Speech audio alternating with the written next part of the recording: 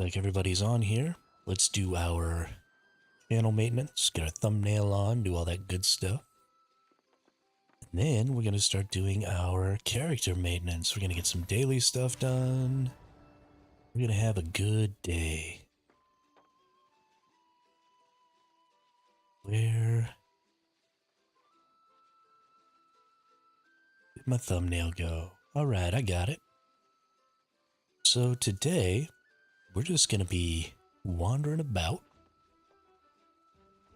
doing all the things.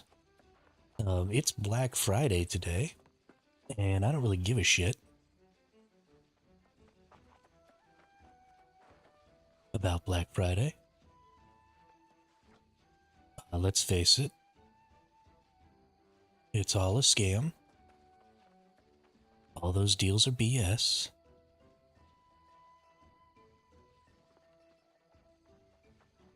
Why isn't New World on here? That's so weird. If I actually type the entire word New World, then it doesn't show up as one of the game options. But if I type New World with no D, then it does. How freaking stupid. But anyway,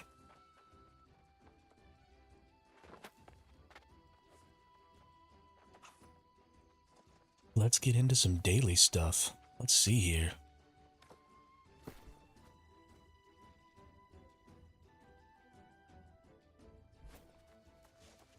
We need to go to this area and get enough coins to go ahead and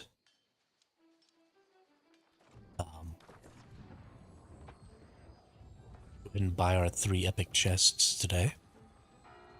We need to do our daily random dungeons. We need to do our daily solo boss fights. We need to start thinking about getting involved with some of the daily world tour runs where people go around and open all the chests and stuff every day. Because there's lots of good equipment that can be picked up in those. And we really do need to start pushing our gear score up over the 700 mark. It's going to be very important. So, yeah, we're going to work on some of that today. We need to finish up some quests. You know, just some basic stuff needs to get done here.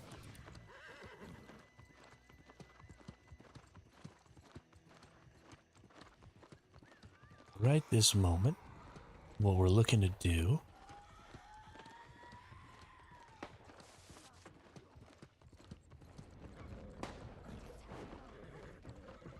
just find one of these corrupt hordes. Open.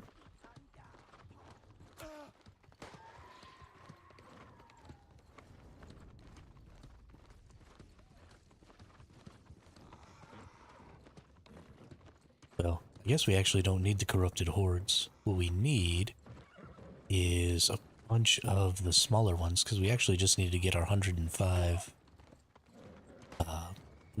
doubloons today.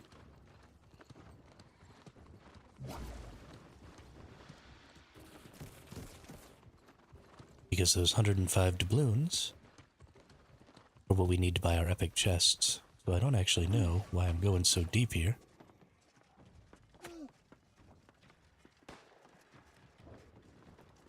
Nope.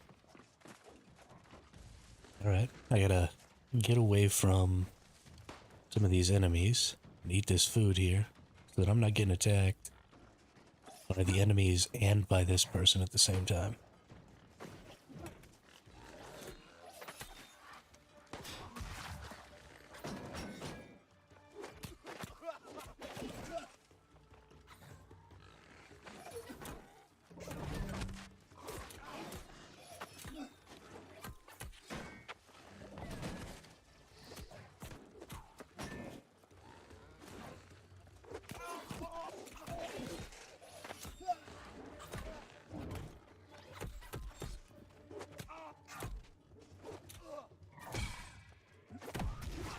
That's bullshit. If I'd not been getting attacked by that other thing, I would have totally won that fight. What a bunch of fucking garbage.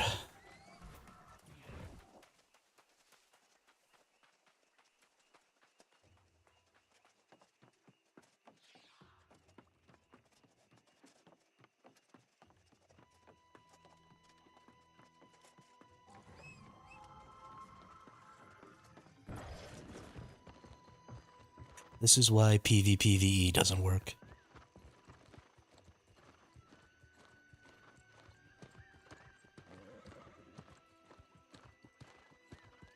You cannot have PvPvE unless you have a system where there's no opportunity to not be in PvE combat. Mounts are a really bad deal for that. Because your mounts create safety, right? I can go through this first area without having to fight anything. And I understand the desire to allow people to skip some of these early parts. Because if you can skip these early parts, then you can, get a little deeper in there and not be sort of trapped at the beginning where people could just be camping the entrances because you would have to engage in PvE, so you're going to be kind of trapped by the people who are just standing waiting, and people could just camp that really hard, and it would basically be impossible to get out into the PvP area or into the PvE areas without just getting PvP'd down right at the entrance. But that means that you have to have some sort of a system that allows you to enter that PvP area from a non-static position, right? Like the safe portals in Albion Online are a great example of a good way to encourage people to be utilizing more of that area. And so if we had something like the safe portals plus a more plentiful amount of PvE enemies, then that would mean that there was no way to engage or initiate a fight without having either just completed a PvP or a PvE engagement or being in the middle of a PvE engagement, because you need everyone to be utilizing resources. It's why things like Dark and Darker work pretty well, because you go in with an extremely finite number of resources, and then there's always PvE there. And so you're almost always fighting with a similar disadvantage to everybody, right? You're disadvantaging everybody who goes in by forcing them to play lots of PvE before they ever even get the chance to play the PvP. And so you create sort of a much better system. So New World is kind of trying to have that extraction style, right? That's what this area here is it's an extraction area. And you come out here and you do your PvE engagements and you try and gain your doubloons and stuff like that. And then people can kill you and take all of your stuff that you've gained out here. And so you have to extract with your stuff in order to get to keep it. And that's really cool, and I really like that. But the reason extraction games work so well is A, where you go is randomized.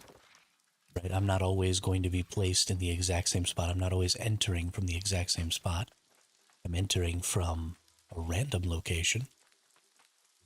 And the other reason they work so well is because the PvE is the primary focus.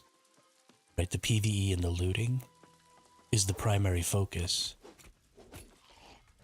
And everybody has to engage in it in order to ever have even an opportunity to engage in PvP. And because of that, everybody's on a much more even footing when PvP starts.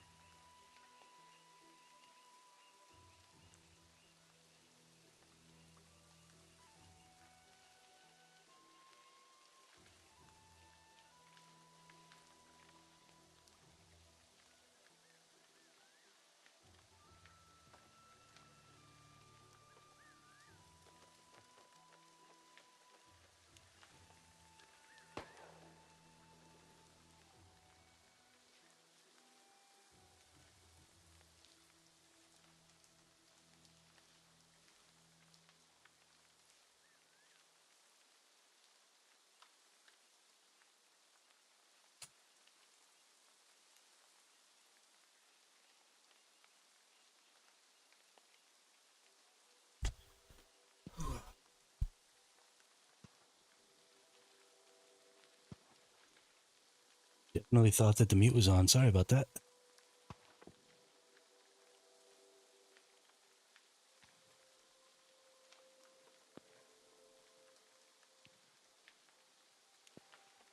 Just over here smacking the shit out of my microphone.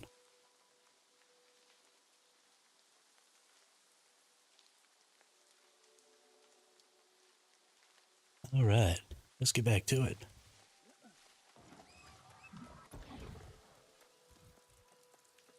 Just need to get some more doubloons. I think I have about 40 already. So I only need like 65.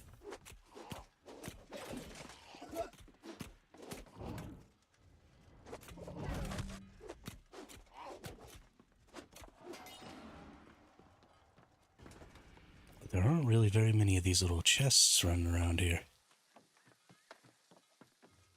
I don't like it.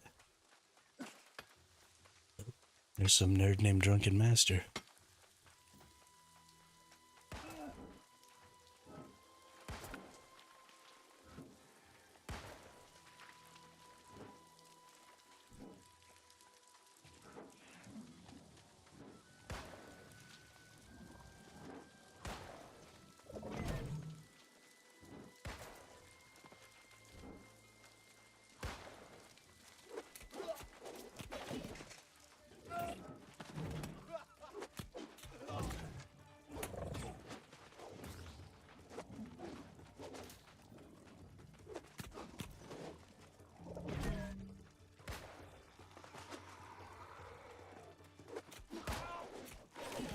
Got him. Nice.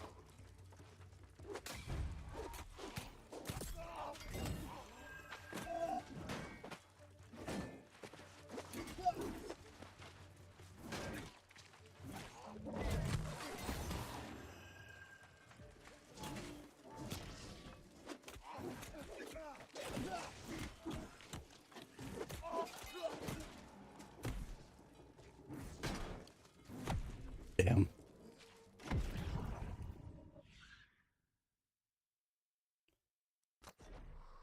Damn, damn, damn.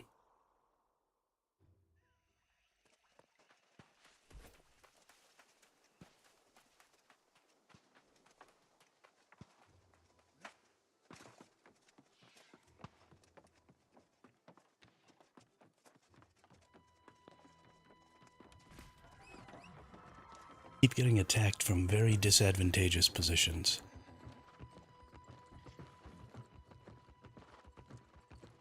I'm not liking it. Not liking it one little bit.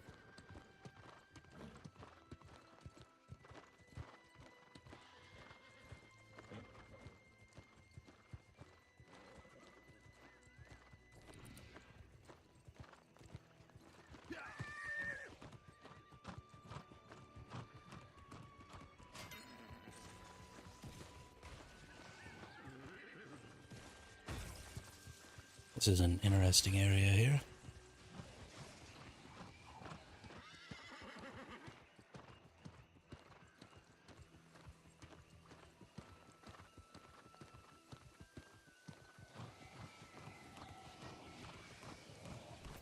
There aren't really any chests to grab over here.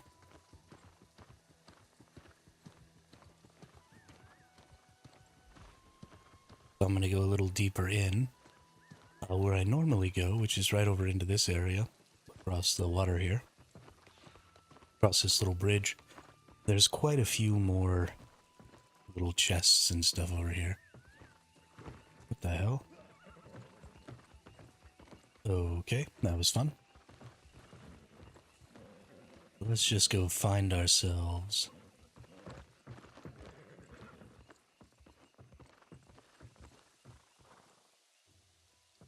some more chests. And if we can do that, then we can get our however many doubloons we need and move on with our lives.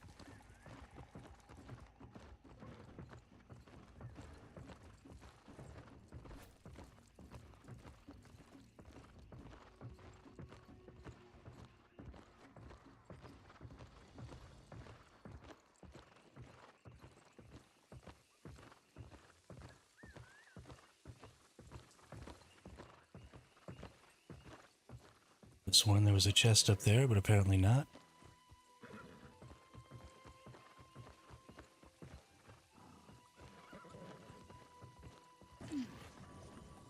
Sworn there were lots of chests around here.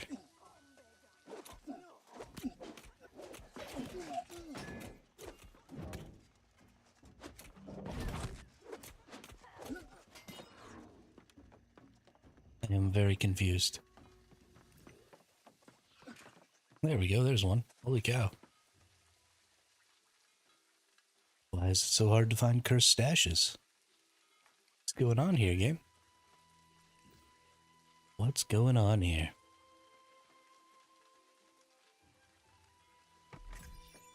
I do like that there are so many things that you can buy with doubloons. You could probably just spend all of your time out here and just gain doubloons. And this would be a perfectly viable way to tier up your gear to get all the way up into 725 even. Because you can get some really good gear. It looks like this is probably two people. Maybe it's one person chasing another person. I actually think it's two people doing stuff together.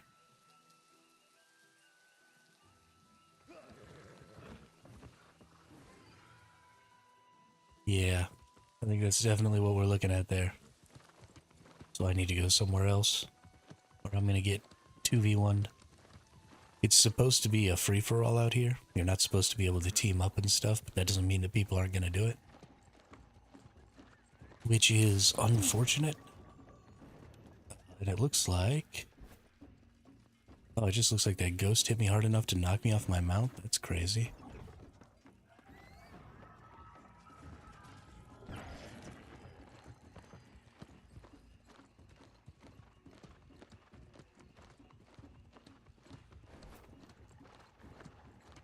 Yeah, but you can't actually join teams out here.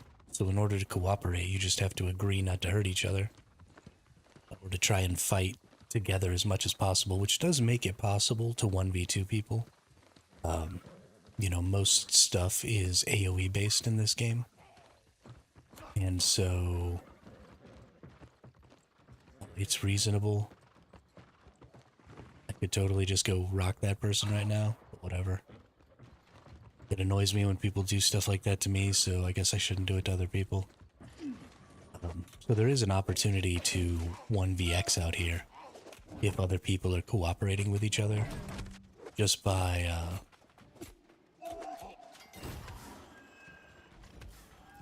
making them hit each other, by positioning well and basically making it impossible to attack you without attacking one or more of their allies as well, which sort of makes them on your team as well as on each other's team. So depending on how good or how smart the people you're fighting are, you may be able to just skip that problem altogether and just kill multiple people.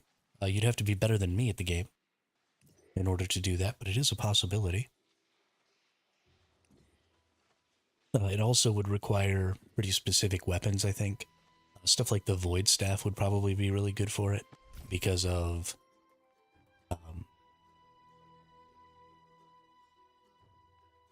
lots of lifesteal potential. So maybe also the Greatsword would be pretty good for it because it's got a lot of block and stuff potential while attacking, which would be really good. So probably a Greatsword Void Staff would be a really good combo.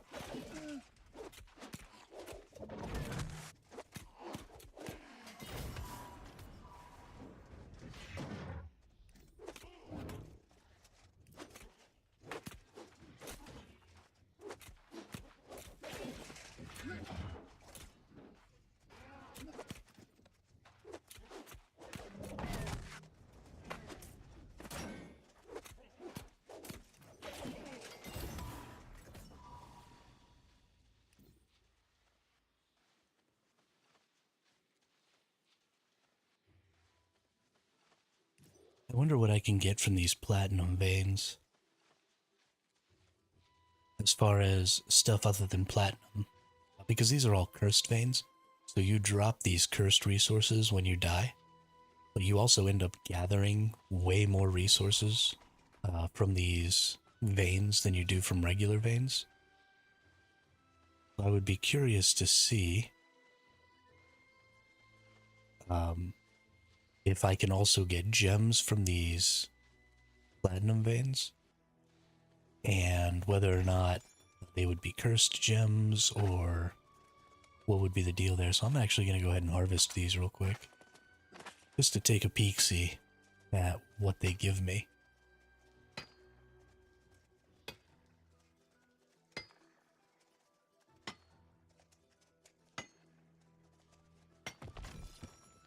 You get 103 cursed platinum ore here, which as soon as you leave the area, you no longer have the ability to drop.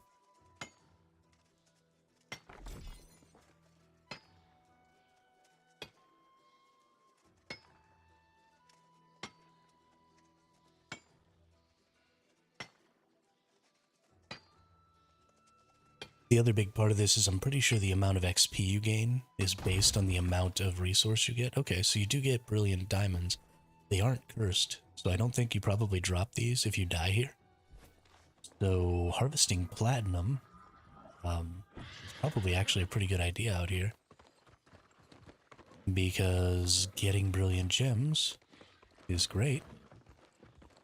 I have enough of the doubloons now, I think, that I can just exit and go pick up my resources. But I honestly might be coming out here a little more regular to maybe gather up some of those platinum nodes, or just to gather up some other resources out here that have the potential to be giving me some of those extra resources that aren't cursed. We're gonna have to take a look into that, because yeah, there's some real opportunity there. And then you see I got now regular platinum ore and regular mystic doubloons. So when you kill people, you have an opportunity to take those things off of them.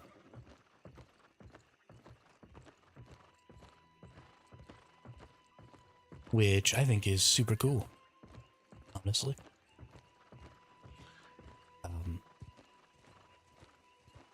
And there's not really ever a lot of people out there, which is kind of interesting to me.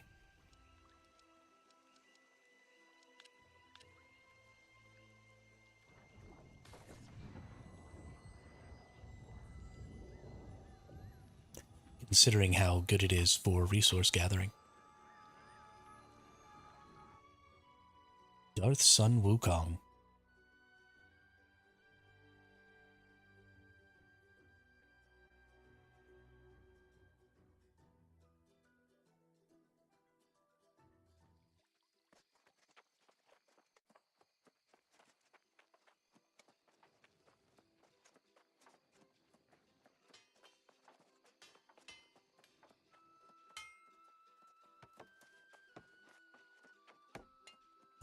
We have hopefully enough doubloons now. I probably have to go grab them out of my storage in order to spend them here.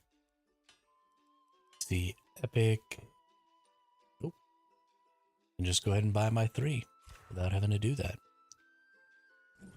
Send them right out of my storage. I wonder if that's a thing you can do with all the storages now. Can I just craft out of my storages? Also, refined resource crate, open to acquire 50 timber, iron ingot, coarse leather, or linen. They require just 5 mystic doubloons. That's kind of nice.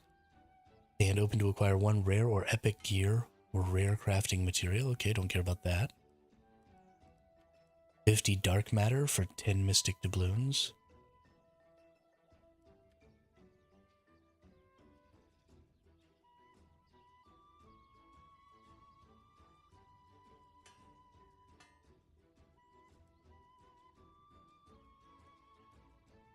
Gold Cold touch gemstone dust, gypsum orbs, honing stones, oak flesh potions, touch of proficiencies. Wow, these are great.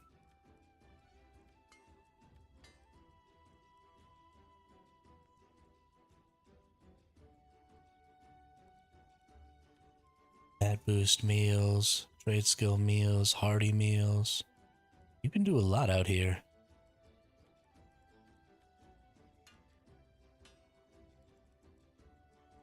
You can do a whole lot out here.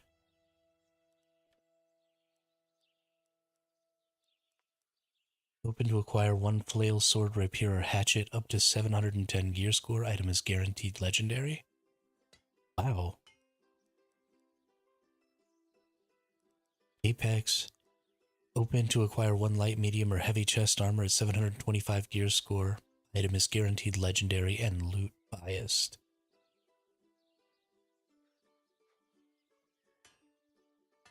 So honestly, I feel like this is my best course of action to get super high gear score.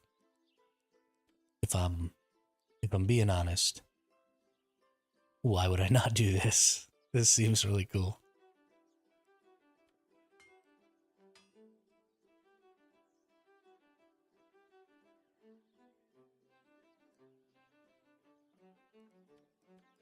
So 1800 for the weapons, 1500 for the armors. Yeah. I feel like that's a really good path to higher tier gear. Especially as a solo, because that area out there is just a solo area. Alright. Gold cursed breastplate of the soldier. Heavy chest armor with enchanted ward, accelerating traps, and thorn reflection.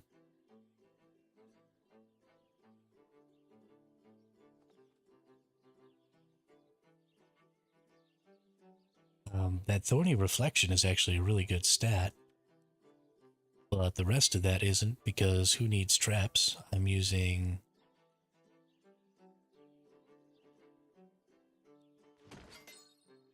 on heavy armor. It's just not even a thing.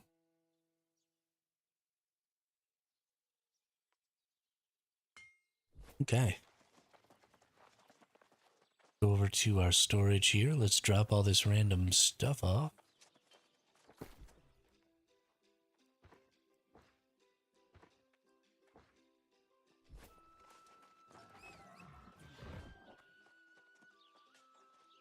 And let's see how long it might take to get that 1500.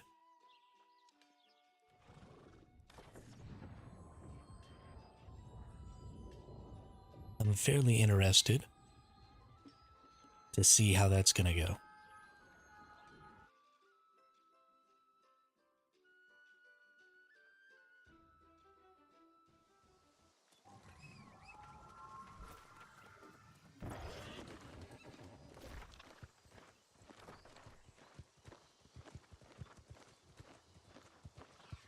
Because if I can get, I mean, even one piece that's potentially 725 every day, it'll take, a couple of weeks that way to get all the pieces, and then, maybe a couple of weeks beyond that to get actual good pieces. But it does say it's loot biased, which I assume means that it's biased based on the piece that it gives you. So it's going to try and give you, if it gives you a heavy armor, it's going to try and give you things that a heavy armor wearer would normally use.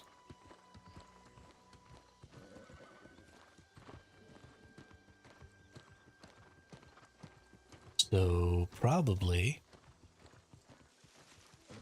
pretty good all around. These platinum ores here, are these gold ores? These are gold ores, I think. First gold vein. Okay, we're flagged for the free-for-all PvP. I don't actually need gold ore, so I'm not actually going to give a crap about that. You can get the same...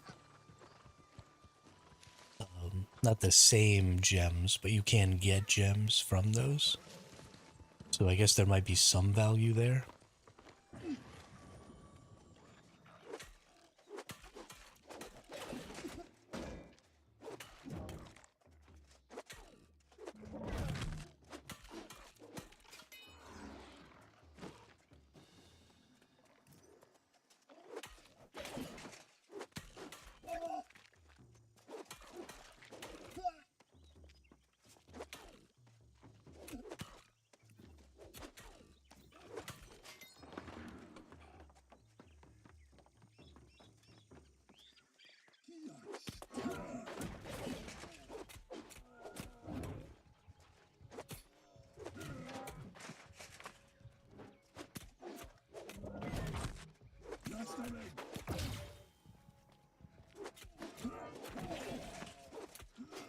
Ronin the Hammer.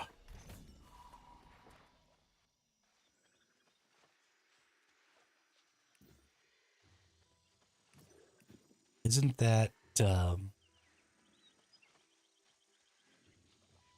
that a throwback to Guardians of the Galaxy? Isn't that the Ronin the Accuser? Isn't that his name? Who wields the big old hammer? Pretty sure what that's referencing.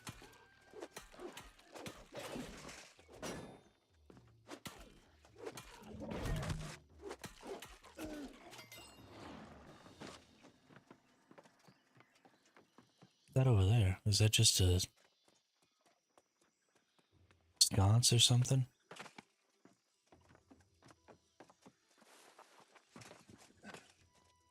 Yep. Doesn't look like nothing. Okay.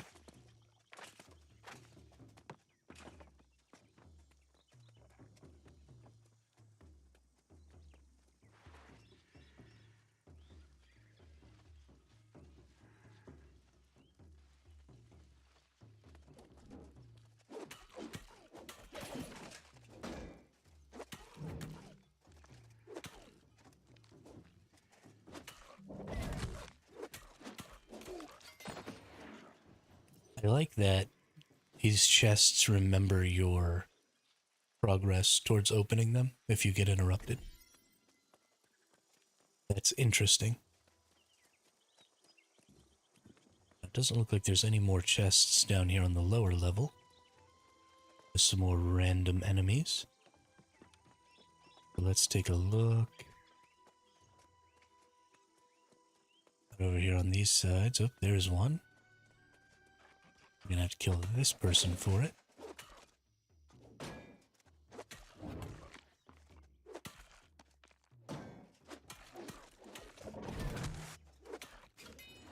Okay.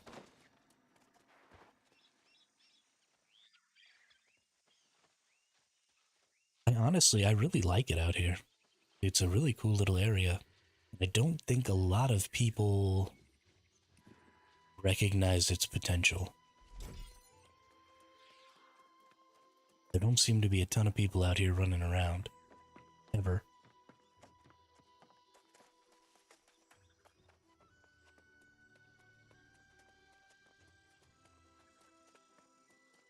And that's interesting to me.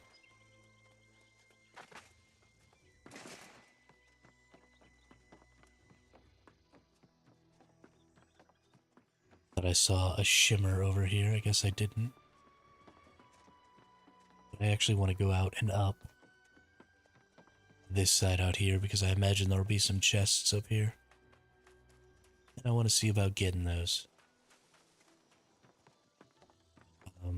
Like I said, I'm really just trying to figure out, you know, how many doubloons per time can I get out here.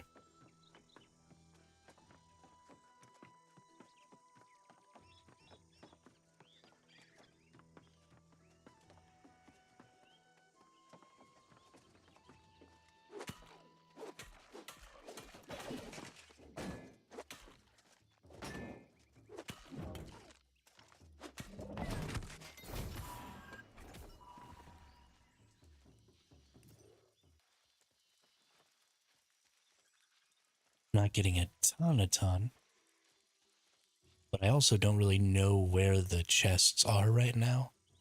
So there's going to be some getting to know you here. The other thing is figuring out ways to drop the aggro of some of these enemies and coming out here and just running the chests.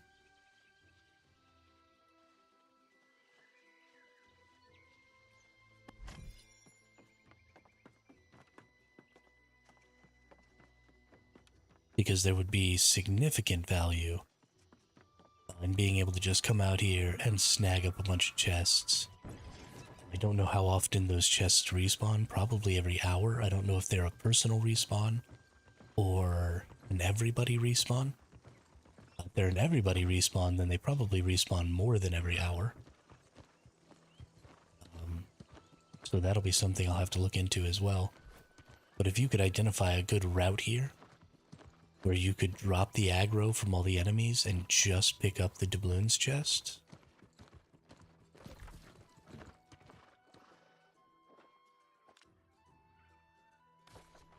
then there's some pretty serious potential for making a lot of doubloons and being able to buy a lot of really good armors.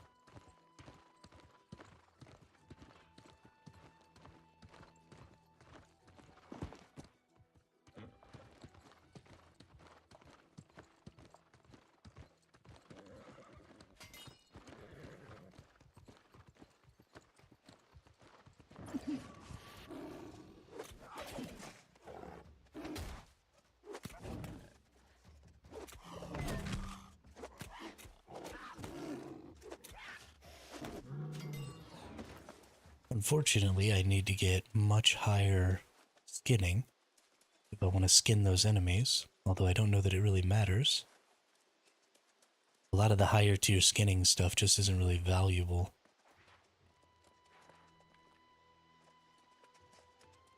It also doesn't look like there's any chests or anything over here. I don't think this little spot is very valuable either. Now let's run around the outside here a little bit. There's some platinum here. I think it's good to know where the platinum veins are. You would think there would be a chest up there with so many enemies guarding. I don't see one.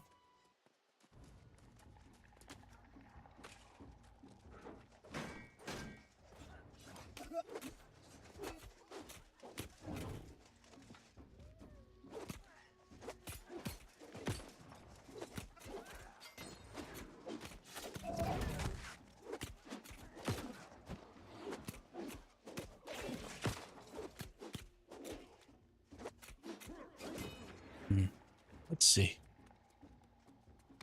Nope, no chests at all. None of these gold-cursed enemies. But nothing really that I can gather there. That's kind of strange, honestly. Got plenty of wire fiber out here. There's just a lot to this zone. There's a chest. There's some orichalcum nodes. Or not orichalcum. The mithril nodes.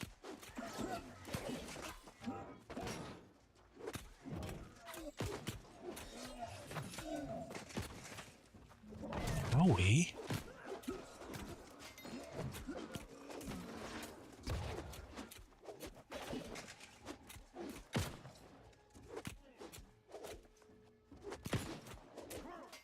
We don't really need the mithril, it's extremely cheap, but you can get a lot of really good gems from mithril nodes. So there's some value in snagging those up.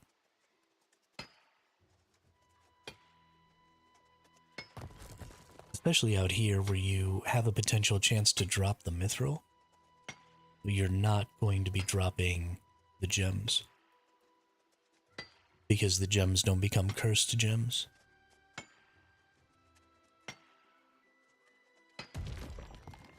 There you go. Yeah, 2 pristine topaz, 3 pristine amethysts.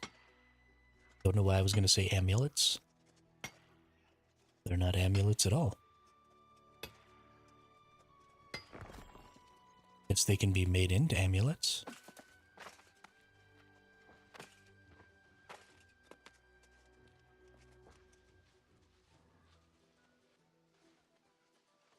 Get my cursed doubloons here.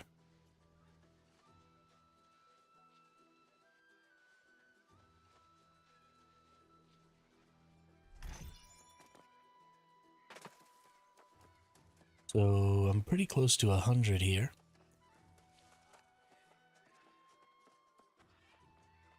I need 15 times that. It's probably taken me, I don't know, 20 minutes? I think 20 minutes per 100 is a reasonable guesstimation. Especially once I start learning the area better and know exactly where to go and how many enemies or what enemies I'm going to need to kill. So I won't be wasting nearly as much time killing enemies that aren't necessary. I think 100 per 20 minutes is reasonable, which would mean that I would be able to make that 1500 in about 5 hours. So if I play 10 hours a day, that would be 2 items per day. Which, I mean, two items with a minimum of, well, I guess a maximum of 725. I guess there is no minimum. So I wouldn't know exactly what the minimum is until I do it a little bit. Maybe I see, like, oh, okay, these items don't really ever seem to be very good. But I mean, they're guaranteed legendaries. And they have a potential to be absolute max gear score. So if I could do that, if I could get 2 of those a day, there'd be a really good shot of getting some really good equipment. I assume that that stuff is bind on pickup. So probably I won't be able to sell those items, although I'm not 100% sure on that. But that is my assumption.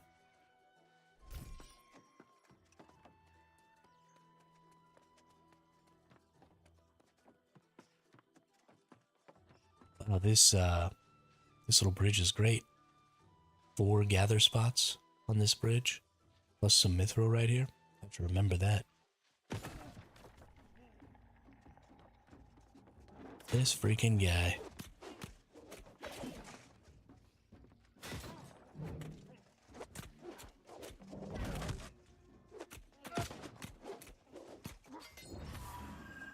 That's right. Give me a cursed doubloon.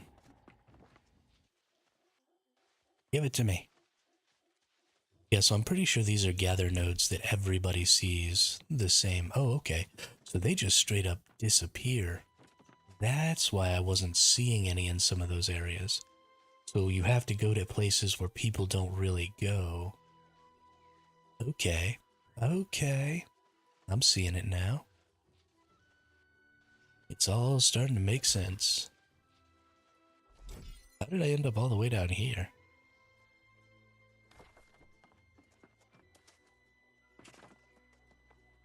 This area is not very large, which is interesting.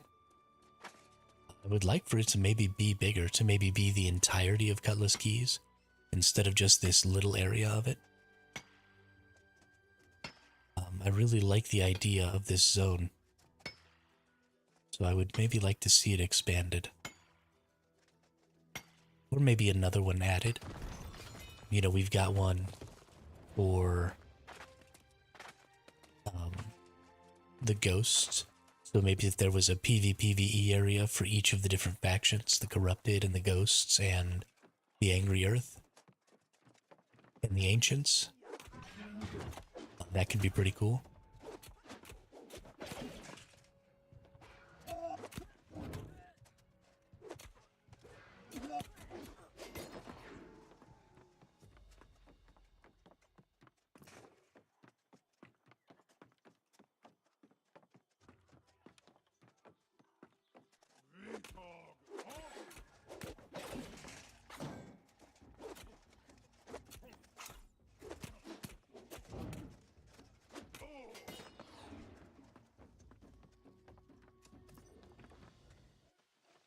That would actually be really cool. Would very much enjoy that.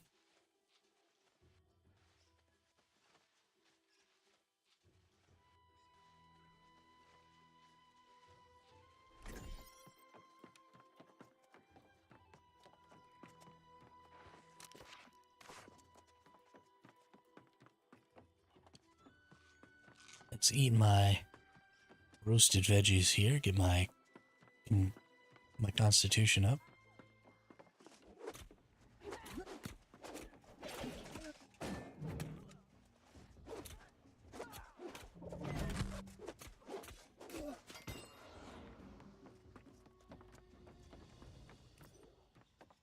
Okay. There were no other besties up there. Ooh. I'm interested to see if these become cursed or... Nope. Loamy lodestones and earth motes. So some more stuff that you can get out here that you don't drop. The stuff that you drop is pretty specific. Oh, here's a little ancient spot here. Don't you be throwing spears at me, you little dickhead.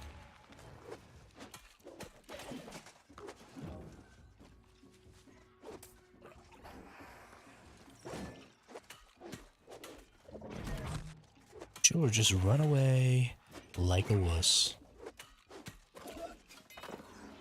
This is one of those things that I'm actually really excited about. I really want to get some good gear and just be a terror out here. Just be running around gathering up the balloons all the time, killing people. Would be so much fun.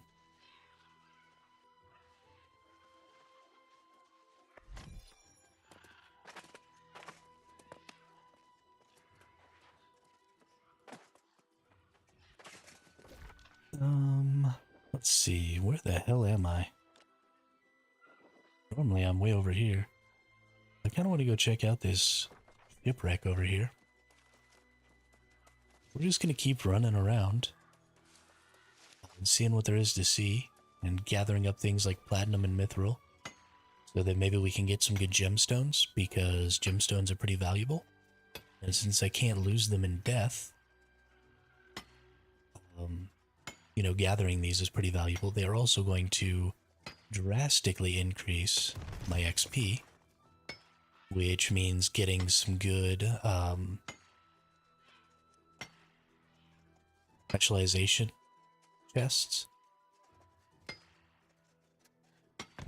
which are fairly valuable. They're not super valuable for the gathering professions, but you will get some good stuff there. They will make you some money. Honestly, I should probably be chopping down all these trees and gathering up any of the furs and stuff as well.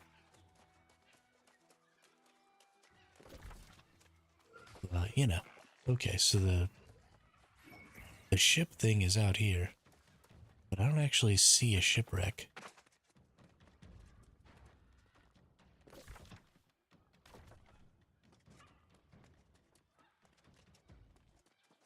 There's just a big old gator out here. Just a regular gator?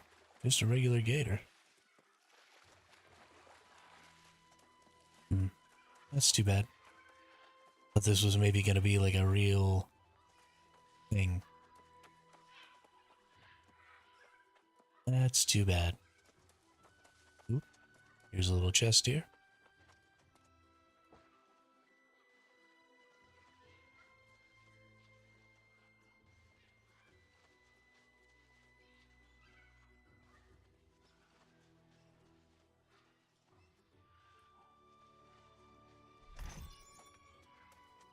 We're almost to 200 points here. Or 200 doubloons.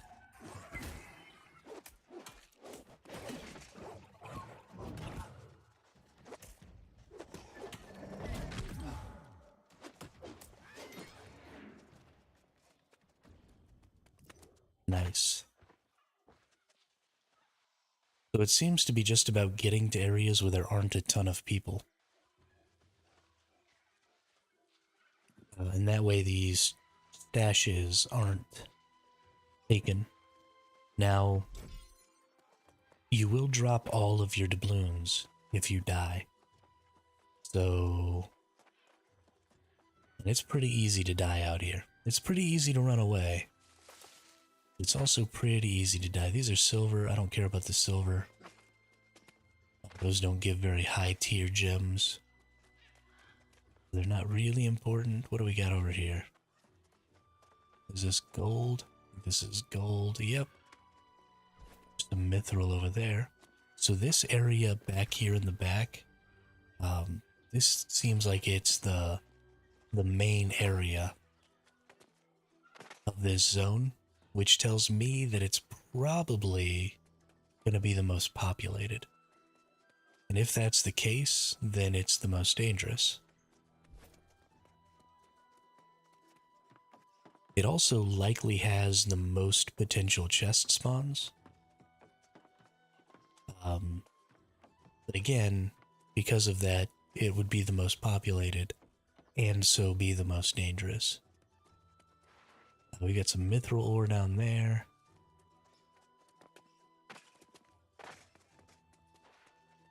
We've got what appears to be some orichalcum down below us or something here. I'm not seeing any chests and I'm not seeing any enemies as we come in here, and that's making me pretty apprehensive. I would have assumed there would be some enemies over there. Now you see just gold everywhere here. This is very interesting. Okay. Yeah, we're definitely going to go down in here and see what's what. Because this is obviously designed to look like an extremely rich area.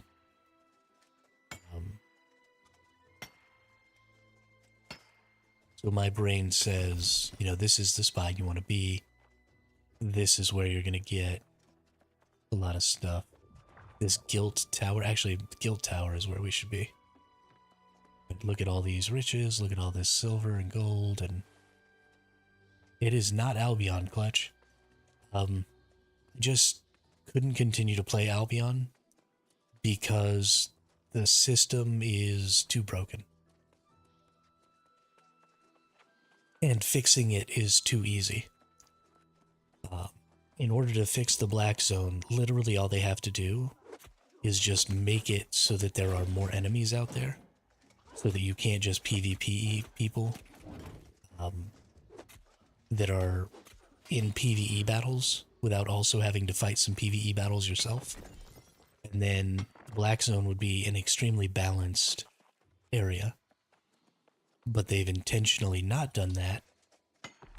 And surely they've thought of it. Because if I've thought of it, there's no way that a team of actual game developers haven't also thought of it. And so they had to have made the choice not to do that. Which means either they don't care about balancing their engagements, or they specifically want to cater to people who want to gank people. And if that's the case, then they literally just want their game to die. Because you can't, you know, you need the common folk to want to play your game for it to be successful. So I can't continue to play a game that has such a glaring problem with its primary endgame loop.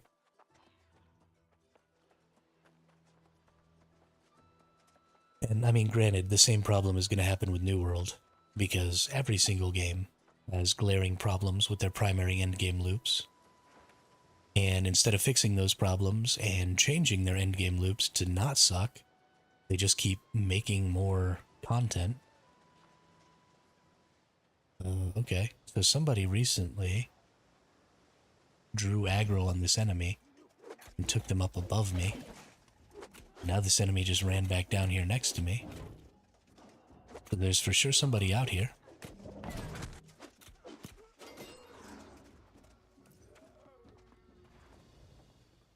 Probably up there above me. If I didn't have 200 doubloons on me, then I might go and try and fight that person. But I have 200 doubloons and I'll drop them if I die. And I don't want that.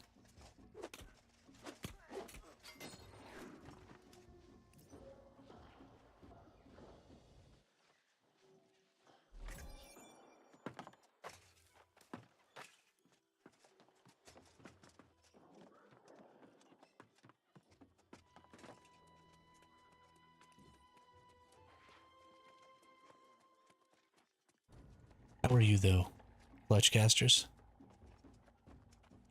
How's your gaming going? How was your Thanksgiving? At least you're from the US. How was your Thanksgiving?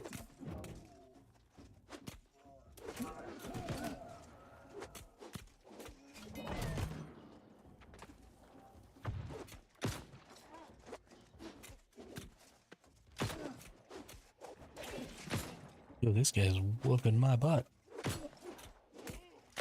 Get out of here with those cannons.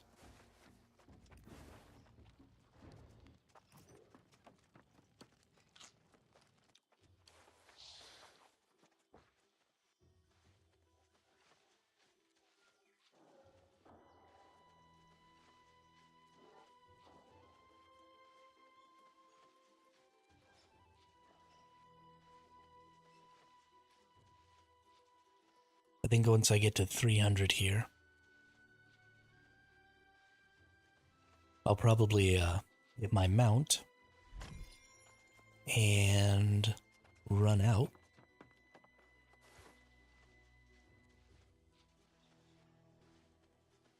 Because I don't want to lose 300 doubloons.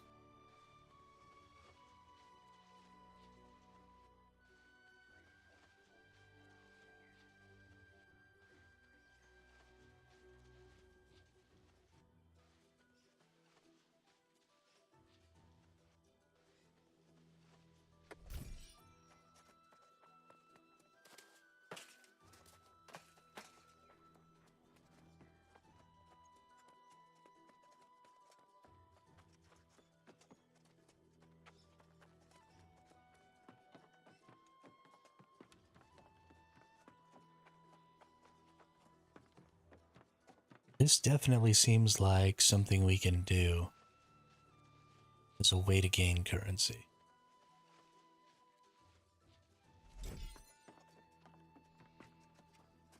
It's honestly kind of entertaining. I really like opening chests. I really like gaining currencies to buy equipment that I want.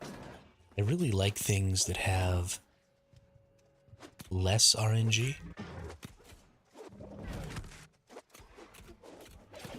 I like to feel like things are a little bit deterministic, which is why I hate crafting systems in modern MMOs.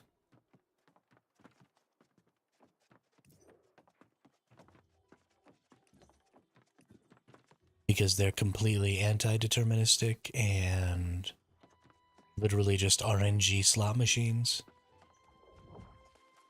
And that's crap. That's not good game design. And they keep making the same system over and over and over again. Nobody's innovating on crafting systems, and it's kind of starting to piss me off.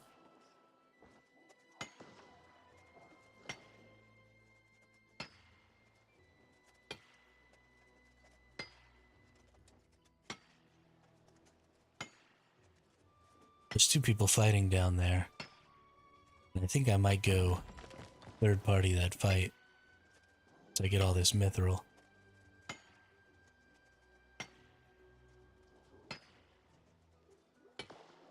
I don't know. They probably got some doubloons down there each. And so I'd like to get their doubloons. But they seem to be pretty strong.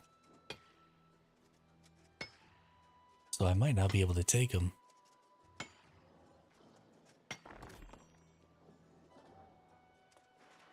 I don't know. Either they're both wet noodles, and so they're not able to hurt each other, or they're both pretty strong, but they're having trouble hurting each other.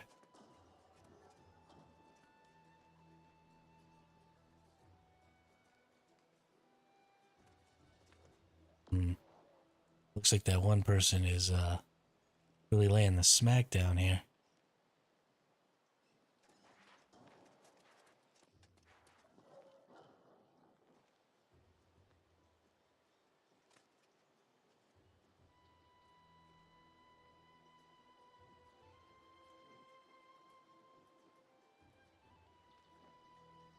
Now they're both just healing up a ton. This is so confusing. Yeah. I'm not gonna deal with that. They're probably both stronger than I am. Ain't no sense in going down there and getting murdered. In fact, it's probably about time to leave. Getting pretty close to that 300 doubloon mark.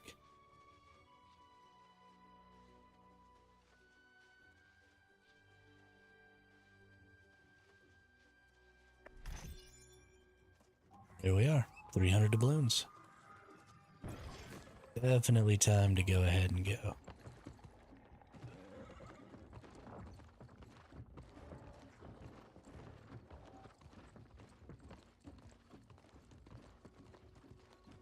Let's go ahead and try and get down off of Gilt Tower here.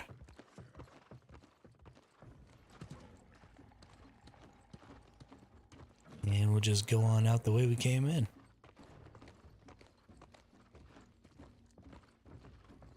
I want to see if any of the chests that we picked up on the way in have maybe respawned. Oh, there's a big old chest down there. I don't think this is the way I came in, is it? Yeah, it is.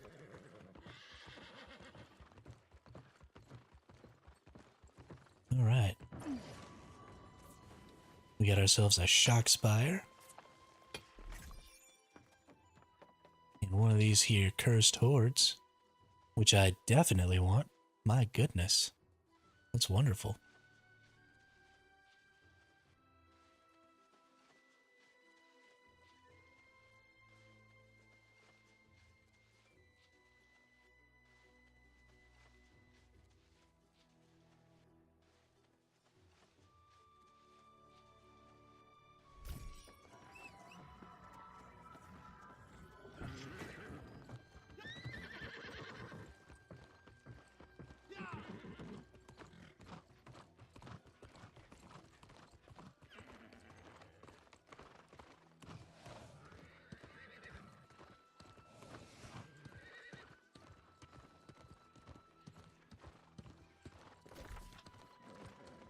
I went around this way before, but I actually think I came through here, didn't I?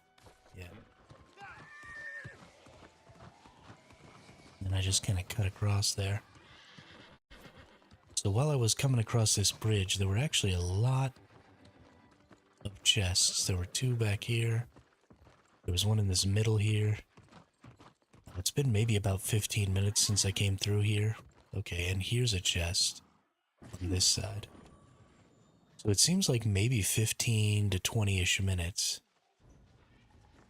is about how long it takes for these chests to respawn.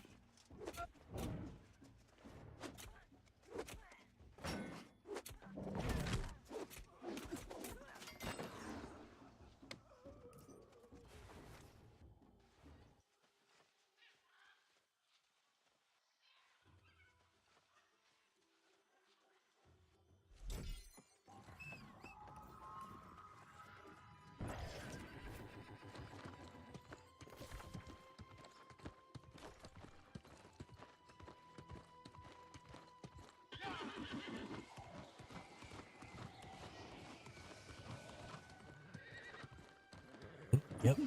And here's my big chest. I got this one before. So definitely about 15 to 20 minutes. So you don't really have to go very far. If you can find a good little circuit somewhere kind of deep in here. Right? Like I'm pretty deep in here right now. Where's that pig going?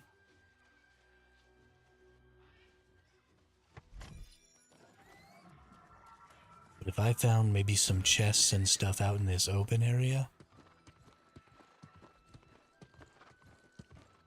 where people just aren't going to be going a lot, I might be able to get myself a pretty good circuit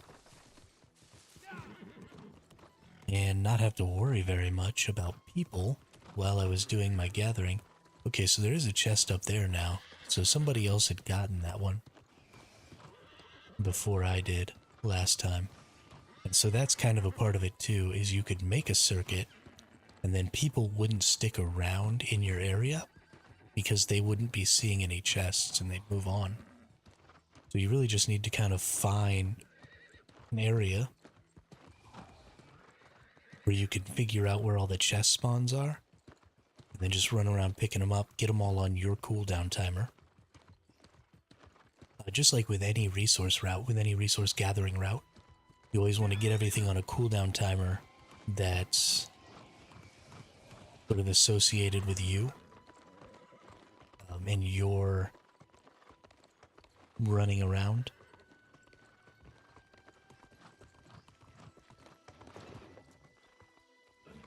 Wanted to check to make sure that person wasn't following me.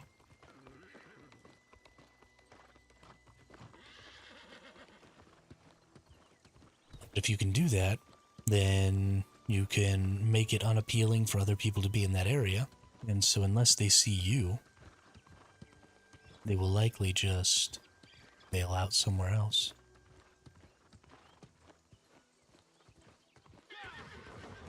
All right.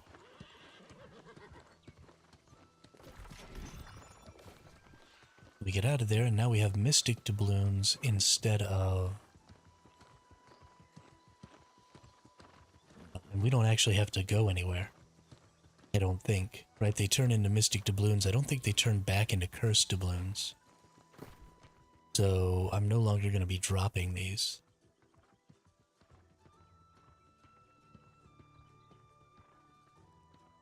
I won't drop the Mithril, I won't drop this. Honestly, I'll probably just throw the Mithril on the ground, though, because it's primarily useless. Not really worth anything. Let's go down here, let's see...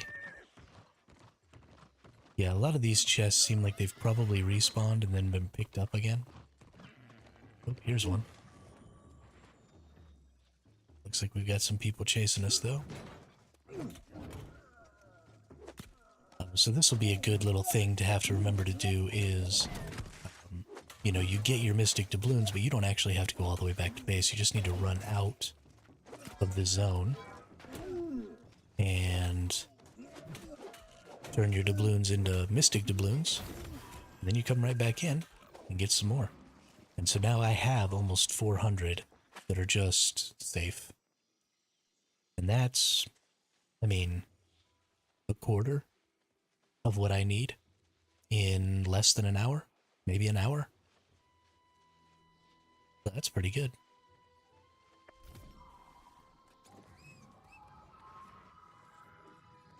And then this chest just popped. Wow, there's a lot of potential chest locations here. I bet especially at night, it is so easy to just get tons and tons and tons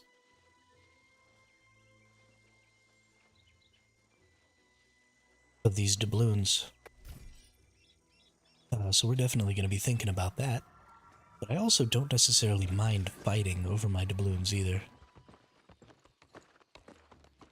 This is a PvP zone, and this is a primarily PvP game. So, you know, while I'm not trying to take bad fights, while I'm not trying to fight people who are obviously stronger than I am, or, you know, fight from a disadvantaged position, I am interested in taking fights that are, you know, I'm at the advantage, or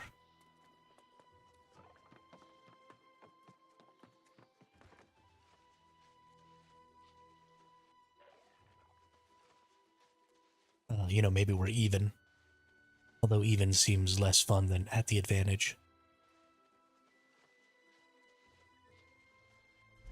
Because if systems are going to be designed so that it's possible to always fight from an advantage, then you should just never fight from a disadvantage.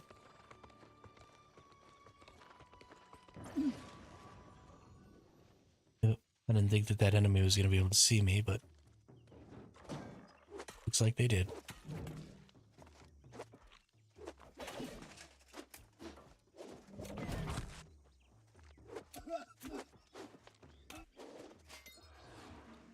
All right.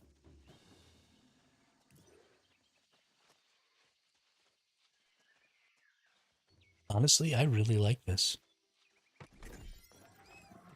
I am a really big fan of this whole doubloon farming concept going on here.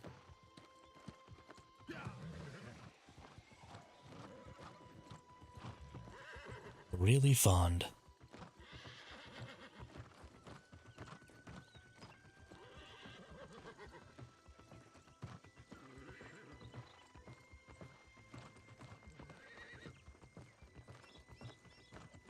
No doubloon chests up here. Bad day for me.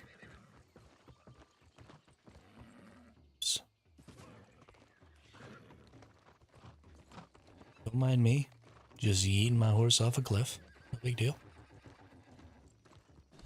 Nothing to see here.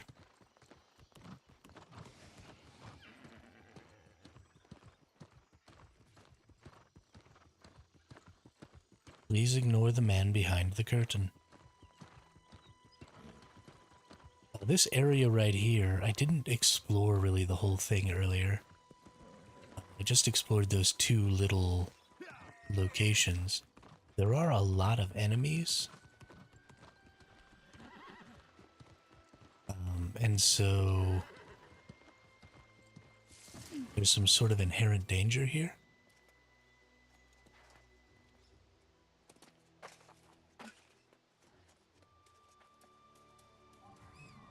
But if we can kind of look around all these areas and see where their chests might be, like there's a chest right up here. So let's just ride our horse up to the top here and fight, you know, any of these enemies that want to fight over it.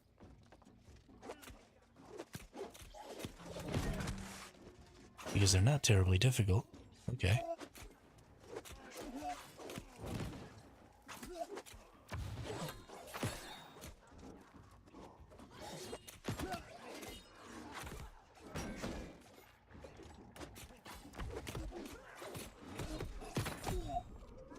Okay, this is one of those situations where maybe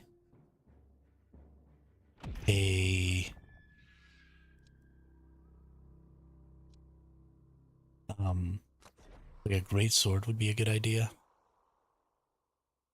Just do a lot of AoE damage.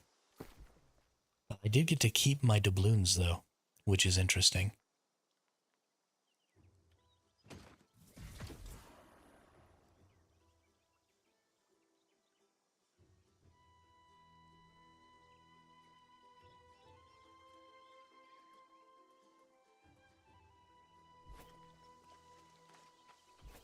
Actually really interesting. Dying by enemies does not drop your stuff. So I wonder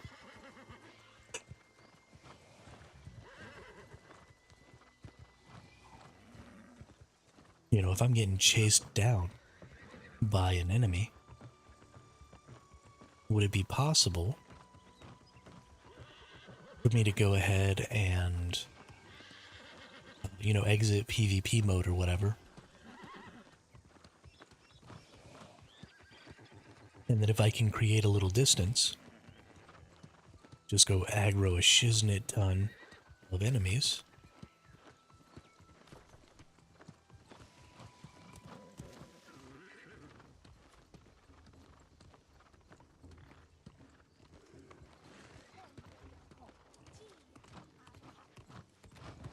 Just to, get killed. And then get to keep my stuff. That would be very interesting to look at. So this bridge is really good. Lots and lots of chests on this bridge. But I've already gotten them. And while there might be some that respawn, I'm not really going to worry about it.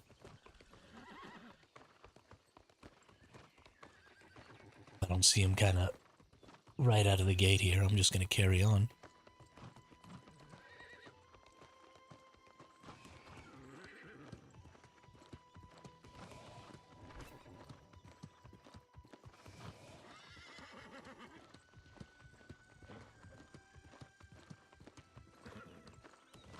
I haven't gone down here. So let's go check this out down here.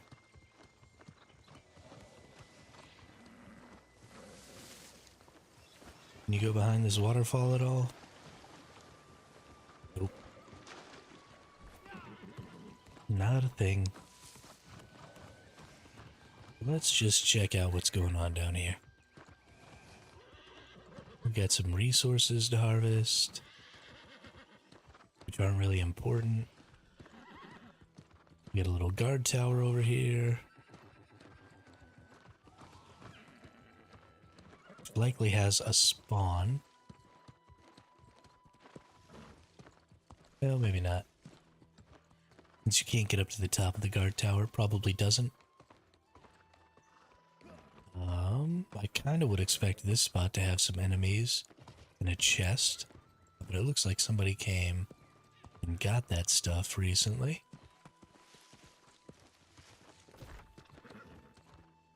Okay, and then this is a different bridge across.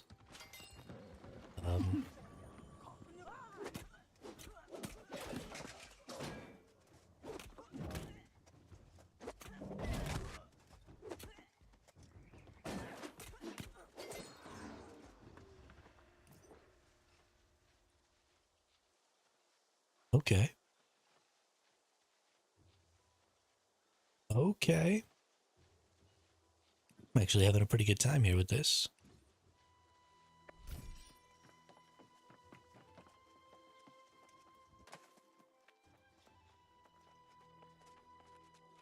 So let's go across this bridge. See what else we can see here. Pretty good deal. Another cursed stash right here. Bet you there'll be quite a few here. This seems like a good spot. Hopefully, not a bunch of other people have come this way.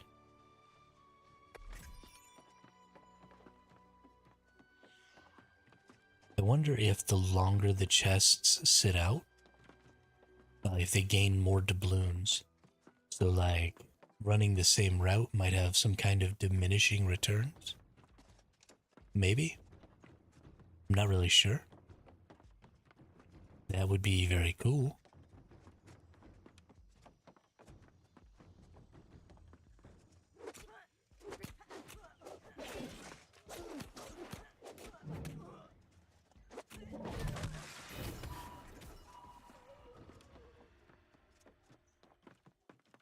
Or if maybe it's just a range, and they just have either 10 or somewhere between like 10 and 15. That seems to be about what I'm getting.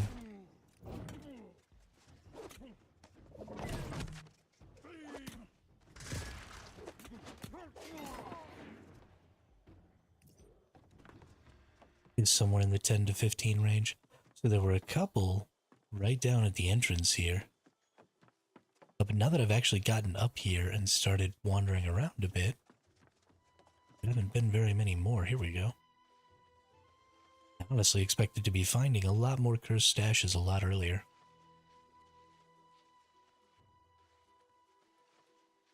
This is definitely going to end up being a really good way to upgrade equipment, though. Like, no doubt in my mind that it's going to end up being one of the best equipment farms in the game.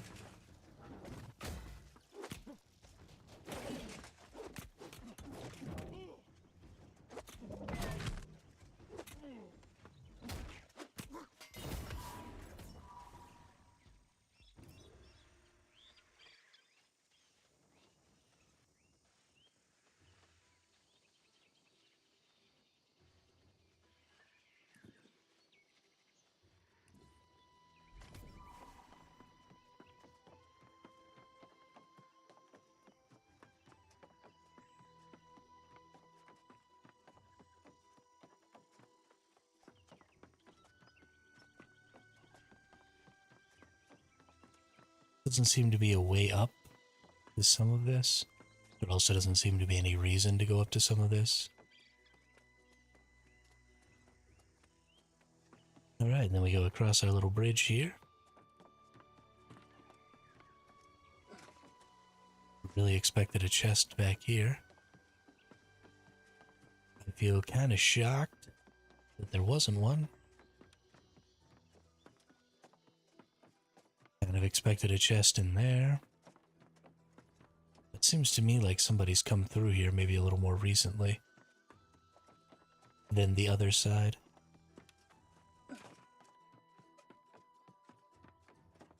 Not nearly as many enemies as I would have expected, not nearly as many chests.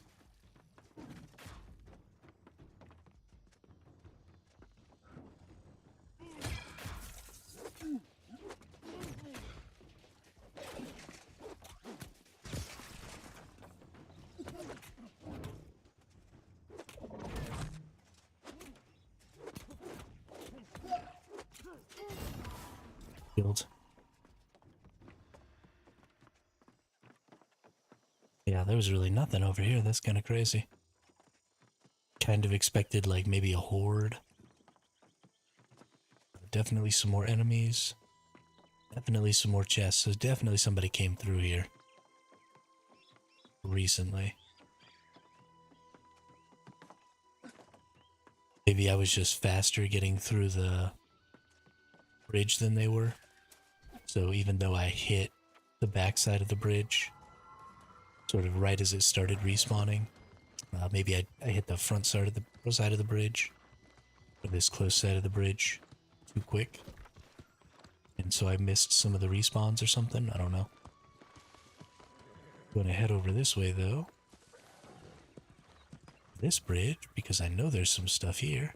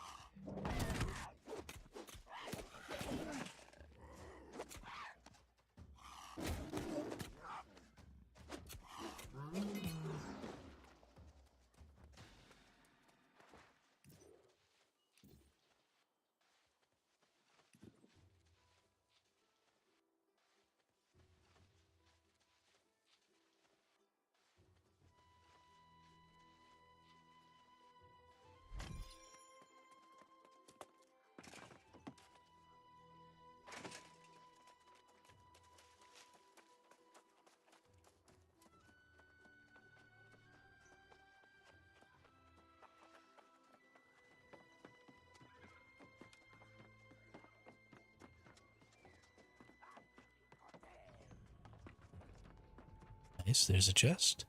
Gonna have to kill this person though.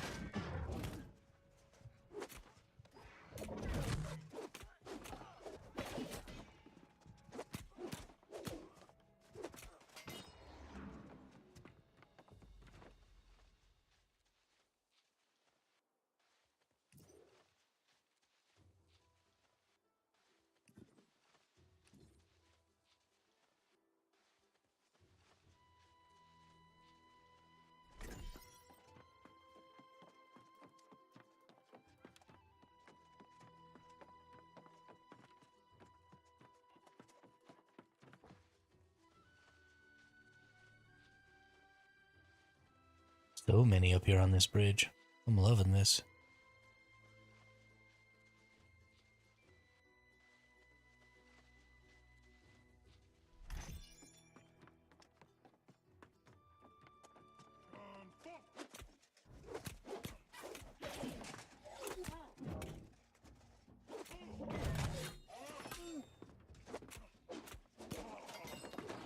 Bloodface. This is die, motherfucker, die, motherfucker, die.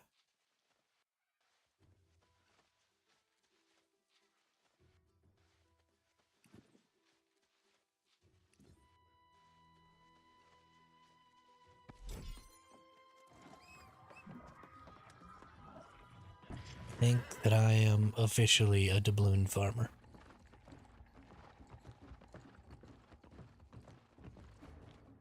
I think this is just going to be how I make all of my gear from now on.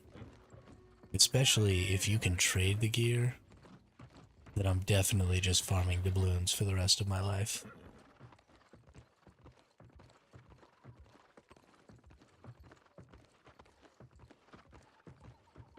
Surely that'll be the fastest way to make currency in this game.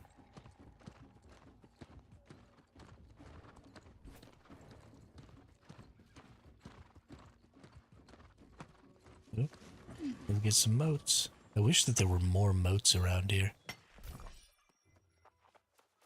Moats are so valuable.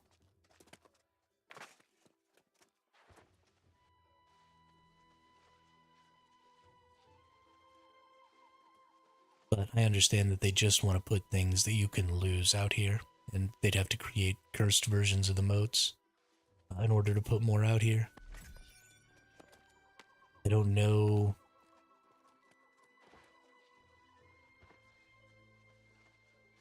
I don't know. There's a lot of things that could potentially be different, but because the cursed doubloons allow you to pretty much buy a bunch of other stuff, and I'll have to look again more carefully at maybe what you can buy.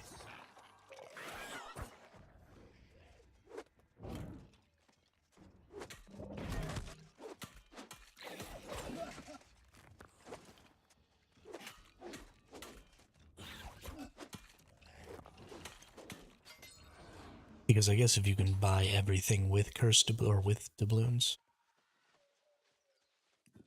then it doesn't matter to have stuff out here. And it just kind of creates this universal PvP track to get everything you could possibly need. It doesn't seem like you can buy ore.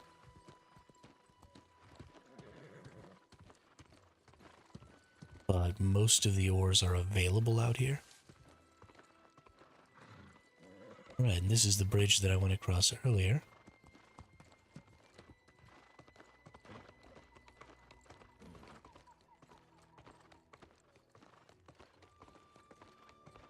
Has it been enough time that some of these chests and stuff down here respawned?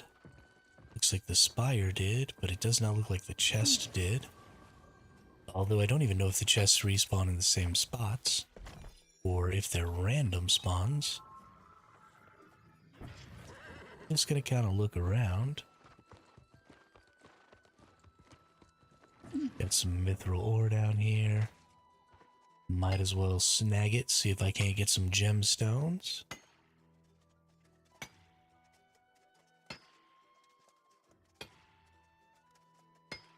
We are way up above the water now, holy cow.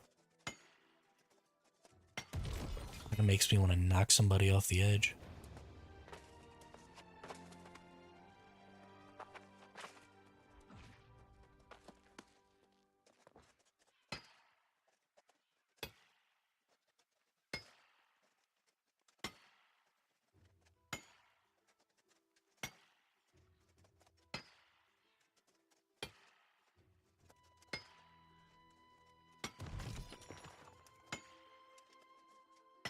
$2,789 XP for the big ones. That's something I need to remember, and I need to actually go hit a big mithril vein.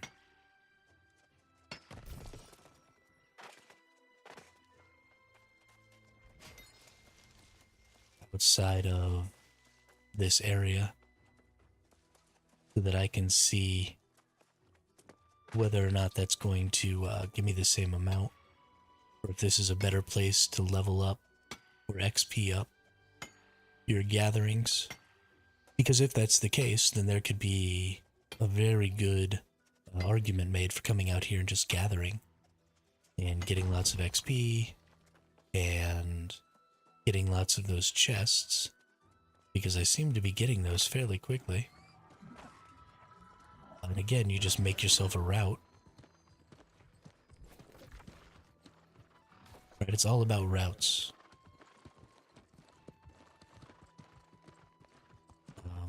And you just incorporate that route into your route for your doubloons. And then you get doubloons and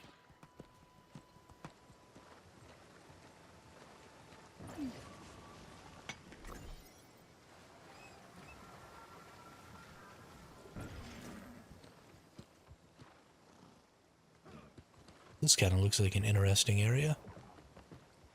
Grotto Cavern.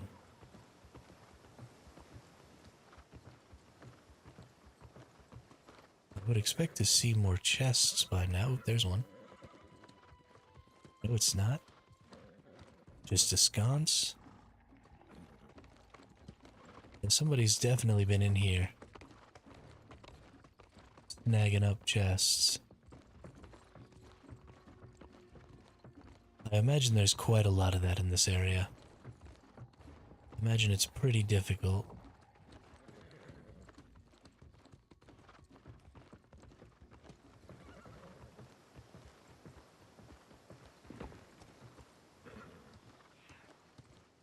But that's okay. There's another Recalcum nodes like hanging out in the middle of nowhere over here. Oh, there's another bridge over here that I want to check.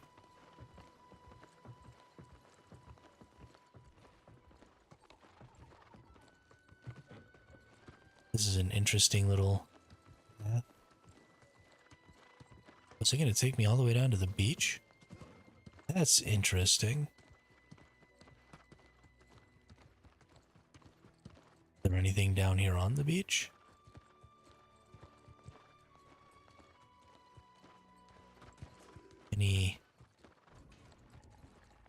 We got some platinum nodes here. Doesn't look like any spots where we could get doubloons though. Probably not worth it to come down here.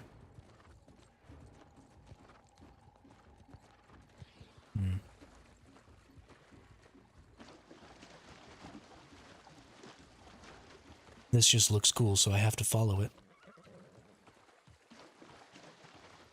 This is just one of those things that I love about New World, is my sense of adventure and exploration really kicks in when I play this game.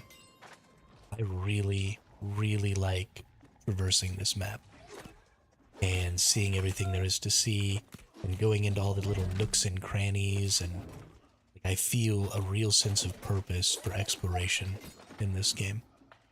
There are definitely some big issues with the PvP, but I am fairly happy with how PvE and just world traversal and stuff like that feels in this game. It looked like there was maybe another chest over here. Now that we actually have swimming, we can go out to places like this, which is awesome.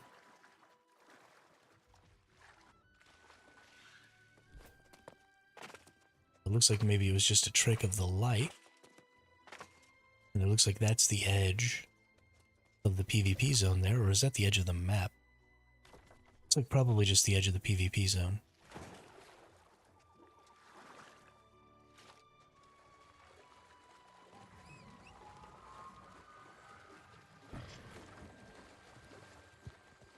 Looks like somebody's been down here harvesting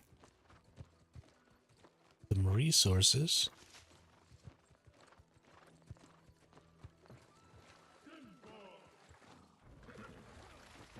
But not picking up some of these chests, or maybe the chests have respawned faster than the resources do.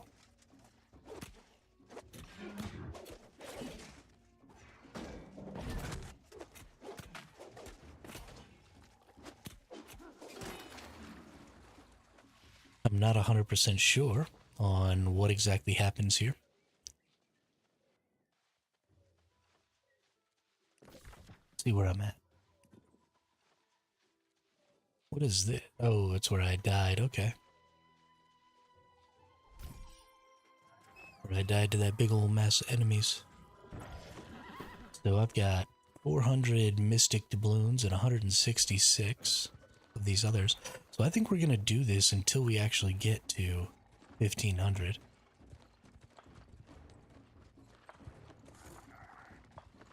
And I think this person up here is probably the person I've been following. At least I think there's a person up here. This pig is freaking out. Bob the Mage. What's up, Bobo?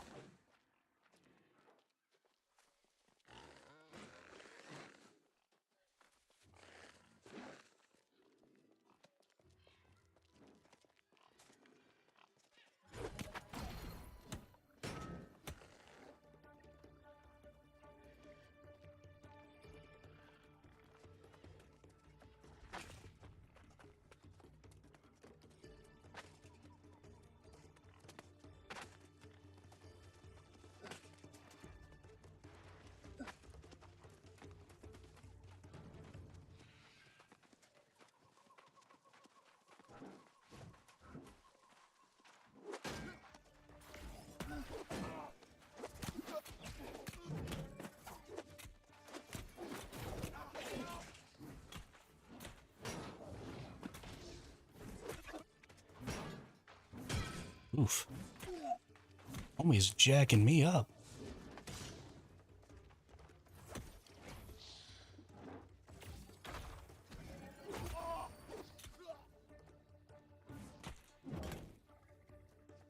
Okay, we're leaving.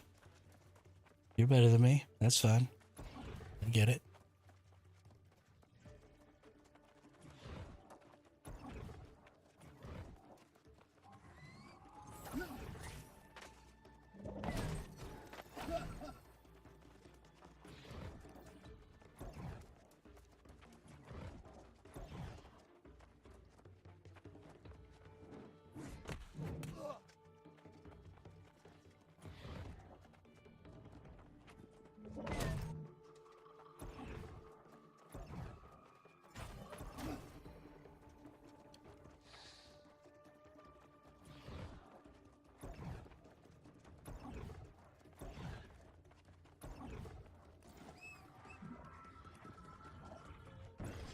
Oy vey.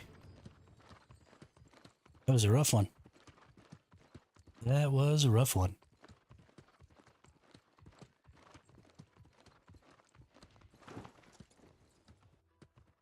Greatswords in general seem to be really difficult to handle with a sword and shield. They break your shield really well.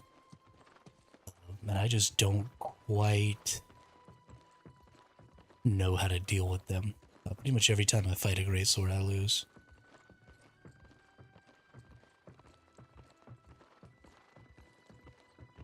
Which is unfortunate.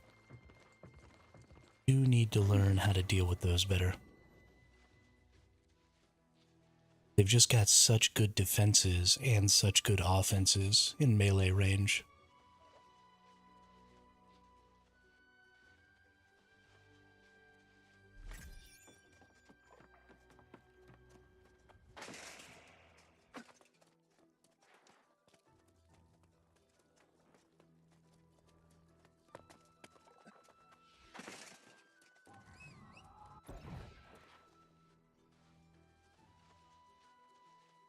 Surely I should be able to defend against them.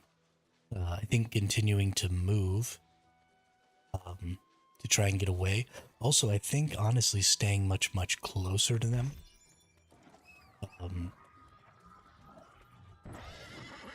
Great swords deal a lot with big hits and rely a lot on big hits and are naturally just kind of slower weapons.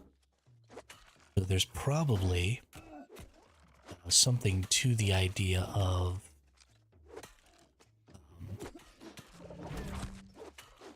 staying close and then maneuvering around a person so that they have to do a lot of turning and twisting to try and keep hitting you. And maybe causing them to miss some hits that way instead of trying to block the hits.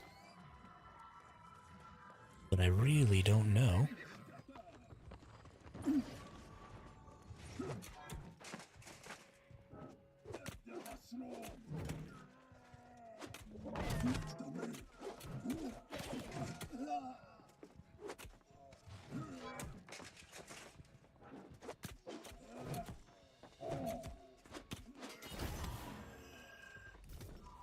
Hey, that person gave me 6 doubloons. Nice.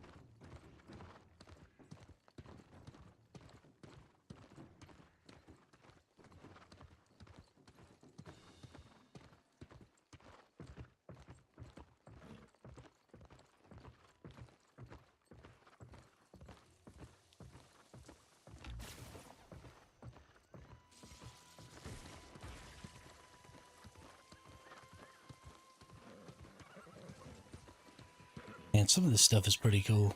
The zone out here is just really well built.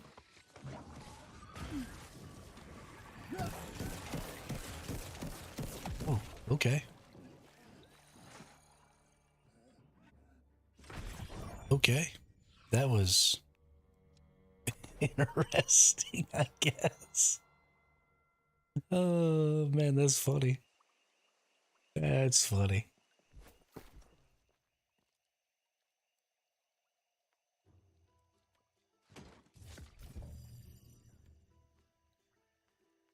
All right, well, we're a third of the way there. That's not half bad. I'd like to maybe be a little closer, but a third of the way ain't half bad.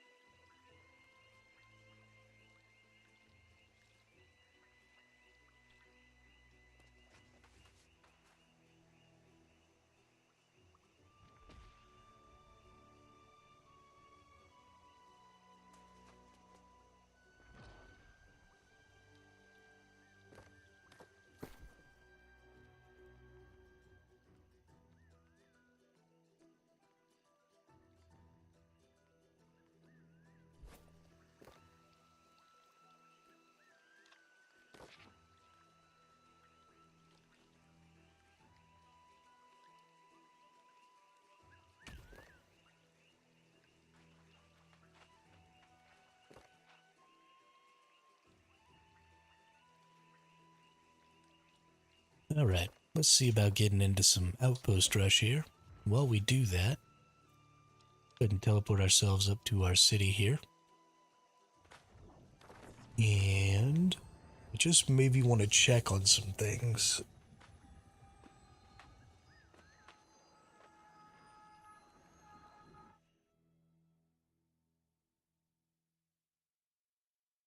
Number one thing I want to check on is why it's so gosh darn cold. 37 degrees outside. I really need the motor for my heater to come in. Ever. So that I can actually have heat. That'd be great. I'm a huge wuss. I don't like being cold. I mean, I'm not like super cold. It's just my hands really because they're outside of my blanket. I've got everything else all bundled up. Wearing my nice fleece onesie under my comforter. I'm pretty toasty. But I would like to not have to worry about my hands freezing off. I only need about 15 more degrees, right? I don't need it to be really, really warm. I can keep the heat all the way down to 50 if need be. No problem. I just like it to be a little bit warmer. But my hands aren't so cold. Especially when you're all bundled up. You know, you keep your core really warm. And what are ancient talismans? Set of ancient talismans from a bygone area. Little of their power remains, though it could be extracted. Okay, I have no idea what those are. I'm just gonna sell a bunch of this stuff that I picked up. Specifically, some of the ores that I got, like all this mithril ore that I don't need. Ooh, looks like we're ready. Let's get into this OPR, baby.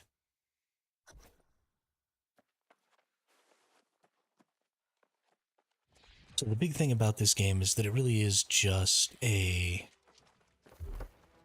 Somehow I've... Oh no, it just has a threshold for me. I finished that yesterday, though. You have a new flail mastery, though. Let's go ahead and get that.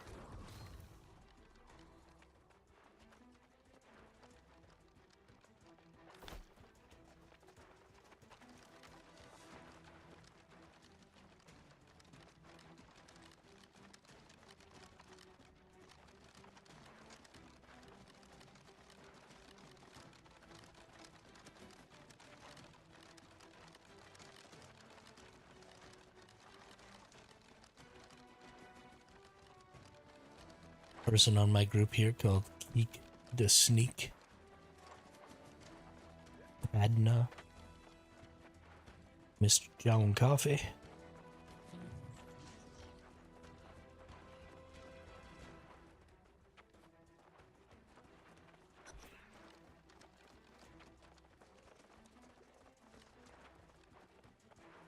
I am very confused.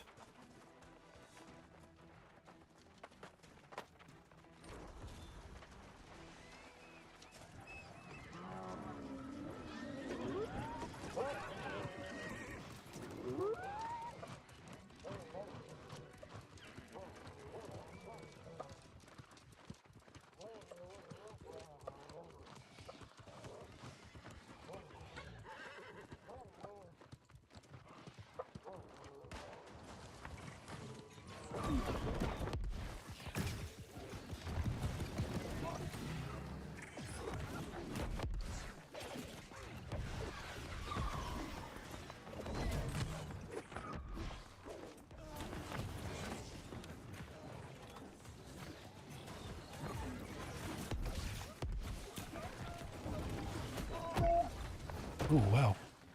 I got obliterated right there. What happened?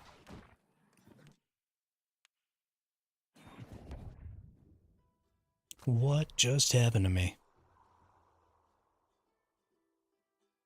I have no clue. Let's get back out there.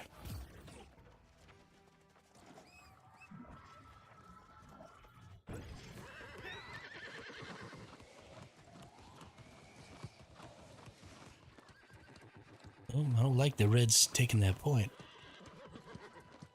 It's a bad day.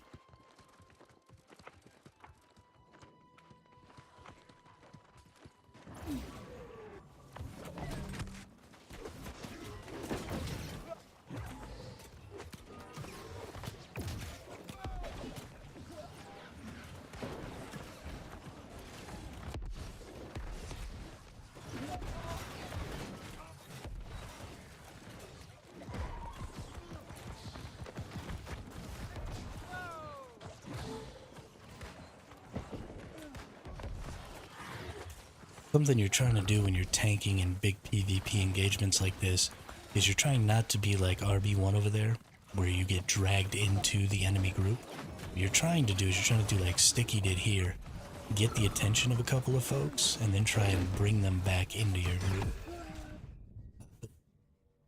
Either everybody needs to be surging forward, or everybody needs to be backing up sort of together.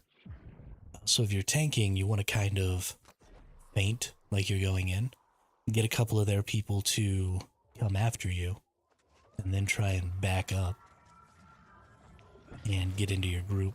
If you can do that around a corner, that would absolutely be even better. People in PvP games, a lot of them just see red, and so they can absolutely be enticed to step way out of position.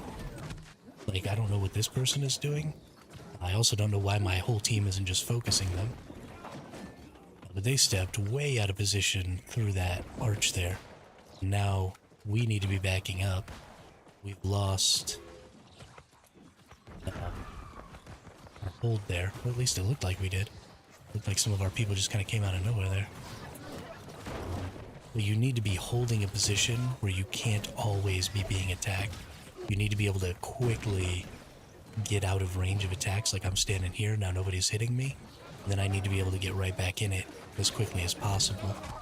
And if that movement doesn't take very long, then your margin of safety increases, and your ability to coax enemies into a bad position, because they don't have to chase you very far to end up out of line of sight of their support and in line of sight of all of your support.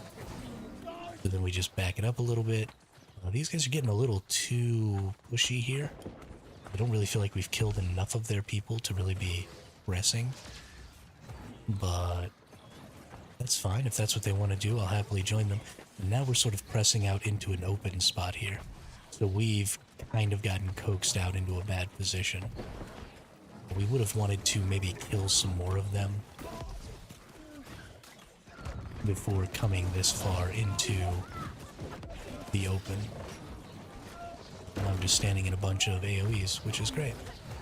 We stand in some AoE heals here. Nice. Yeah, and now they've got these. So sieging these little tower things is actually really difficult. We got some people behind us here.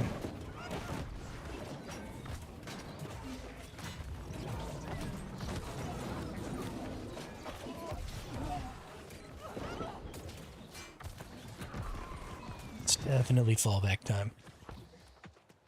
Definitely fallback time.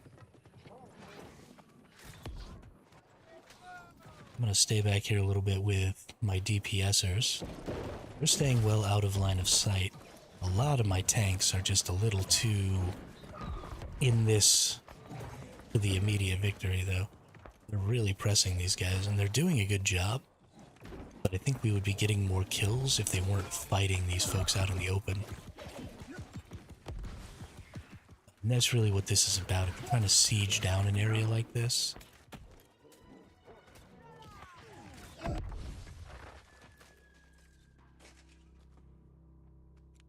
you need to get as many picks as you possibly can before you start pushing all the way out.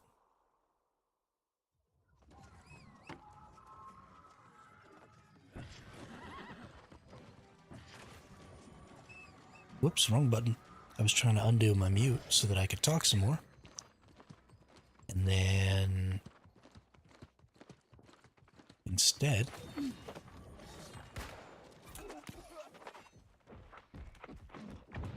ew, gross. Now they got one of those big old ugly dudes.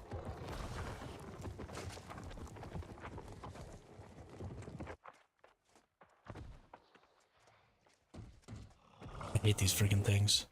They're so annoying. I don't like these being in the game, like, at all. They seem like just a snowball condition. If you're winning, you just win more. Because if you're losing, you sort of need to be trying to gain... Oh my goodness, I thought we had more people in here. If you're losing, you sort of need to be trying to take control of these zones, not going around gathering up resources to... to summon those things. So they're not really an equalizer. They're very much a snowball. So if you're already winning, then you have the ability to split some people off to go gather up whatever you need to summon those things. And if you're losing, you don't have that ability. Right? If you split some people off, you just lose harder.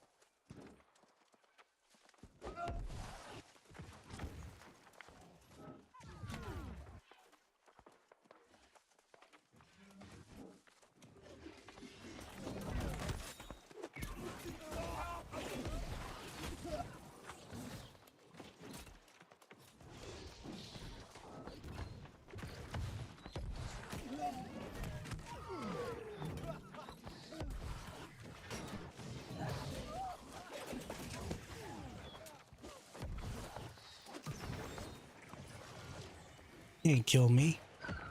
You can't kill me.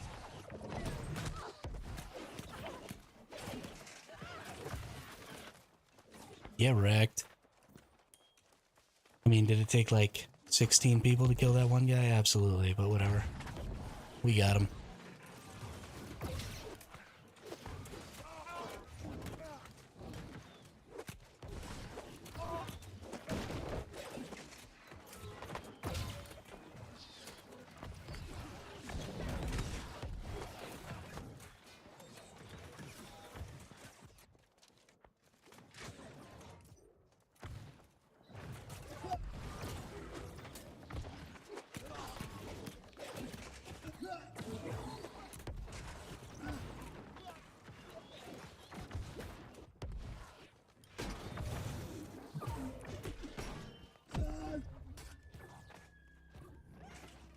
Black.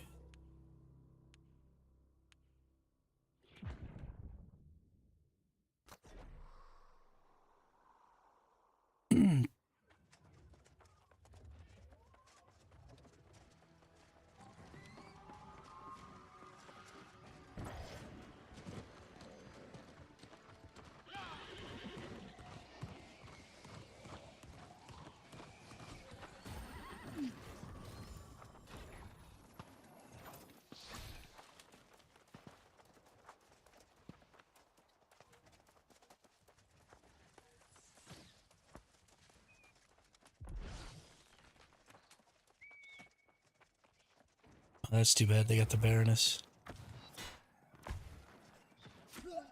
That's too bad.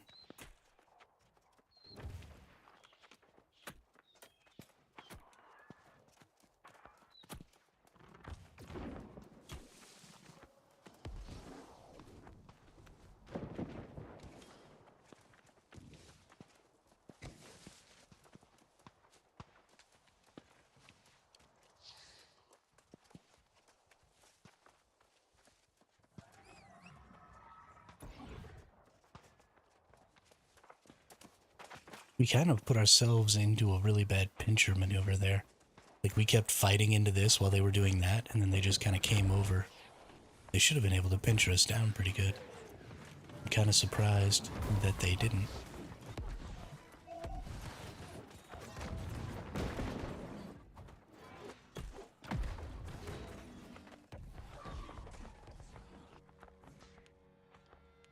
This is going insanely poorly. They really need to work on OPR's matchmaking system.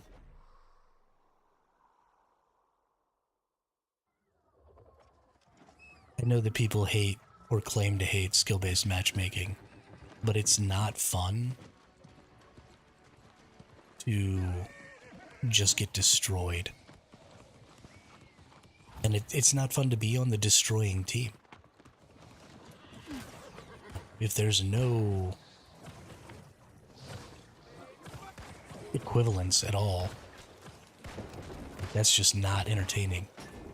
And it doesn't even necessarily have to be skill-based matchmaking, but let's at least get like some equipment-based matchmaking where, you know, a same number of people have really high-tier gear on each team. Let's not pretend like gear score isn't important.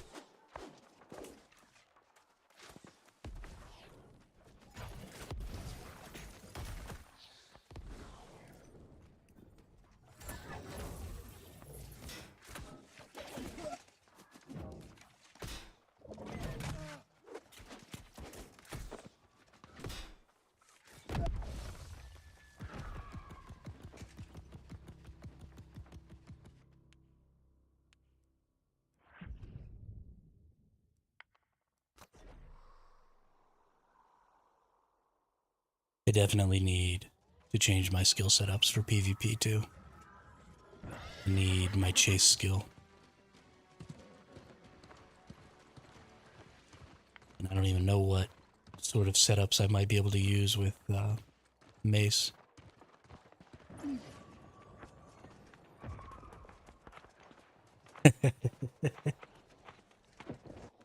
That's funny, Party Wizard. I'm sorry.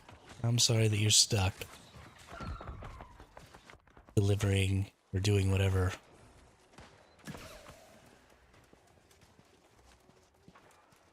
That is god-awful.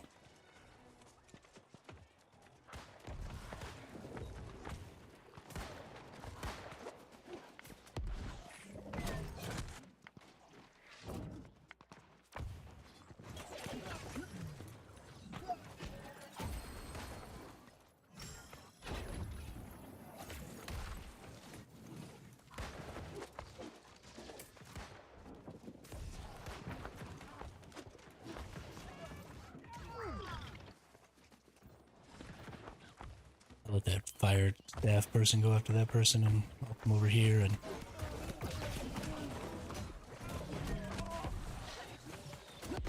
get my butt kicked by these people. That was fun.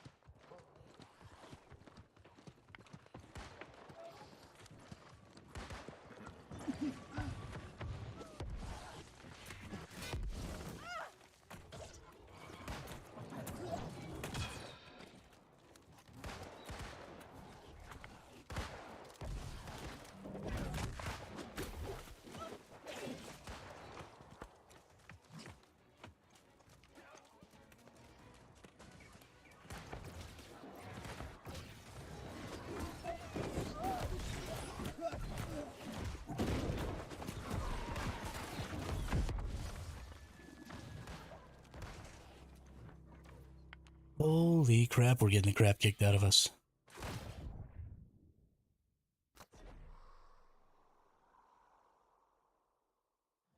This is so boring.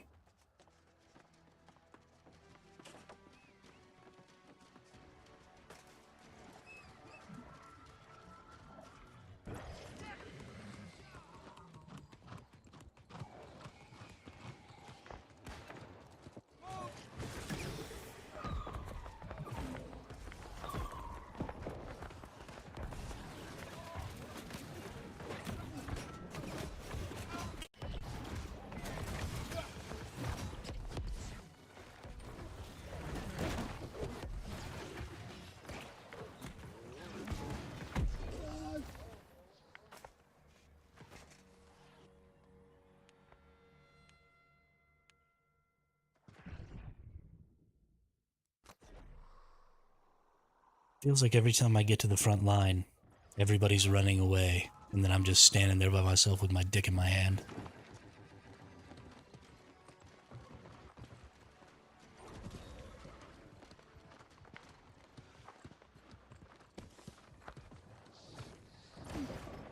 Which, I mean, don't get me wrong, it's totally on me for not observing what's going on very well. I don't know. Seems like we're in a constant state of run backwards every time I get there. I also don't feel like all of our players are still playing. I feel like some people have just given up and quit. Which is another pretty huge problem with OPR, is as soon as you start losing, if people start quitting, then you really do have no chance.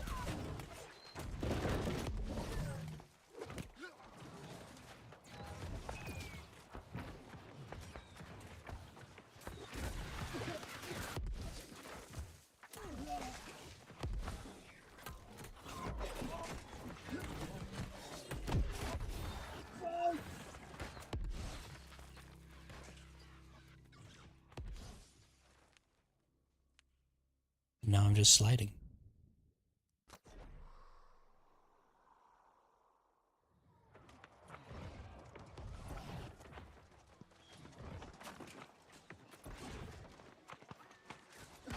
I'm not in motherfucking combat. Summon my horse.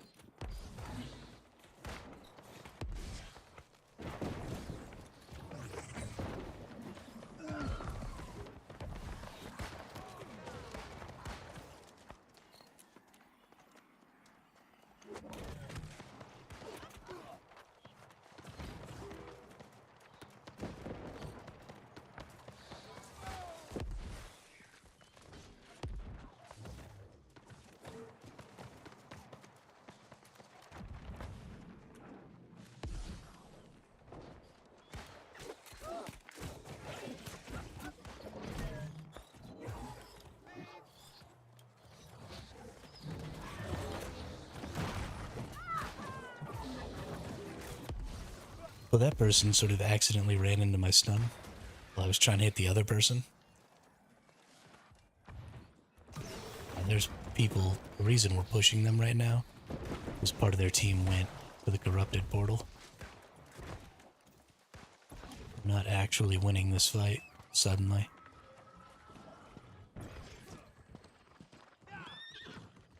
They just had a group break off. Go over here.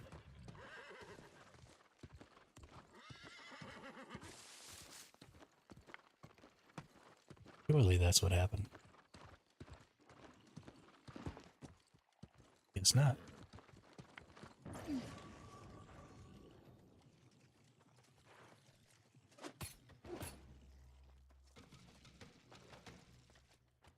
Or maybe they're gathering up the resources for it or something. I don't know. But we definitely would not have started pushing them back like that if something hadn't happened. Why are we attacking Outpost Luna? I'm so confused by what my team is doing.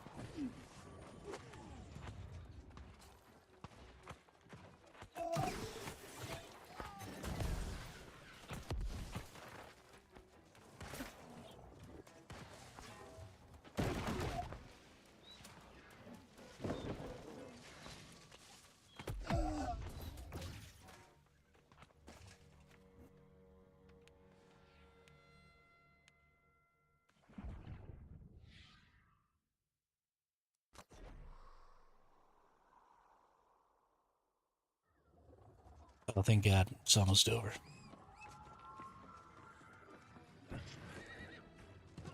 It is. It really is. New World is a good game. The problem that New World has is it created a game that wants strategy and a PvP system that wants strategy, and then it created PvP environments where a lot of those strategies just don't work.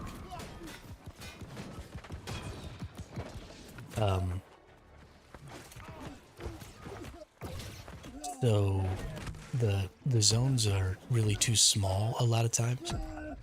So there's 20 people on each side in this OPR map. And all of those 20 people are always fighting in the same place over the same objectives, because the way it's set up is very linear. So there's 3 objectives to take, and they're in a row, and there's one in the middle, and then there's one right in front of each base. So you sort of fight from the one at your starting point to the one in the middle, and then if you take the one in the middle, then you fight to the one at their base. And there are 2 objectives outside of the 3 main objectives that spawn at some point during the engagement, and you can go kill them real fast. And they stop your enemy from gaining points. So there are some sort of secondary objectives that are off to the sides that you have to abandon the primary objectives to get, but they're really quick. And so they're only there for about a minute and a half of the entire combat, which usually takes maybe 15 to 20 minutes. So instead of that, what they should have is maybe one zone in front of each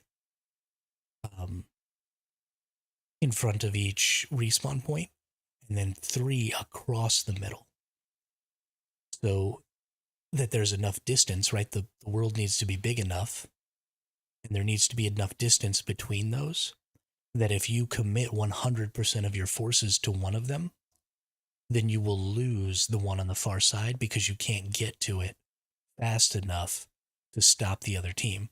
So just zerging around and capping over and over and over again becomes kind of a bad strategy, because the way those structures are set up is that a smaller force can hold off a larger force for some period of time. They're not going to be able to permanently hold off that larger force, but for some period of time they can. So if you're not ever leaving people behind to hold off the enemy force as they run around and cap, then you're being suboptimal. And so it ends up splitting the teams and forcing them to try and cap different things at different times and to decide on how many people they're leaving behind to save certain areas and, all kinds of stuff like that. And the same thing is true of the war system. So wars in this game are how you control territory, and you can control each of these zones in the main map by winning a territory with your guild. So your guild can own a zone. And the problem there is, again, the world is too small. The map is too small. And so when you go into these wars and you fight, everything's really congested. And so it becomes a very Zergy situation. And when that happens, the strategy becomes very much the same. You get really tanky people with life staves to stand on the point, and then you just try and heal through whatever DPS is coming at you, and use shove skills and stuff like that to try and get enough of the enemy people off the point that you are the one with more people, so you cap it. And because you can respond to wherever anybody is, splitting up doesn't help you at all. Because the other team can just, take their whole Zerg over somewhere, wipe your entire group, and then they have plenty of time to Zerg over to the other side, and then just wipe you again. So the only viable strategy is Zerg versus Zerg. There isn't really, and there's no protection on these capture points. So a smaller force can't hold off a larger force at all, because they're just sitting out in the open. There's no environment setting up any sort of choke points or any sort of anything. It's just this big, open, noxious Zerg fest. And it's absolute shit. I mean, just 100% absolute shit. And all the zones are the same. So you've got all these zones, and these colors are expressing what faction the guild that owns the zone belongs to. And then the gray zones are zones that you cannot own. And so all these war zones are the same. So the war happens over these forts. And so you have a fort, and this is where the defenders spawn. And then you have the encampment, which is where the attackers spawn. And so this is the distance between those two areas. And then you have 3 capture points that'll be like here, here, and here. And you capture these locations, and that makes it possible for you to break into the fort. And then there's a capture point in the middle of the fort that you have to take. And so because it's so small, even if the defender Zerg is over here, if I send, say, 10 people of my 50, because this is a 50v50 war here, right? So if I send 10 of my 50 here, then their 50 can wipe out my 40 here, because it's just an open area, right? This is just all open area. And so they can just wipe out my 50 here and then take their 50, or my 40 here, and then take their 50 over here to kill this 10 before this 10 can absorb this spot. Like, super easy. Because those kinds of numbers, that's a 20% difference in overall power when it's 50v40. And so because they don't have to split anybody off to try and do anything about us over here, they just get a big ball, they come over here, they burn all their cooldowns, right? They just hit us super, super hard. We're all standing in the same spot because you're standing on a capture point that's fairly small, right? It's smaller than this. It's maybe the size. It's not even the size of this area inside here. So it's a really small area. So you're all standing in a big old clump. They come, they burn all their cooldowns. They hit you with stuns. They hit you with gravity wells. They hit you with big old AoE fireballs. Your whole force dies. And then they run over here over the course of 10 or 15 seconds, get all those cooldowns back, and then just absolutely nuke this group of 10 over here. And you didn't cap either of these locations. So you have to beat them Zerg versus Zerg to capture the point, which is incredibly stupid. Just a terrible way to do PvP. And the big problem is that despite the fact that the biomes and the general structure of each of these zones is drastically different, in every single one of these zones, the location where the fort is the same. Right? You've got your fort, you've got your encampment, you've got your 3 locations, and it's just kind of this nice, mostly flat, even ground. And So every single time you go to a fort, you always get the exact same environment. But, for example, here in Restless Shore, there's this really cool cave system inside of this mountain. So why couldn't we have a fort inside of this cave? Or, here we've got the marsh, right? Why couldn't we have the fort inside of this marsh somewhere instead of way up here where we've just made, so we've got a huge marsh zone, but then we've got a little bit of a forest up here. And in this little bit of a forest, we've got like this nice flat zone where we have the exact same area instead of putting that in the marsh. We've got Cutlass Keys has, tons of tiny little islands and stuff like that. And so all we've done for the Cutlass Keys fort is we've put it on one of the big islands. We've just put it in a nice flat spot with the exact same fucking layout. And it's garbage. It works really well as a proof of concept, right? Like, this is what one of our PvP locations could look like. And then they just copy pasted it everywhere instead of giving any individuality to any of these scenes, instead of changing how the combat works in a specific area and giving a legitimate home field advantage to the people who are defending because they've fought on that area before, right? So they understand what that is, and giving some sort of viability to preparation, because these zones exist in the real world, right? I can go look at this fort in the real world. I can even capture it in the real world, and it gives bonuses. But it's currently controlled by the Syndicate, and it gives a global gathering luck bonus to everybody in the Syndicate because the Syndicate currently owns this fort in the real world. They don't own the zone, but they've captured the fort in the open world zone. So you can go look at this. So if these combat locations were legitimately interesting and legitimately different, then there would be value if you were going to go to war and try and take over one of these zones to bring your whole group over here and, set up, right? Break into squads, look around. If Squad 1 wants to backdoor the fortress, where is Squad 1 going to go, right? Because you've got 50 people, you've got 10 whole squads out here, which is insane, right? There should be so much interesting strategy, and the shot caller for your whole group should be breaking squads off to go accomplish certain activities. They should be doing all this stuff, and instead it's just capture these 3 points, break into the fort, capture the point in the middle of the fort. Every single map is the same. And it's mind-boggling, because this is the big thing. New World is war. And it's so dull. It's so repetitive. It's so the same all the time. So yeah, I really hope that that's something they work on. New World has been doing a lot of work. Since the game came out, almost, I think it's been 3 years now. The game has improved significantly, not just in the way it looks. It's always looked beautiful. It's always sounded beautiful. The audio design in this game is second to none. But they have started to work on systems, and they've improved the way you tier up your gear score, and they've improved, a bunch of stuff about the game to make it less obnoxious to do. But in doing that, they haven't really focused on the main issue of their game, which is that their game is a PvP game, and their PvP is garbage. So hopefully that changes. We're getting a new OPR map, which is that mode that I was just playing is called OPR.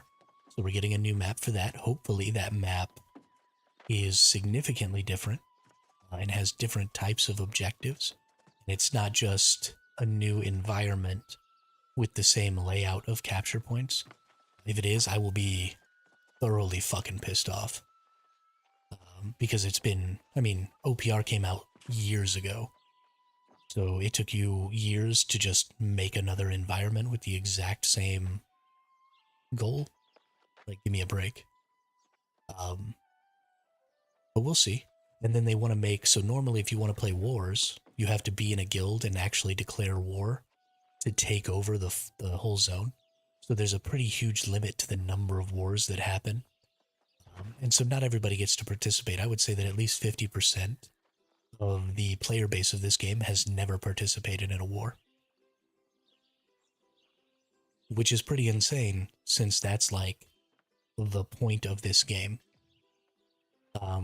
So they're setting up hopefully a system where you can have pickup wars, which won't actually gain you territory, but you'll be able to do the war with a group of people. Hopefully, you'll be able to like make a group of 5 and then join a pickup war and just be put on a random team with 45 other people. But I would at least like to be able to go in with my 5 teammates and, you know, run some wars. And because those groups aren't completely part of the same guild, I actually think that the strategies to those pickup wars will be more interesting than regular wars because the efficiency won't be there. And so the lack of efficiency will make more stuff viable, I think. But I don't know. We'll see. They put out a roadmap. The roadmap looks promising. I'm hoping that all of those things that they put out there come to pass. I hope that they come to pass relatively quickly. But we'll see. But I gotta use the restroom real quick. We'll be right back.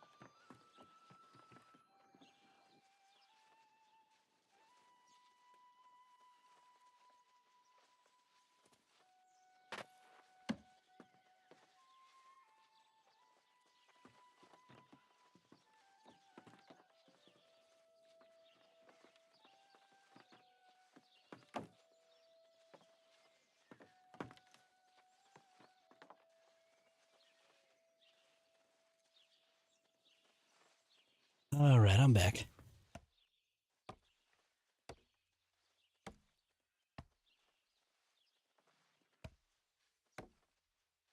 But all those things being said, I think that's kind of just the problem with MMO gaming today in general is the moment-to-moment gameplay is really good. And the event level gameplay and the system level gameplay is absolute garbage. And that's just something you can't have in an MMO. You know, ARPG games are pretty capable of getting away with that because their whole thing is moment-to-moment gameplay. But in this game, my moment-to-moment gameplay is maybe only 50% of what's important to my ability to enjoy this game. But I also need for my events to be really fun. When I go out and I do a war, I need that to be extremely engaging and strategic, and I need it to absorb my thought outside of actually being in the war. I need to be thinking about strategy. I need to be thinking about what I did wrong. I need to be thinking about different things I could try and why the war was lost. And in the war system that we have now, that line of thought ends very quickly at the composition of your group.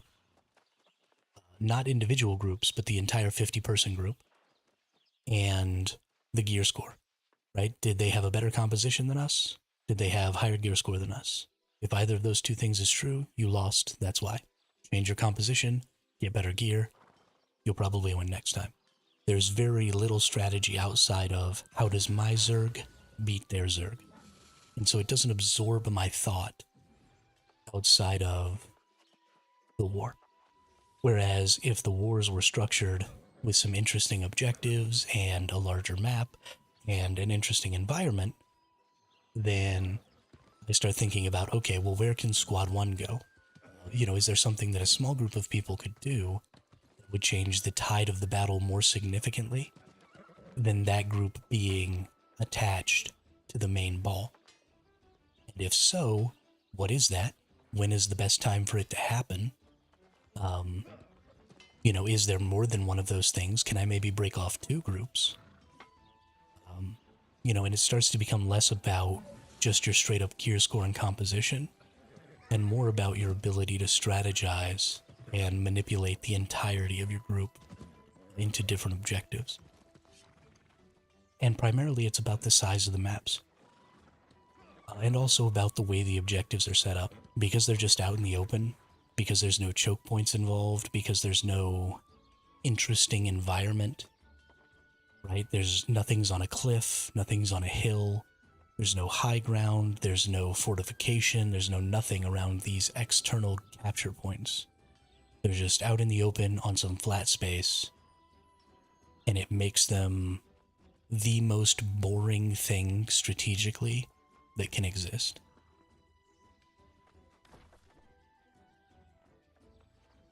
And so while it's fun to press your buttons and kill the other team, it is not fun to have after-action reports. It is not fun to have strategy meetings. It is not fun to spend any time at all thinking about the war. And so it's just all moment-to-moment gameplay. And it's all, okay, what am I doing next? I need to have some more moment-to-moment gameplay so that I'm not bored. Instead of, I want to sit around here in town, just talking to people on my Discord, running around in circles like an idiot, talking about the war that we just had. But when that conversation ends 15 minutes in at, they had more life staffs than us, we need to get more life staffs, then that's boring as shit.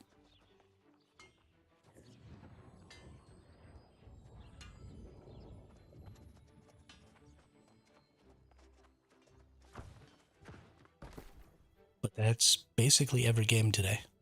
I don't know that I've played a video game in recent memory that doesn't have that problem. Ooh. Blade Helmet. Fortifying Whirlwind. Critical Retribution. Gain 11% critical chance for 7 seconds when taking a critical hit. And Grit Ward. That's actually pretty decent.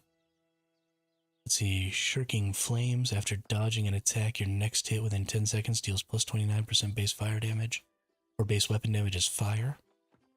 Empowering Leaping Strike. Sword attacks deal 33% damage to targets slowed by Leaping Strike. Keenly Jagged inflicts bleed on critical hit. Wow. So I actually like both of those with a light setup for PvP. I feel like that could be a really good combo there. Interesting. Plus 10% health from all incoming healing. Reduce maximum cooldowns. I actually like that amulet too, probably more than my current amulet.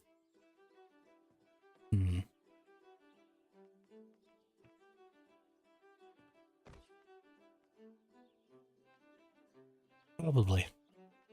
But let's lock and see. Hey, yo, what's up, Blubber? Welcome to the chat. Welcome to the channel. Love to see those new names in there.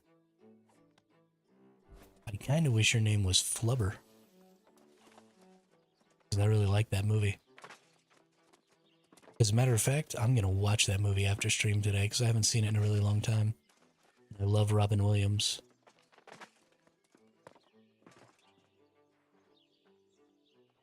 Thank you for coming in here and making me remember that movie. It's Flubber!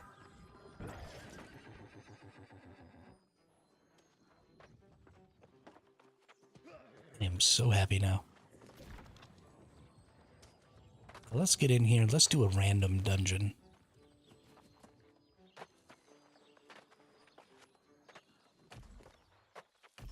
Let's do a random dungeon. I do need to actually switch weapons though, because that one's got my Carnelian on it. We're going to lock that, we're going to lock that.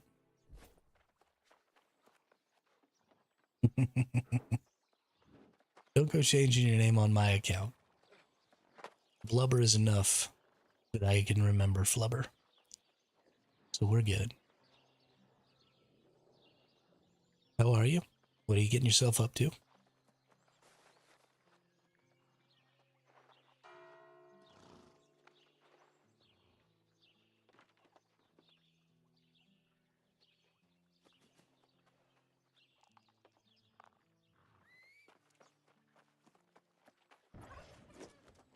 This person's name is Tragic. The Emerald Death Legion.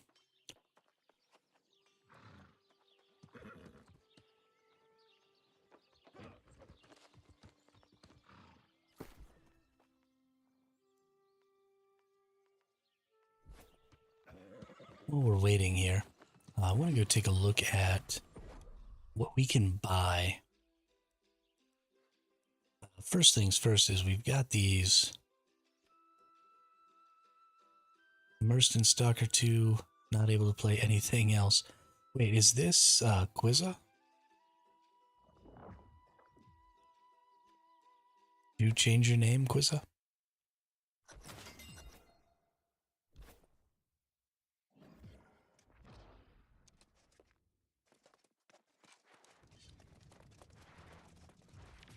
Well met to you. I have a simple request. That is the magical essence. Thank you. I have.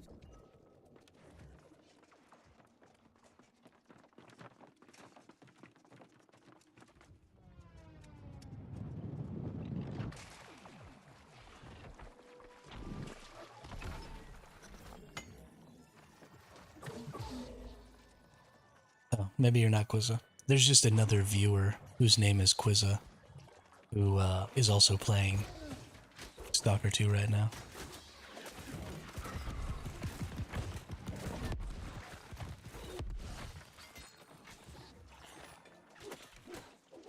Yeah, when you all hit enemies before you let me hit enemies, they attack you, you freaking ingrates.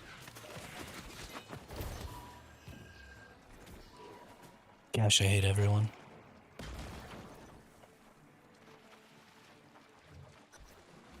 I just hate everyone.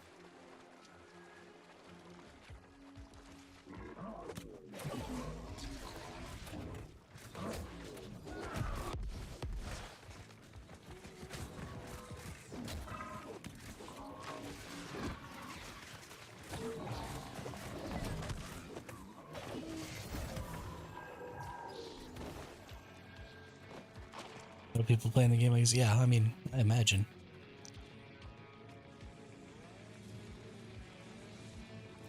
I imagine.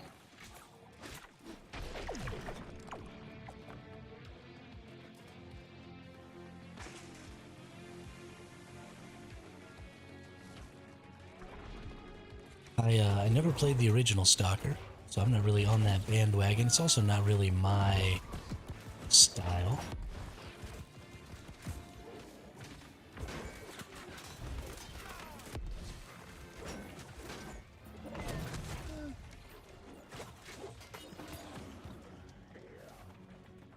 I was playing No Man's Sky before that. I am so excited for Light No Fire. It's not even funny. That game has got me so excited. I cannot wait until they drop it. I never played No Man's Sky because of all the rigmarole at the beginning when it first launched. And so I've just never picked it up. But I am going to play No Man's Sky.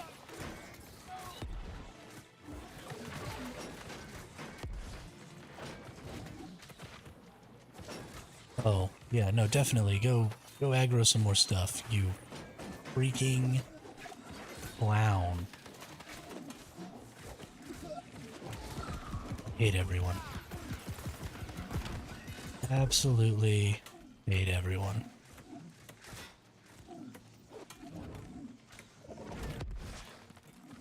Attack the enemy.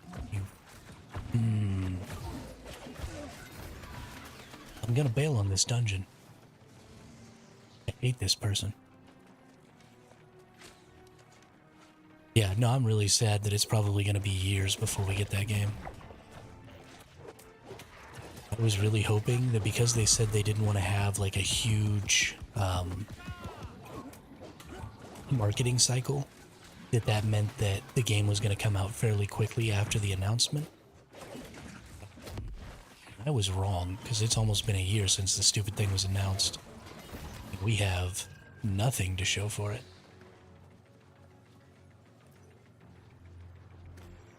And that makes me incredibly sad. So where's the path here? I don't understand.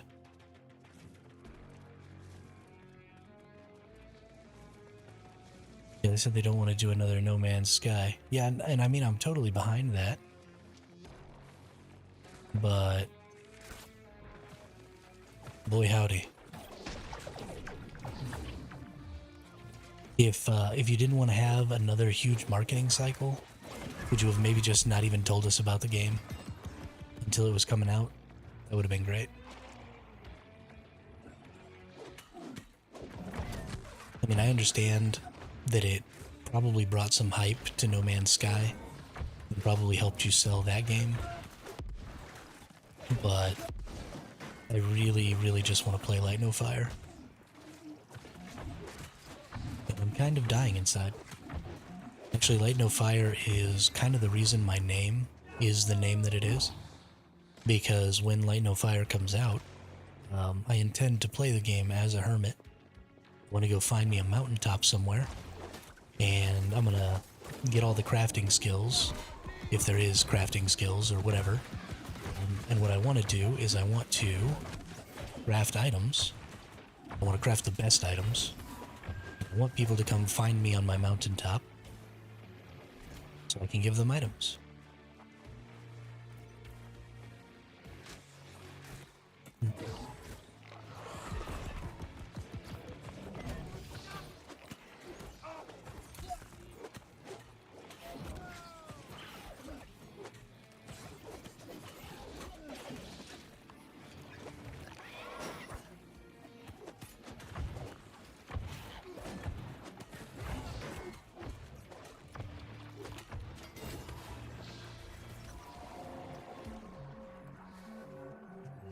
And I cannot wait to be that person.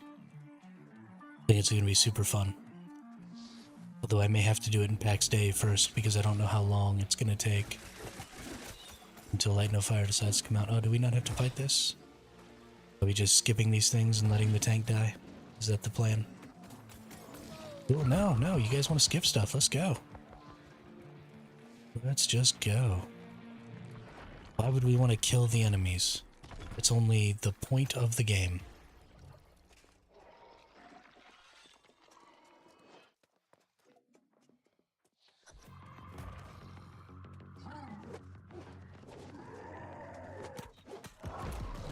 Yeah, see you later, Blubber.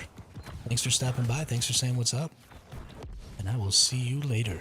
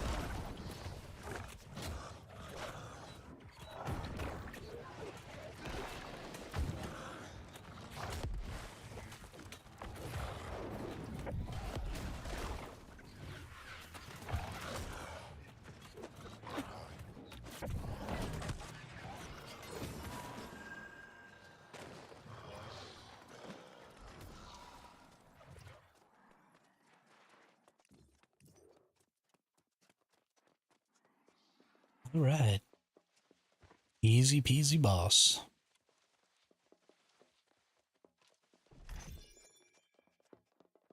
What's really too bad is that I don't feel like I ever get anything I actually need in here. Every single time. Every single freaking time. You have any idea how hard it is to get aggro from people who started the fight and took first aggro?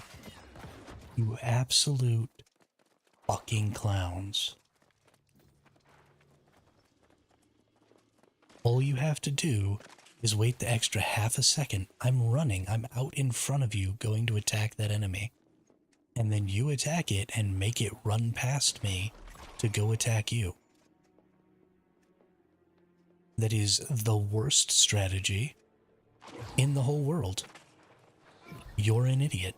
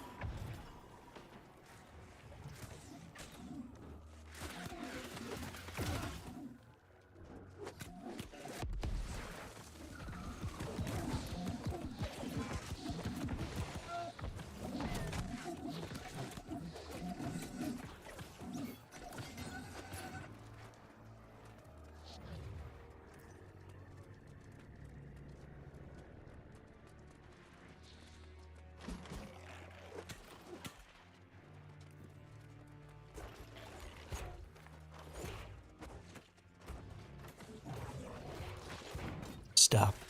Just stop.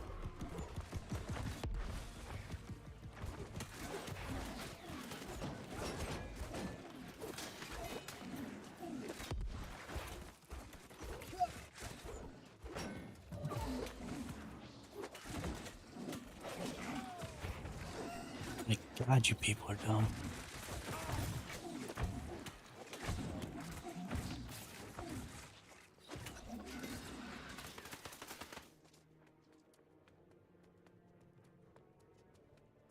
That's it.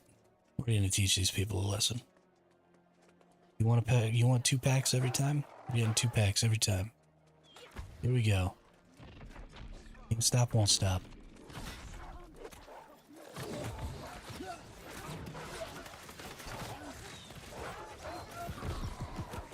Oh, look at what a clusterfuck this whole fight is. Oh, you went and aggroed another pack. Oh yeah, you guys are brilliant. Look at how well this is going.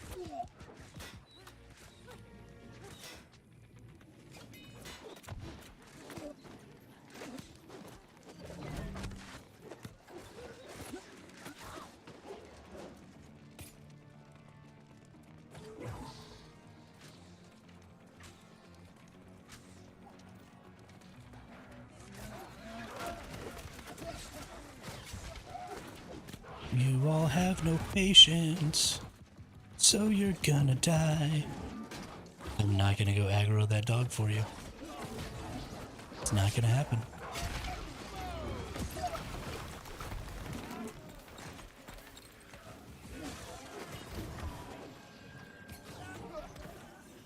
This could be made to be so much easier. Like, seriously. All that has to happen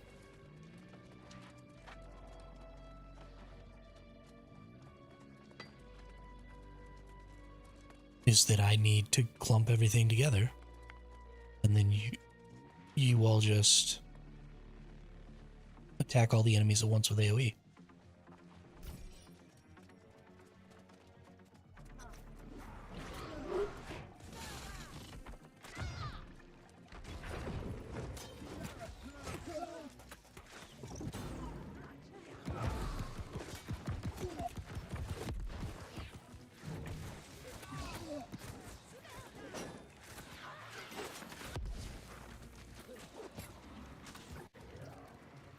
But you all insist on making my life virtually impossible. Sure, let's run past the enemy. Oh no, nobody's standing on the thing? Cool, cool. But while we're running past the enemy, we can't actually go where we want to go.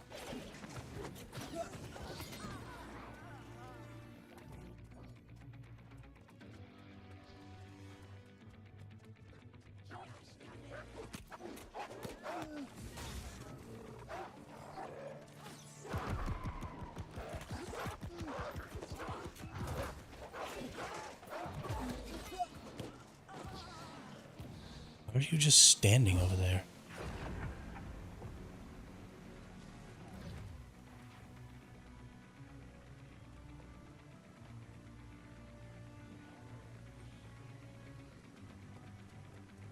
What are you doing? You were standing down there like you were waiting for the thing. I hit the thing, and then you ran up here with me.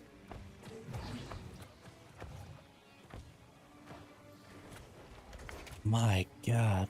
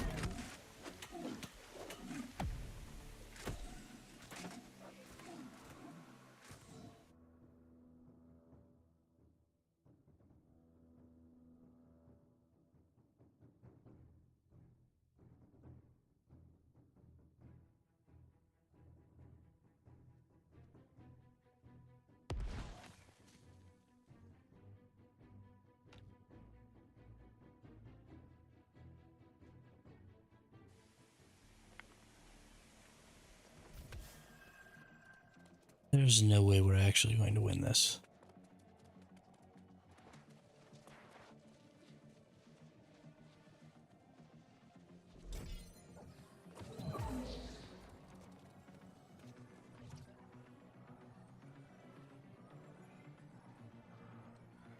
What is that person going backwards? Can we just jump down here?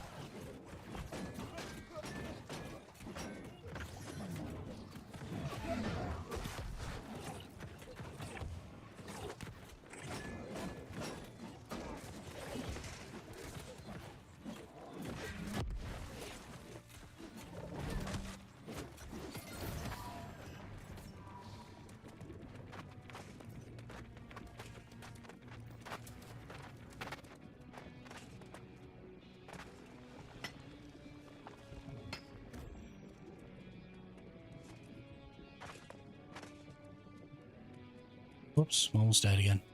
Every single time I do that. Every single.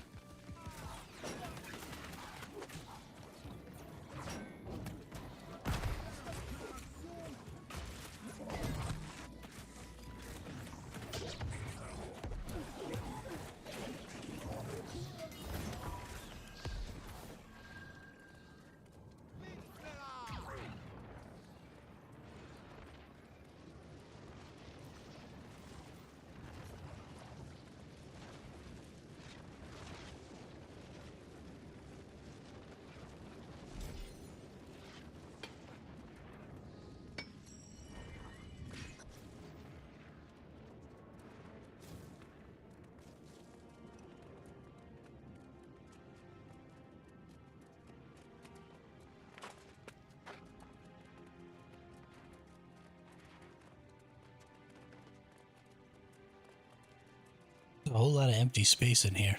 No enemies, no nothing.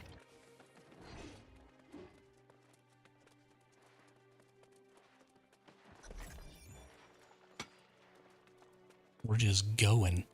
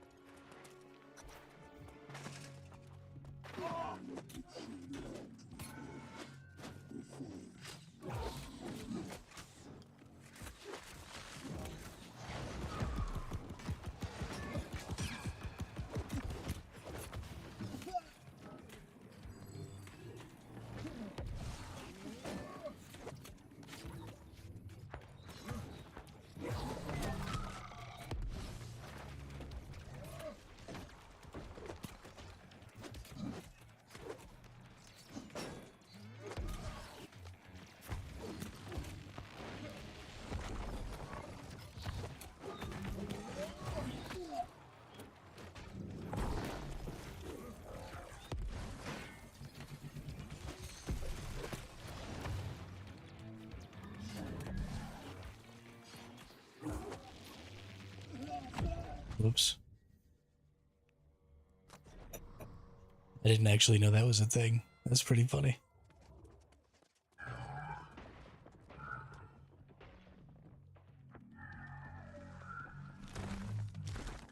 That's pretty funny.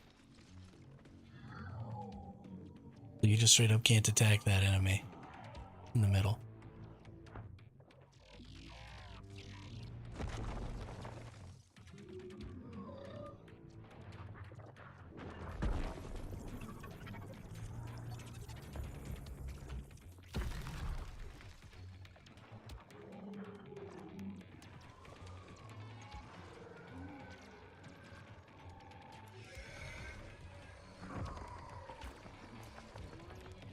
That's freaking hilarious. I gotta admit, I'm kind of impressed at how well they're doing without a tank. You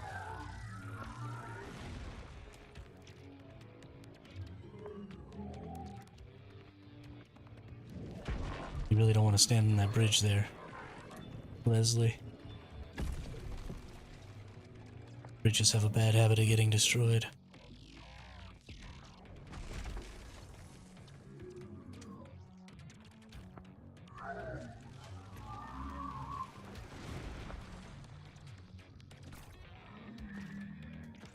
Y'all are so good. So impressed. I think they're gonna make it without any help from me. Except now they're all trapped on one tiny little area with them. Good old Sir Loth.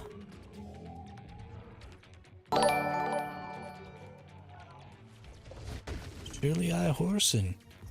Welcome to the chat. Welcome to the channel. Thanks for the follow over on Twitch. Really appreciate it. How are you today? You getting your new world on, or what's up?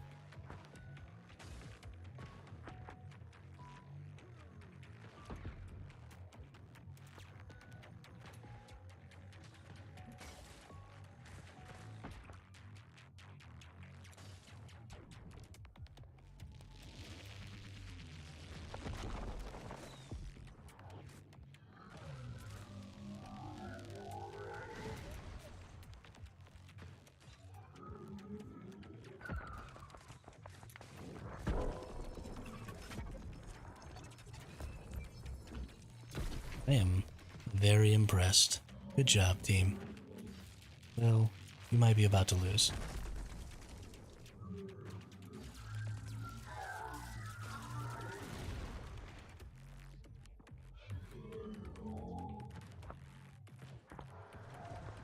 Oh, they pulled it back. Did one of them jump off the edge, though? Nope. Looks like we're good. Nope. Oh, Heineken. About to yeet himself off the edge there. No, Leslie. Don't die, Leslie.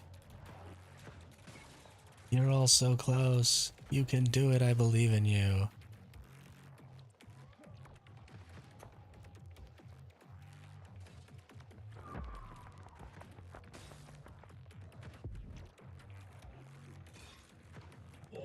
blast them some more.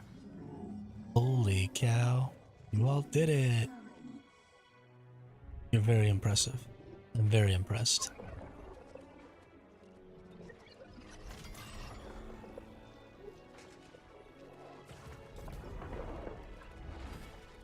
It's nice to win and not actually have to do anything.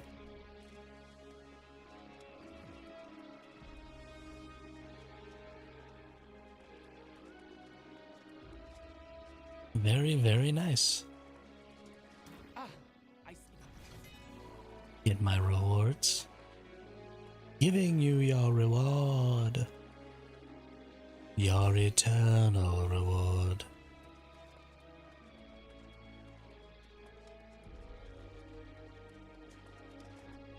And we leave.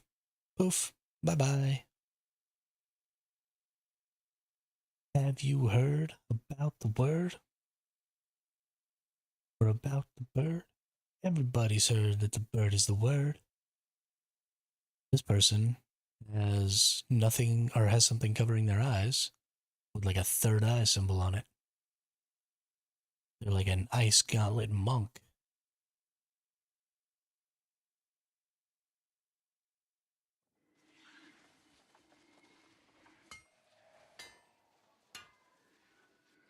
Fucking crazy. Oh yeah, so let's go look at some more of these things. So the apex chests are... Okay, so this is at 725 gear score. The gold curse chests are up to 710. But they are guaranteed legendary. And they do cost way less.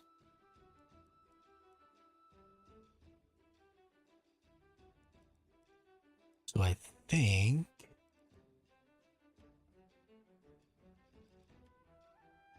Let's take a look at some of my equipment here. All fairly high.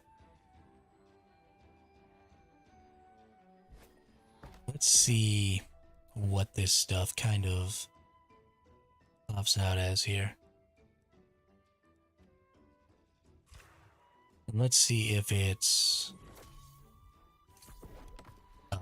bind on pickup or not. Open that bad boy up. We get one piece of legendary gear, 7/9 heavy armor, bind on pickup, okay. Shirking heals, dodging and attack heals 250 health, 1.5% of your max health. Each armor piece with this perk adds a stack, max 1 trigger every 7 seconds.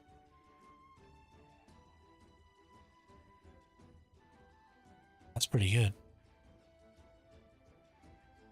Thrust conditioning and thorny reflection.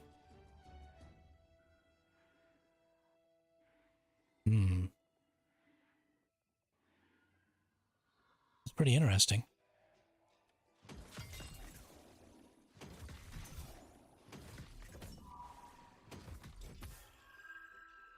That is 100% going to be the best way to get my PvP gear specifically.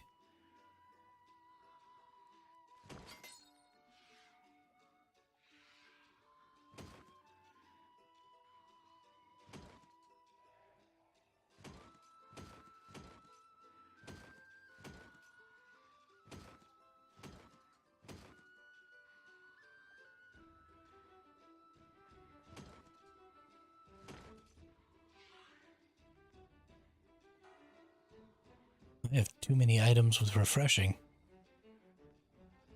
That's interesting.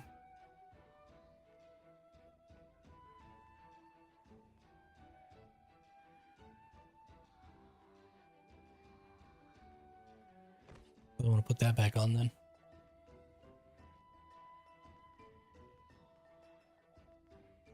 There's really no point in keeping like any of this purple gear.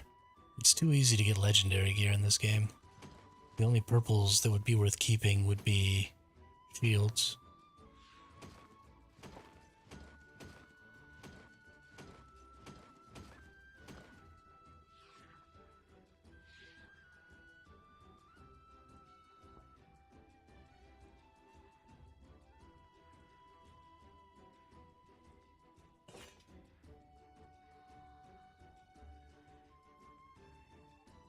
There we go.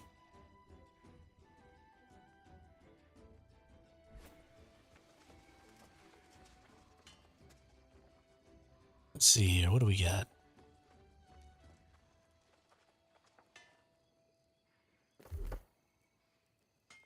Ooh, nice.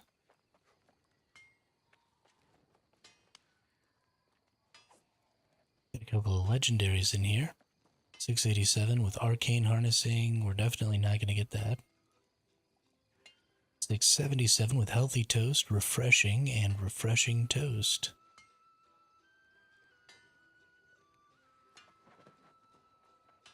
Don't actually need that. It's also a dex item.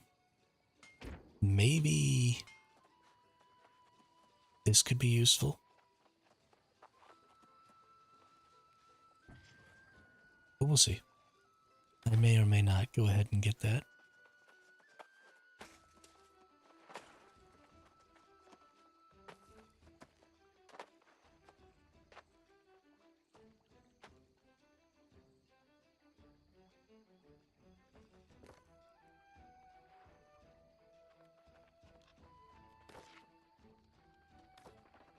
Hmm.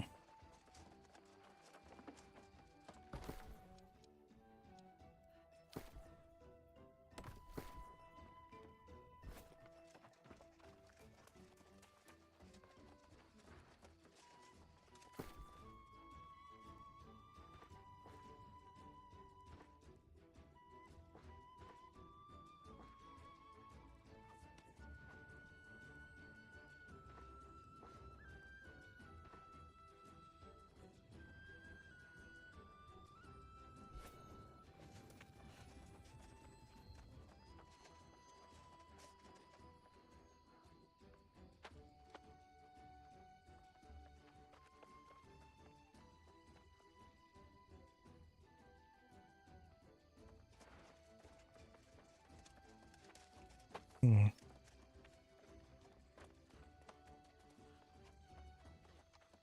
Well, let's see. We're about 3 hours and 15 minutes in here. I think it's probably time for some food. I'm getting a little sleepy over here.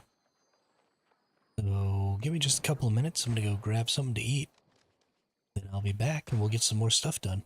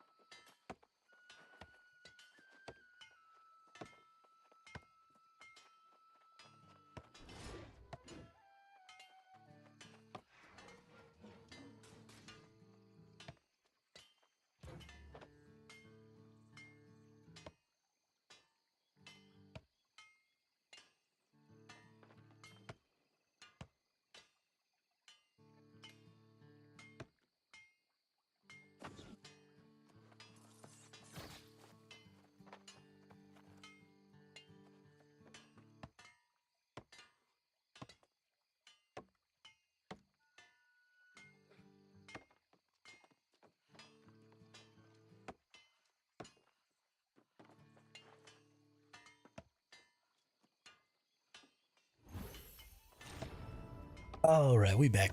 Still gotta eat, but I'm here.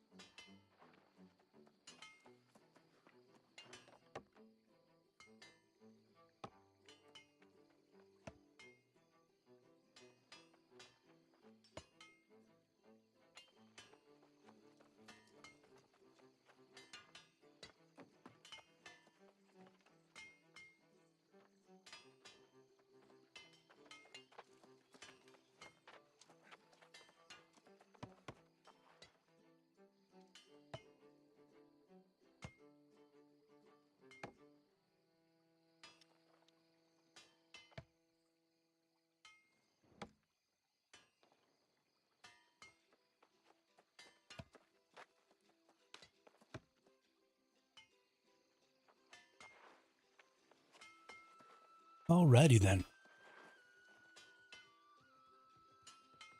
Feeling energized, got some breakfast tacos in my system here.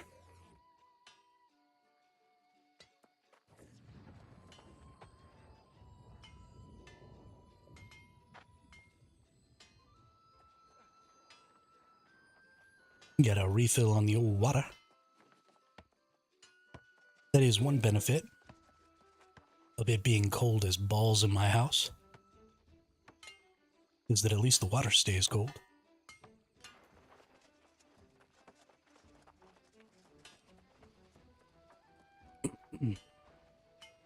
Oops. Accidentally didn't mute while I adjusted my microphone there. Sorry about that. So let's see here. Let's go do some stuffs. Back out here. Let's go get some more of these doubloons. I'm really enjoying the doubloon farming. Primarily because the doubloon farming involves doing things. It's not just running around in circles, farming nodes, not having to fight anybody, not having to fight any enemies, just generally not having to do anything.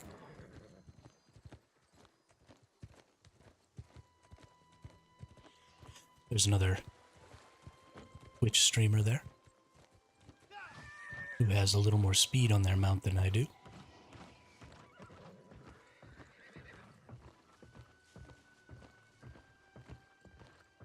I wonder if they're streaming right now.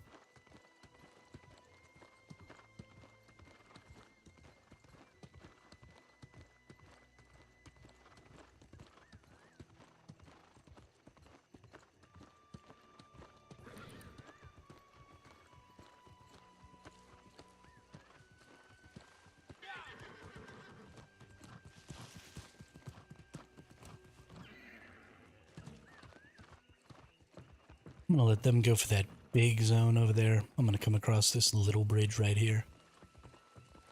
I feel like there were some good things to pick up here last time I came by. Oh no, that's right. This is where I got nuked. That's right, this whole area is just bad.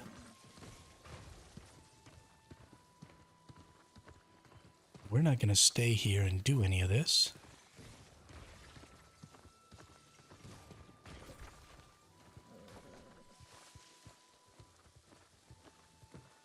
Unless, is there something back up in here we can do? Or is this just a bridge across? Just a bridge across. Alright, get out of that electric-y area. That big old yellow spot there.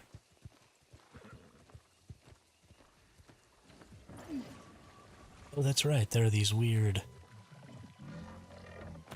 like, mission chests or whatever to get out here. Totally forgot about that.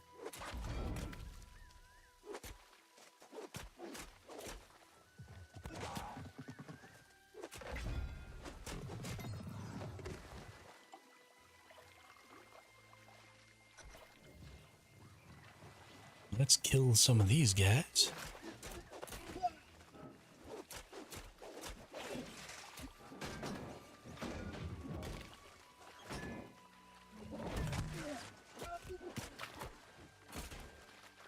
Can't we?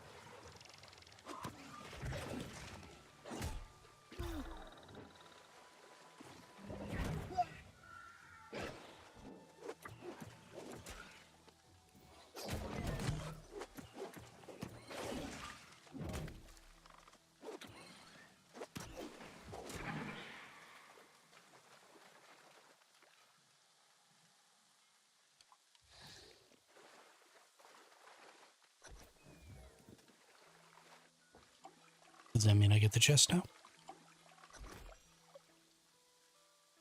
Oh wow, all that for 10 cursed doubloons. That's, such a useless bummer.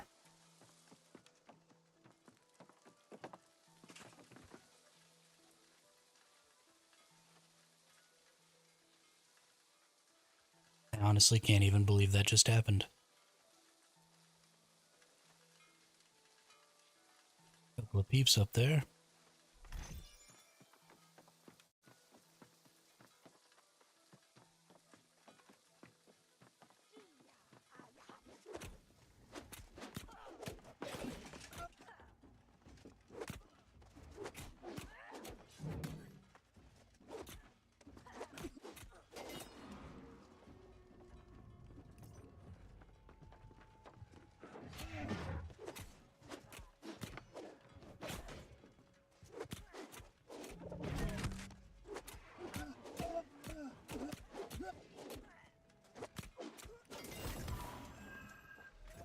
One doubloon.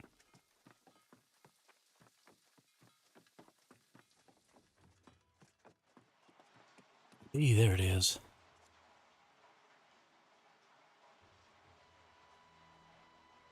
Please pick up the chest.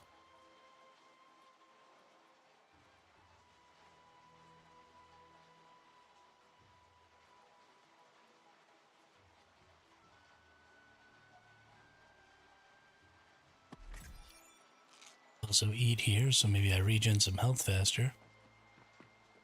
Health is regening hella slow. There's definitely two people working together. The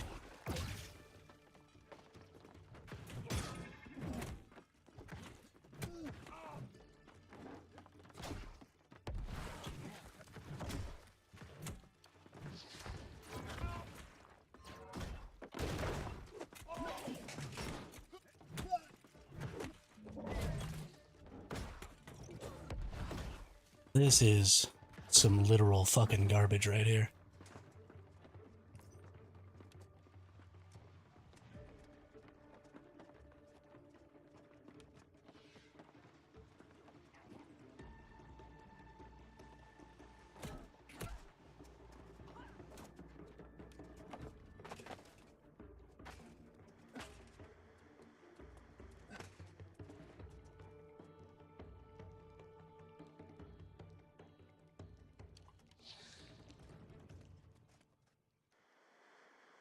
That fire staff user was not being very careful.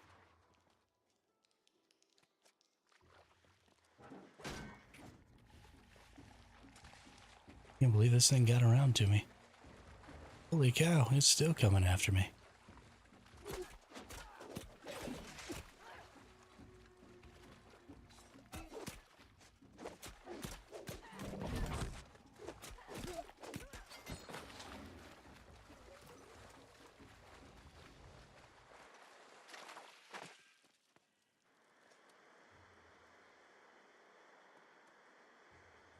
Need to get my health back a little bit here.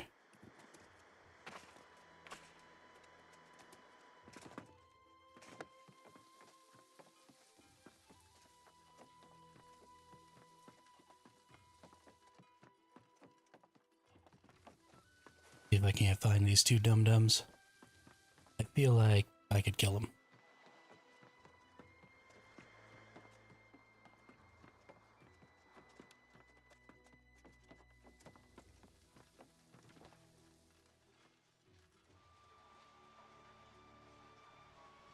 And I feel like I should kill them because they're cheating.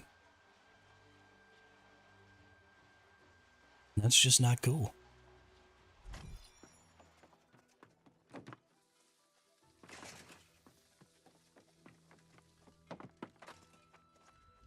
This is a free-for-all PvP zone. Gotta hang out with your buddies and 1v2 people PvP zone.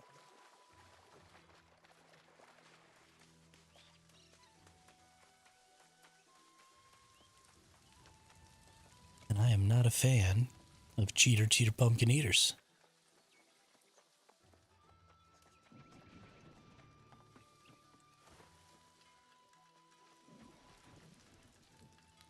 I understand not wanting to lose. Like, that's totally reasonable. But the spirit of this area is free-for-all PvP. If you don't want a 1v1, then go do any other form of PvP. Because this zone is designed for 1v1ing. There's a reason you can't group up here.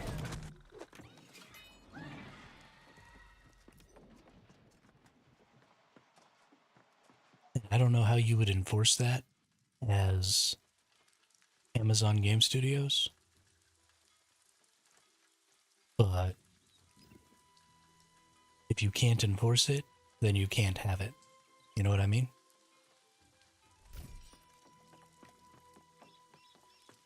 Because if you can't enforce the system, then the system doesn't exist, right? It's just what you say the system is.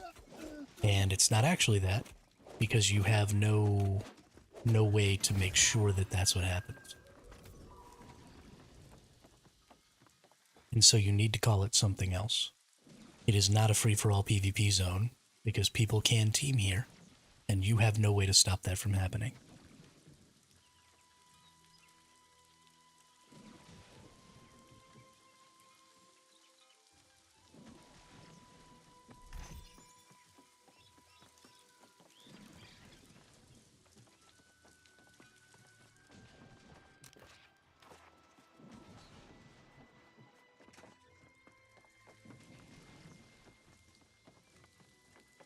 Call it a friendly fire PvP zone. Let people make teams, and then make it so that they can hit each other. But set up some sort of a difference in color. So if you're on a team, like maybe your color is different. So if it's just a solo enemy who's not allied, then they're one color. If it's a solo enemy who is allied, they're another color. And if it's somebody on your team, then they're another color.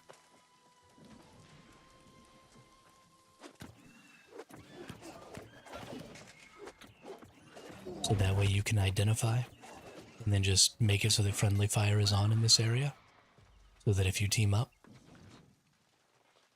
then you can kill and be killed by your own teammates.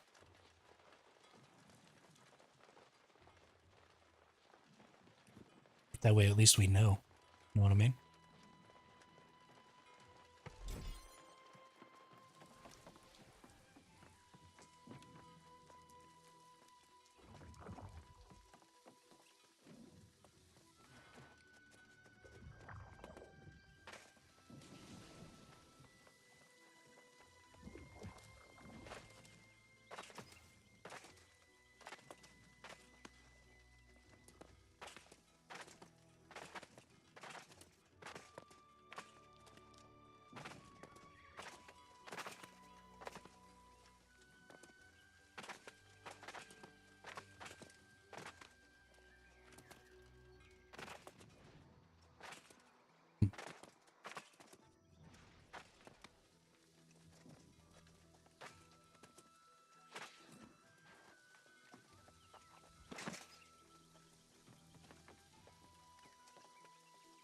Interesting, I guess.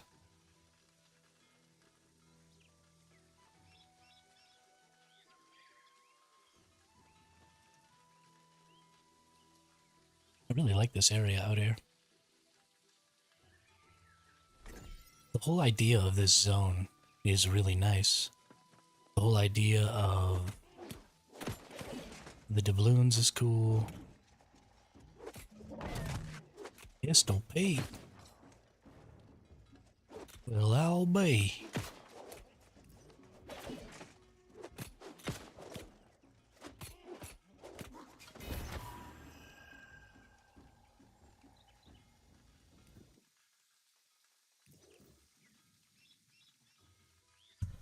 Isn't Pistol Pete a cartoon character?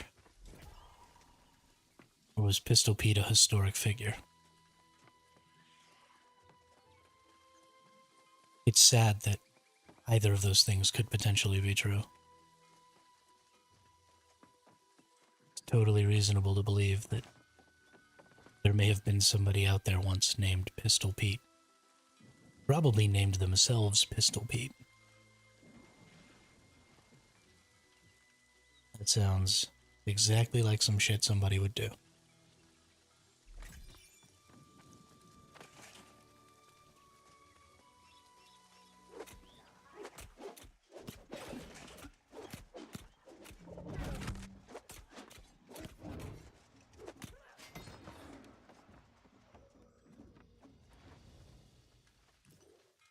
Gather up this horde here.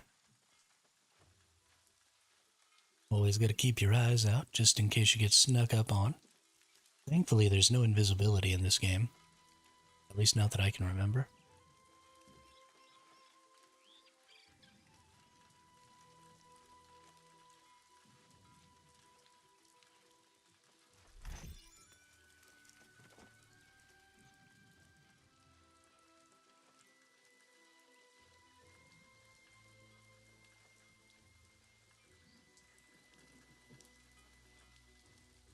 Just gathering up some coins.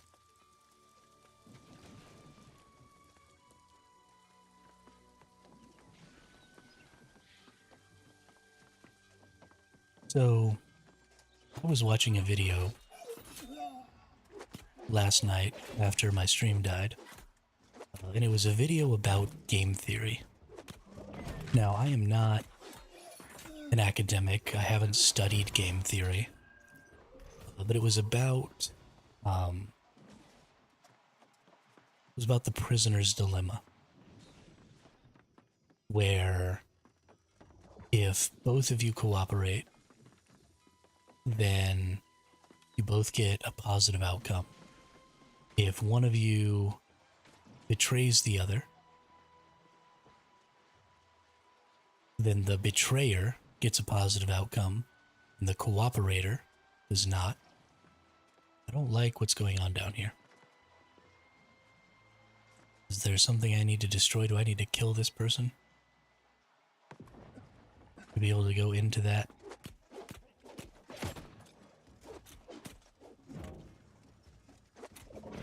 And then if you both betray each other, then you both get negative outcomes. Now, this presumes that both of you betraying each other would create negative outcomes for both of you. It also presumes that both of you have similar power. So that neither of you can compel the other one to cooperate or give up your spoils. So, but the way the prisoner's dilemma works is, and the way that this video explained it, is that in a situation where you are going to have to either cooperate or betray the same people over and over and over again, the best possible way that you can ensure that you have the best outcome is to always start off in a cooperative manner and then only betray the other person if they have betrayed you, and then immediately forgive them. So if somebody betrays you, then you betray them, and then if they don't betray you again, then you immediately forgive them.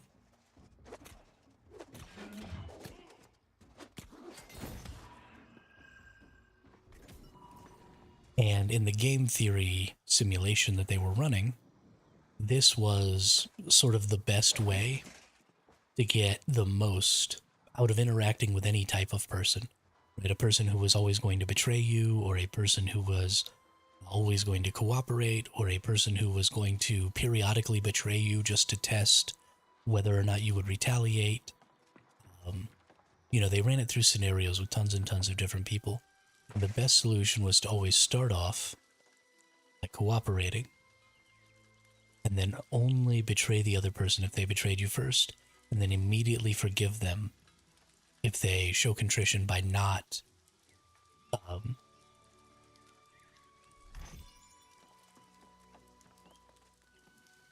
betraying you.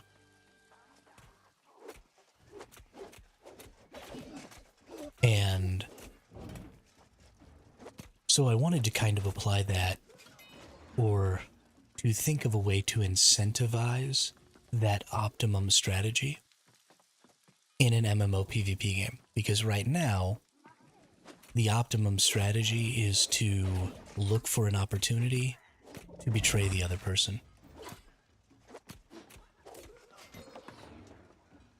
In pretty much every PvP MMO game out there, there is very little value in attempting to be nice first. And so part of that is because of what I was talking about, where there's a power difference. So in a PvP MMO game, cooperation would be basically leaving each other alone. Right? We're out here in this PvP zone, and we're both looking for coins. And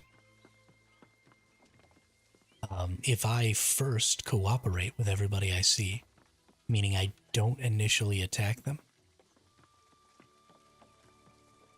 then we both get to stay out here gathering coins.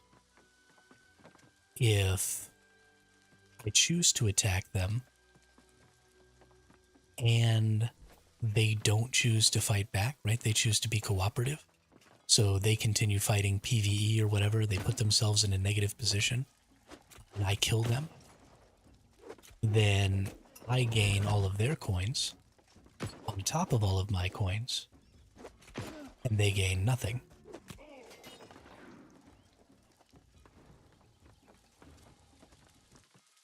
And then if we both betray each other, which usually is what happens when you get third-partied, then you can both end up leaving with little or nothing. And somebody else could potentially come and take all your stuff. So basically, if you both kill each other, then you both end up with nothing. So the question is, how do you incentivize people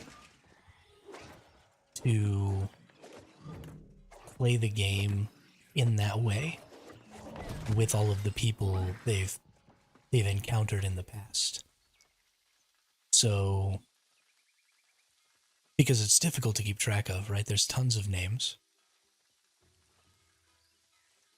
And I'm going to have a hard time remembering every single person who I was the aggressor or they were the aggressor, or, you know, how many times have I interacted with this person? What were my interactions like? And so how do I want to interact with them in the future? Right? That's an extremely hard thing to keep track of inside of an MMORPG, but you want to be able to track that because we know that the optimum strategy in these situations is to first not engage, and then to only betray those who betray you, and then to immediately forgive those who don't betray you a second time.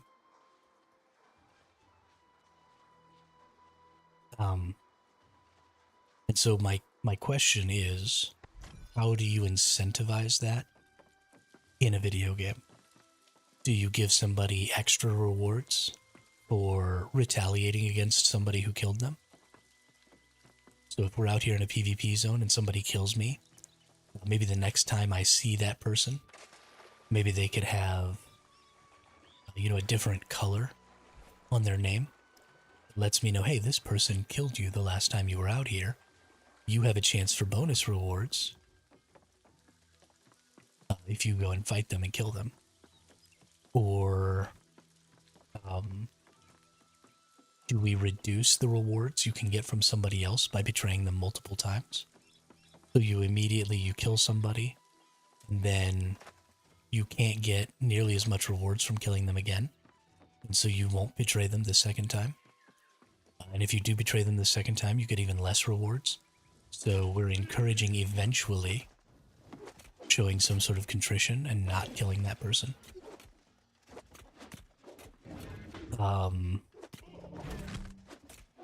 Yeah, I mean, I really don't know. And then there's the question of, what if I'm not strong enough to retaliate?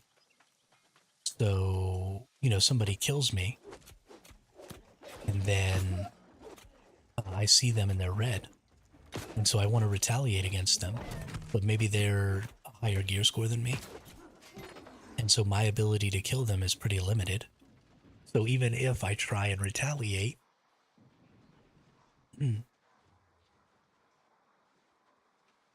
likely that's just going to mean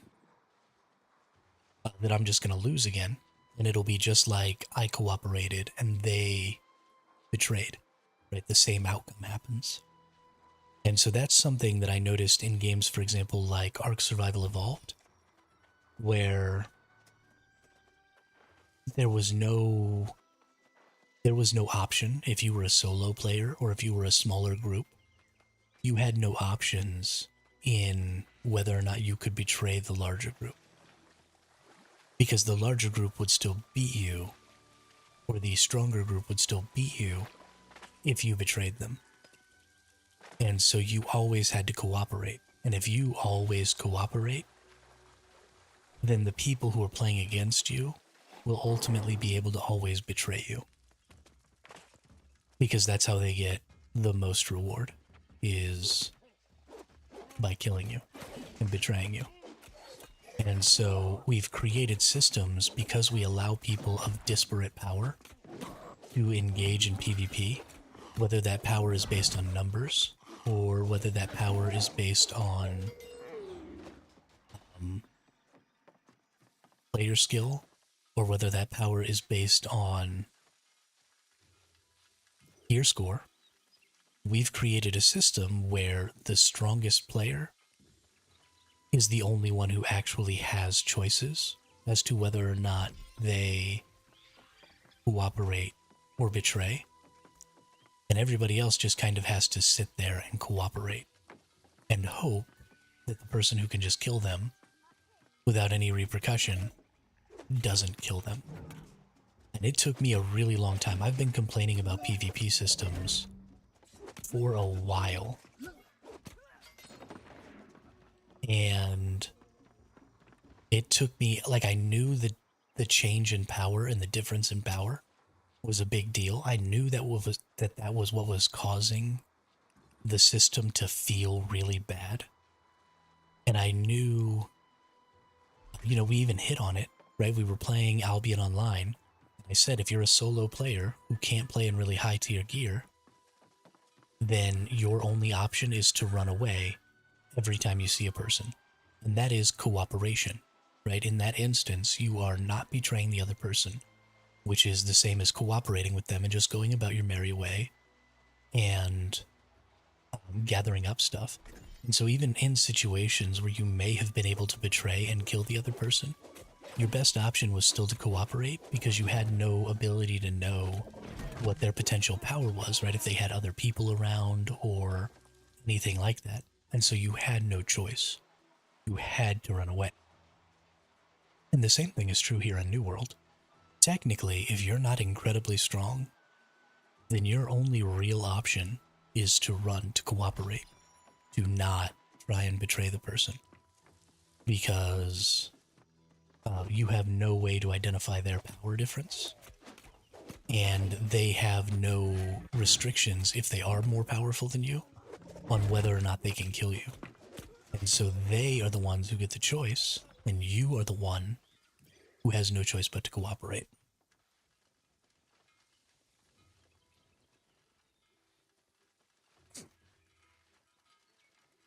And so a big part of making these PvPvE systems work, or these open world PvP systems work, these full loot or any loot drop systems work, is you have to incentivize, you have to incentivize people of extremely different powers to not attack each other. And B, you have to incentivize the optimum game theory experience. So what that means is there needs to be some sort of punishment when both of you try to kill each other, or both players. Right? You need to get the least amount of reward there. So if both of you cooperate, you each get a good reward. If one of you cooperates and one of you betrays, meaning one of you attempts not to fight and the other does attempt to fight, then you both get, or then the person who betrayed gets a huge reward and the other person gets none. And then if both of you betray, then both of you get no reward. And so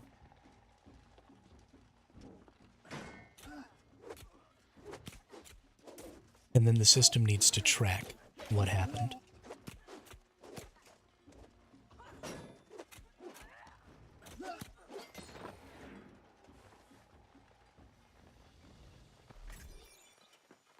And then the system needs to be able to inform you what happened. So how does that work? Because you're not the betrayer if you kill a person, right? You could cooperate, get attacked, and then have to retaliate.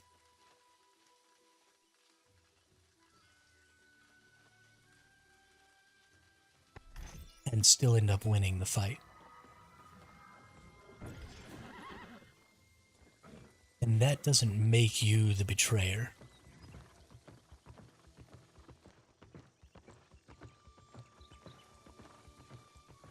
So does it need to be the person who lands the first hit is marked as the betrayer?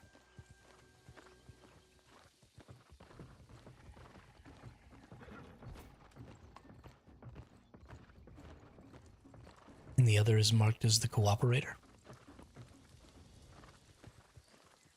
But then if you land the first hit, you're marked as the betrayer. If you don't win the betrayal, you would still be marked as the betrayer.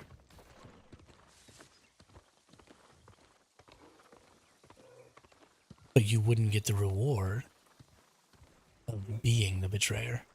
And so that would create a system where cooperating was always the right answer. And nobody would ever not cooperate.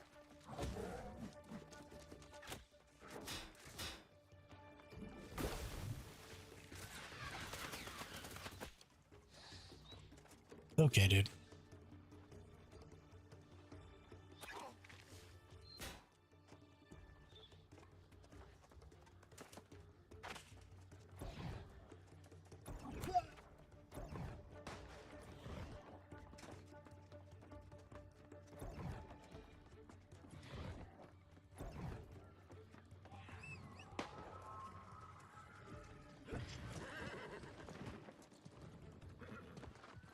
I've got a whole lot of doubloons on me that I'm not trying to lose.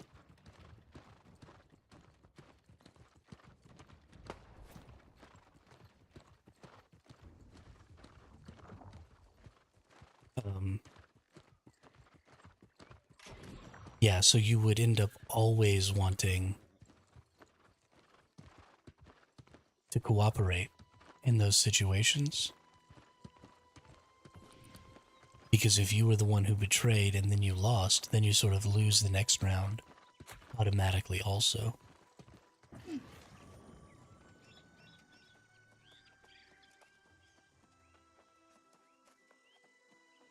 We don't want that to be how that works.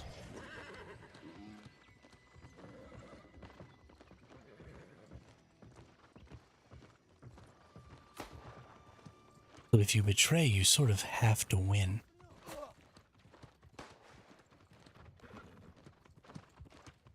And we don't want that. It's not fun. That's an interesting dilemma.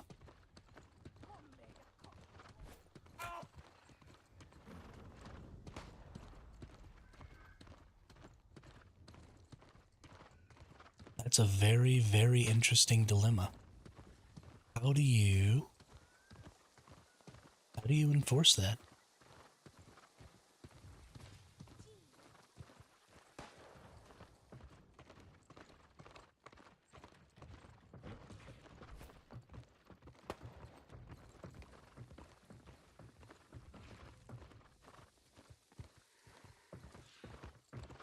Is it okay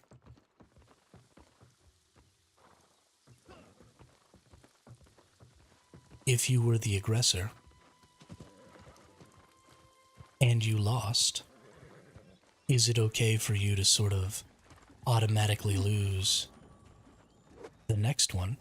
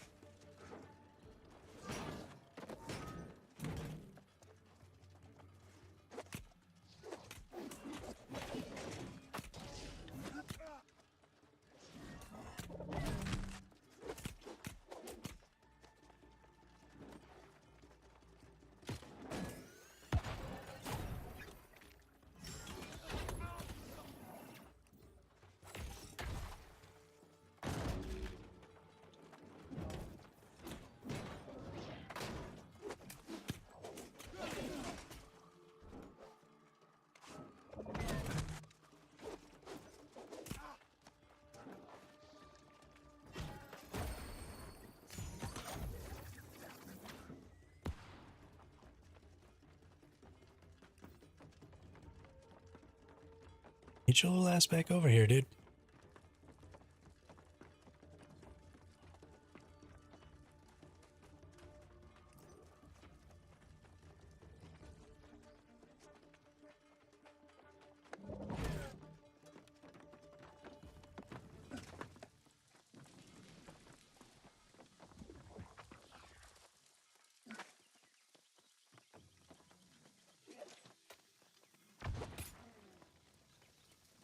Oh shit, you got Pistol Pete on you.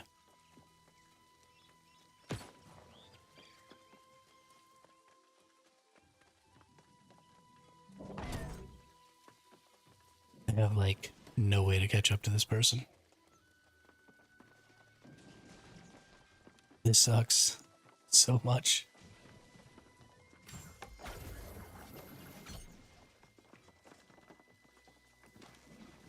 Come back here.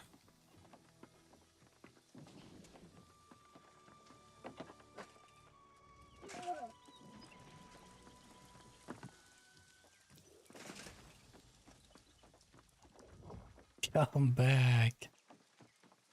Porque why?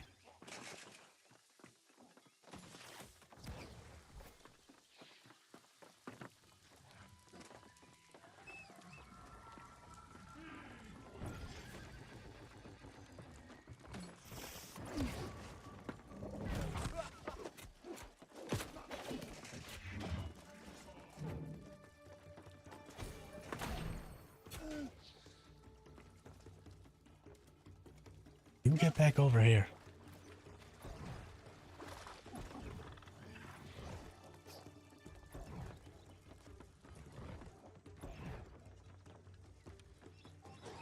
I'm gonna fight you.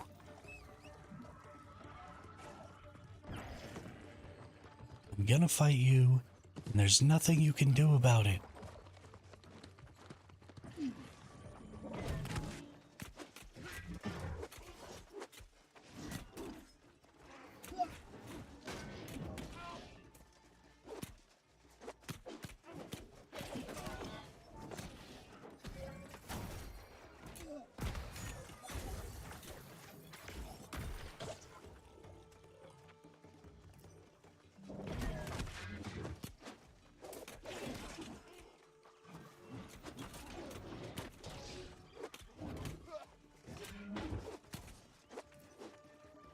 We got him.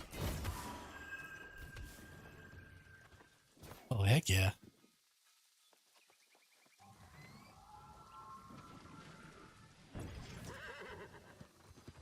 heck yeah. That was super fun. It is enjoyable to win those engagements. Was I probably a little out of that person's gear score range? Yes. That probably wasn't really a fair fight. And I probably should have just let him go. But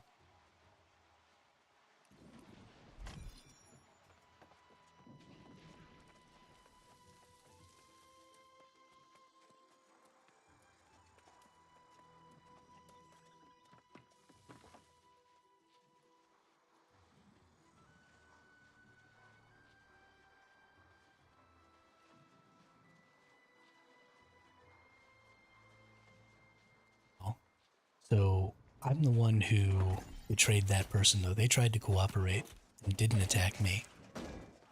And I attacked them because I thought I had the upper hand. And so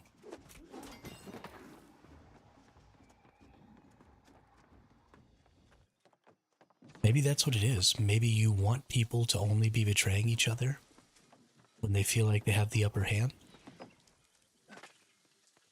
So maybe that's really is what it is. Maybe you just have to set up a system where if somebody killed you, if somebody betrayed you, the first attack in on you.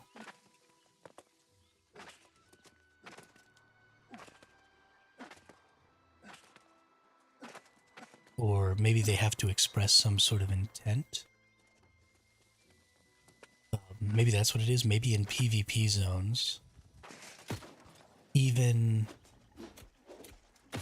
in free PvP zones, maybe you have to express an intent to attack somebody.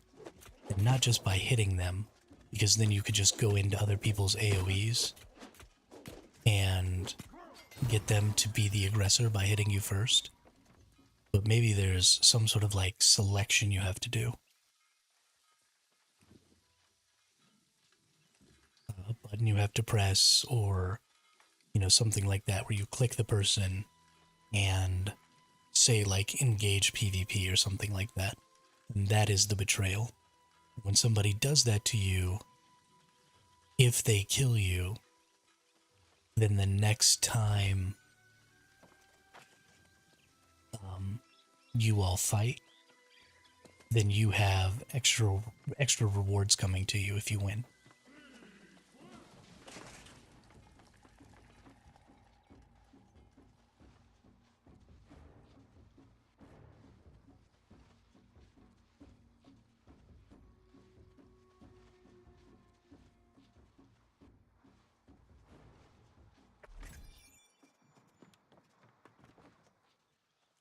Or maybe it becomes easier.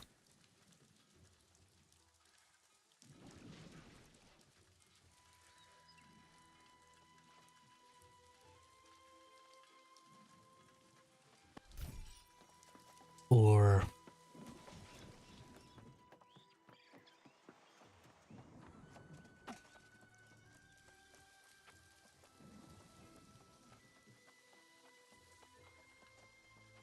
is there some way to come up with an option, like when two people get near enough to each other to fight? Maybe they're both given an indication on their screen, like so-and-so is nearby. Fight or cooperate. And if one person picks fight, and the other person picks cooperate, then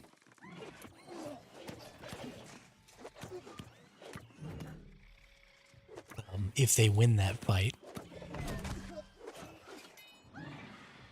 so here's how it goes. If you pick cooperate,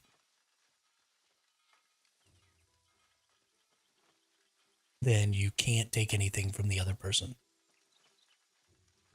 If you pick fight, then if you win the fight, you take everything from the other person. And if you both pick cooperate, then you just like straight up can't fight.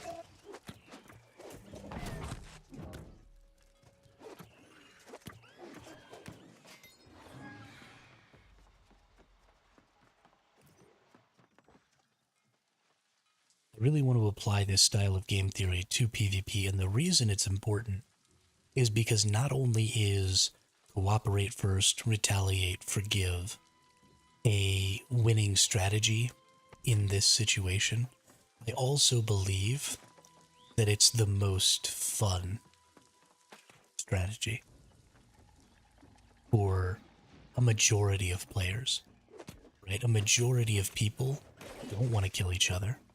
They only really want to kill people who have killed them. And once it's over, they don't necessarily want to hold a grudge. Right? You got me one, I got you one, cool, it's over.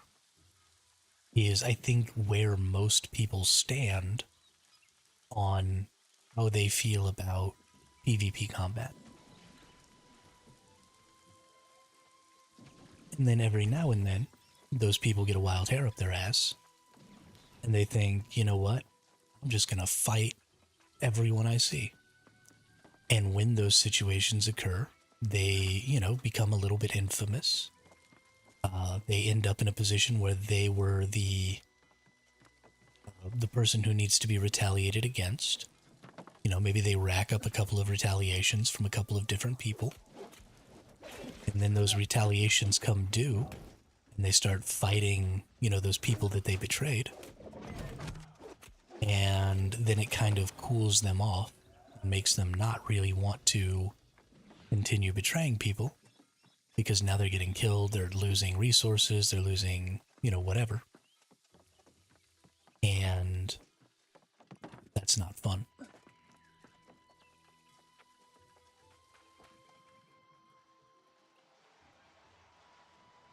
And you also want to expand that to, guild wars. You want to expand that to, if you're Ashes of Creation, node wars. There are lots of different areas of PvP, different areas of conflict that you want people to be having to make this decision in. Do I cooperate or do I betray?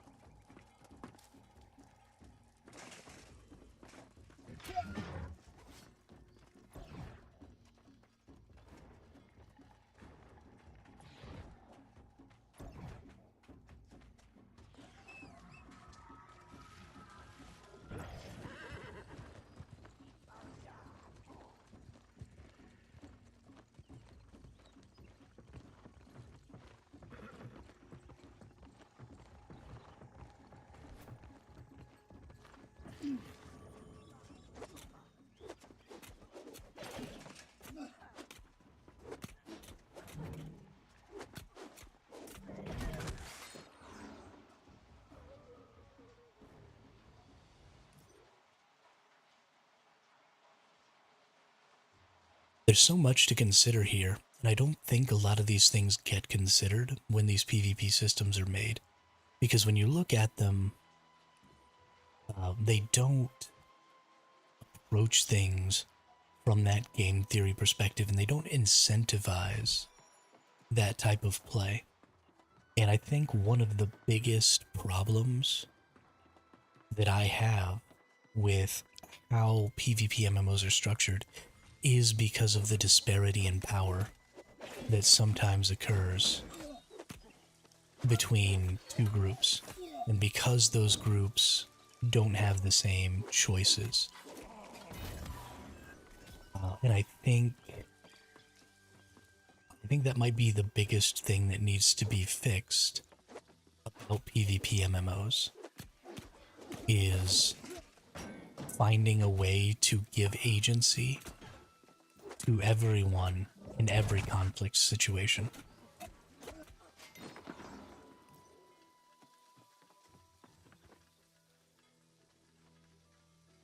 And I think that's why I enjoyed New World in its beta version more than I enjoyed New World in its non-beta version, because in the beta version it equalized everybody's combat power. So if you fought somebody who was level 65 and you were only level 30, but you all had gear that was at the very highest possible gear potential for your level, then you all actually fought at a similar combat power. And so,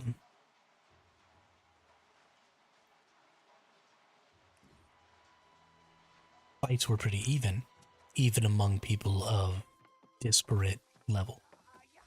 And that was very important because it gave everybody agency in the open world PvP to be able to choose whether or not to fight or cooperate, right? Betray or cooperate. Because even if you were a lower level, if you saw a higher level out there maybe doing some gathering, then you could say, okay, you know what, I'm going to go fight this person. And maybe I have a chance to win. And now, because they took that away, that's no longer an option. So if you're not maximum level, you can't flag for PvP because you lose your agency. You lose your choice as to whether or not to PvP. You always have to choose not to PvP. And that's a really negative situation. And so especially in a game like New World, where you don't drop equipment, you only drop, like out here, you only drop what you've collected out here. When you die, you could easily re-implement that system and give people that agency back. And so honestly, I'm looking at and thinking about the Ashes of Creation system, and they have kind of incentivized this. So,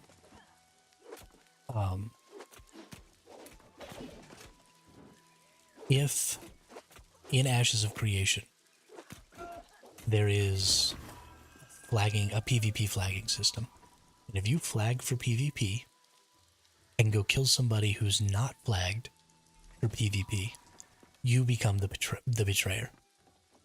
That person, when you attack them, has a choice. They can fight back, which also flags them for PvP, or they can let you kill them and not fight back and just attempt to run away, which would be to cooperate. And in that situation, Ashes of Creation is actually going to drop more of your stuff. So if you don't flag and let them kill you, right? You don't fight back, then they get corrupted, which means in the next engagement they're weaker. And they have a chance to drop their gear.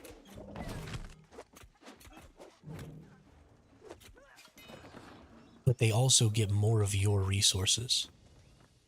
So it's that same situation where if one person betrays and the other person cooperates, then that person who betrayed gets more. And then if both people cooperate, right, nobody flags for PvP, then everybody just gets whatever they've collected. And then if both people betray, which would be to fight back against the person who attacked you, then that person doesn't become corrupted, but you also drop a significantly smaller number of resources.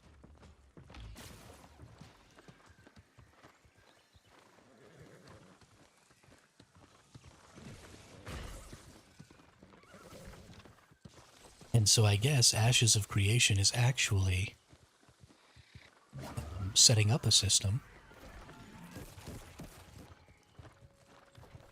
for this, which is kind of interesting. It may need some tweaking, but as I sit and think about it, their corruption system does a really, really good job of attempting to incentivize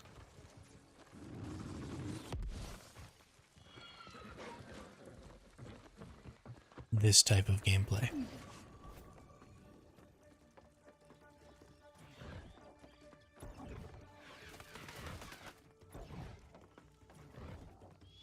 I don't actually know what this person thinks they're doing.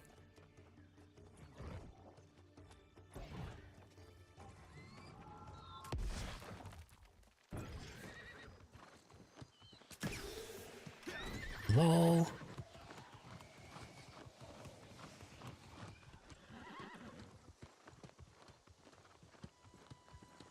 Alright.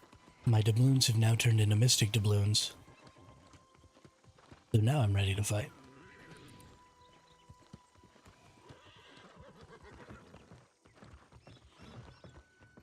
Where'd you go, buddy?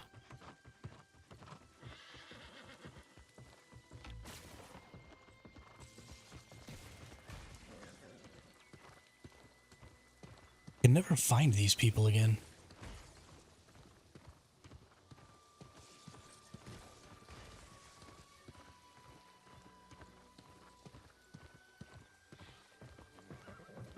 Can never find these people again. So annoying. Yeah, so I think their corruption system is really good. And I actually feel like they need to try and extend it to other things.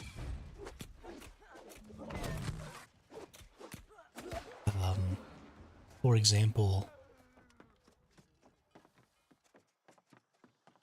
guild politics.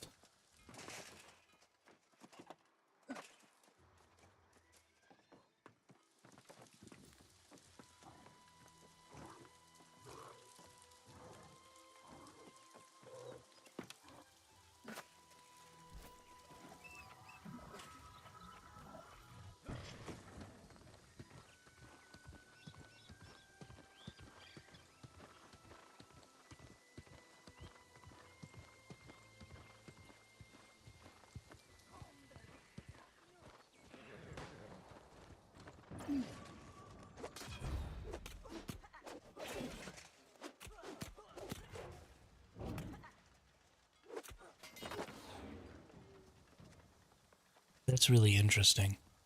I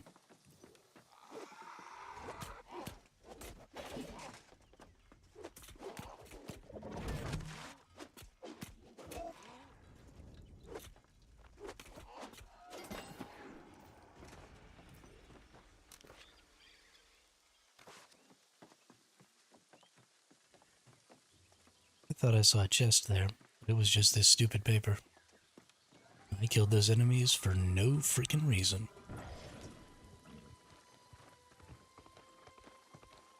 And that makes me a sad panda. Hey, is it that person? No, it's not that person.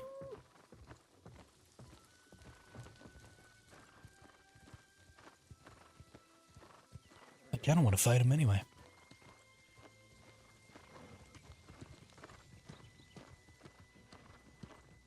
He's a consul of a guild.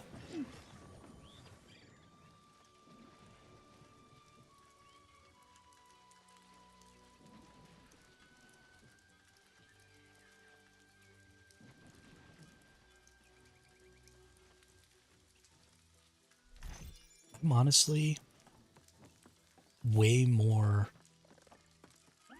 excited about Ashes of Creation now that I understand how Ashes of Creation seems to be enforcing or encouraging good game theory.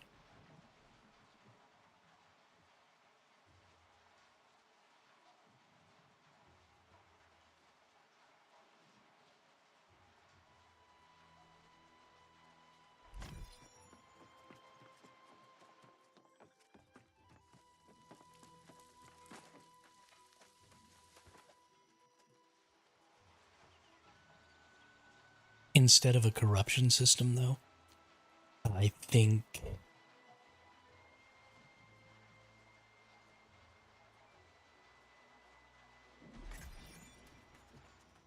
hmm,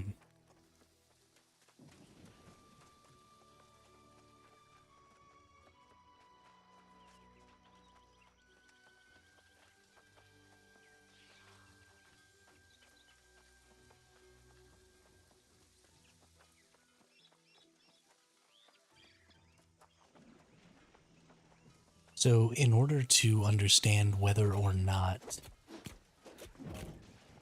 um, the corruption system is a good system,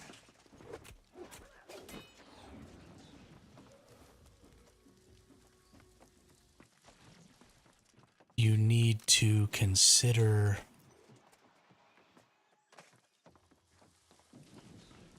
you need to run a simulation of game theory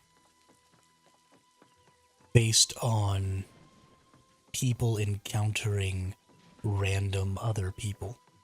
So it's true that in a situation where there were just two players, the corruption system would make it easier for the betrayed player to retaliate against their betrayer. The problem is that the corruption system also makes it easier for any player to retaliate against the corrupted player. And the reason this is bad is because you want people on a person by person basis to be dealing with their retaliations. And so if you see somebody who's corrupted and you go to kill them when they haven't retaliated against you, you ultimately become the betrayer. But you don't get corruption because killing a corrupted player doesn't apply corruption to you. So you basically get a free betrayal, and the person who was betrayed doesn't necessarily get their retaliation.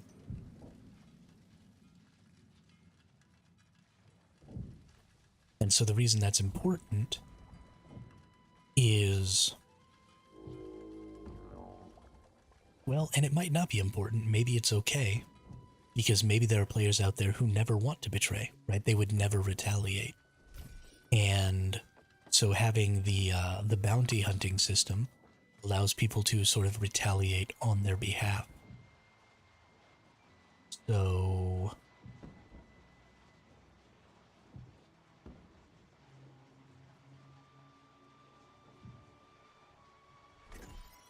why is everything shaking? Who is wicked? The wicked.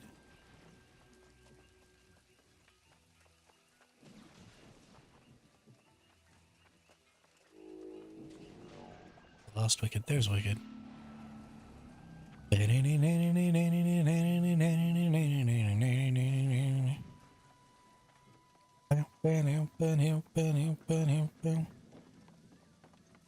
Is Wicked the person I killed earlier? I don't feel like they were. They're running like the person I killed earlier, though. Oh, now we've got lots of people. Okay. No, I'm the one who's gonna run.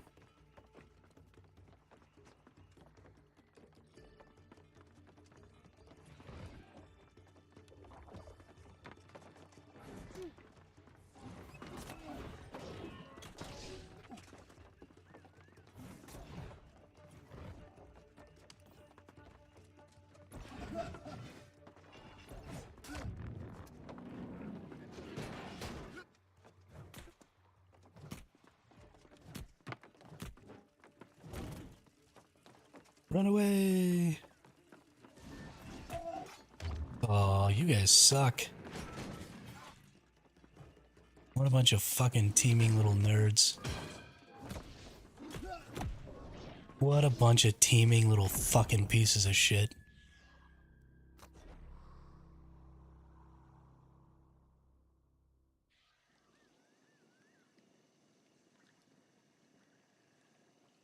Ah.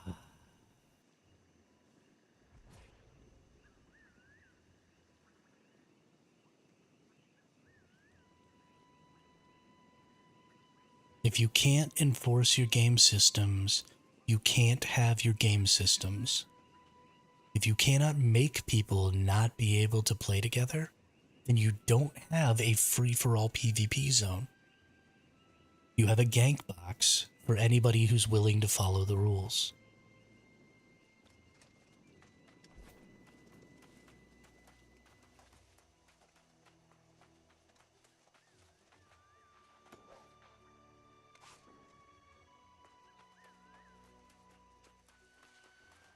God, that crap pisses me off. Fix your fucking systems, dude.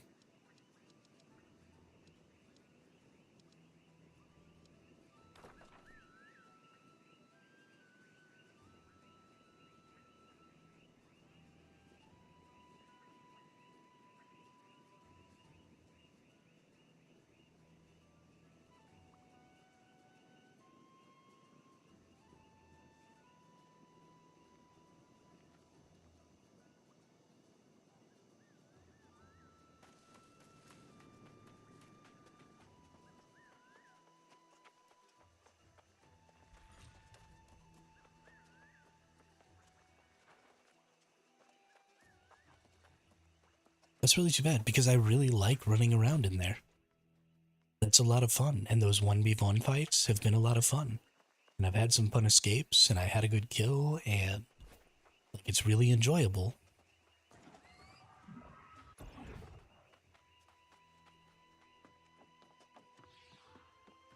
But then you get people all hanging out together,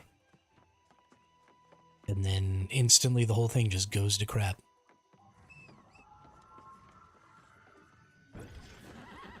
And it's not the player's fault, because the players should be optimizing their rewards. Right? They're playing in the most strategically sound way they can.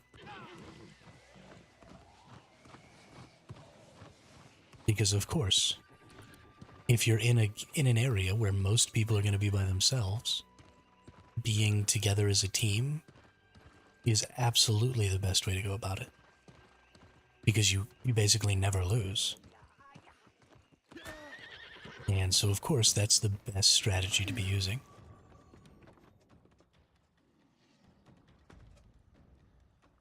But what do you mean I must be flagged for FFA? I'm in the fucking FFA zone.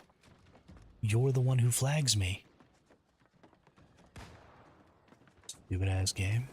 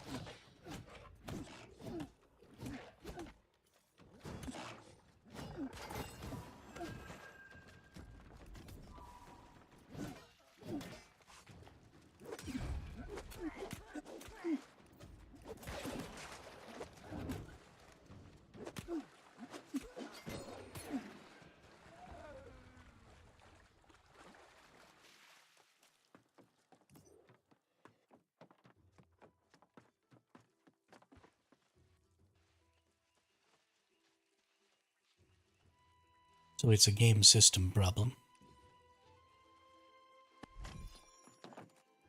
There needs to be some way to impose the free-for-all rule, where you can't have free-for-all.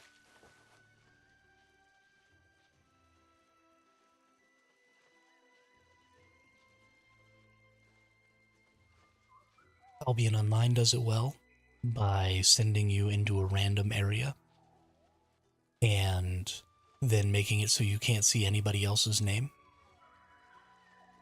But that requires for a lot of people to be doing the content. And so if you only have a few, then they all end up in the same zone. And so you don't have a choice. People also can't be extremely recognizable. Because if they're extremely recognizable, then, you run into the same kind of a problem. So I don't actually know what New World would do to solve that situation. I don't even know if they can with the way the zone is set up. And because of that,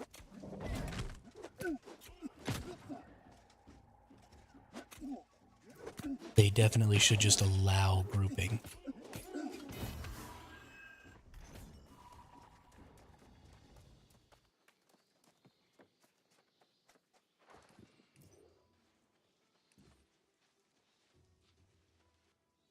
But make it so that I know when people are grouped, right? Because I chased that wicked person down.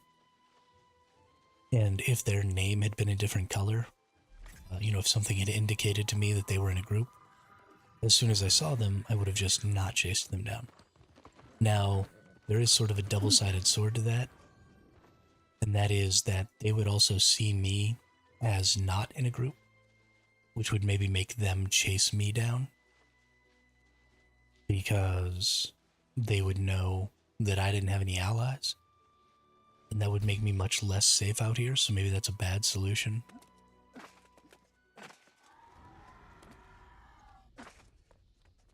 Maybe the different color only happens if you yourself are solo.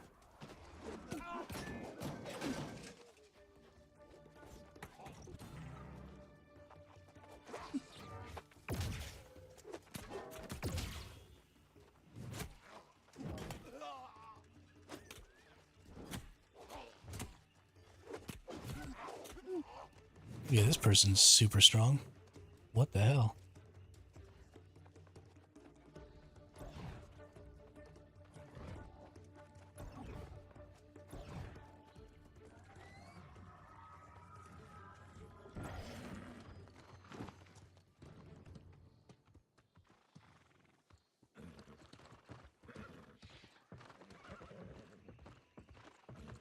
That seems reasonable. If if you're in a group, then everybody just appears the same enemy color. And if you're solo, then it lets you know whether or not they're in a group. That would just make people bring solos with them to scout for people who were solo or who were in a group. But that's complicated enough that it might not actually work.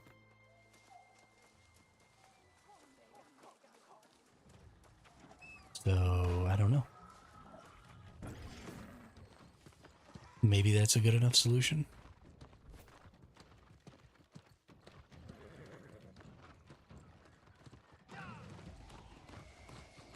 There does need to be a solution, though.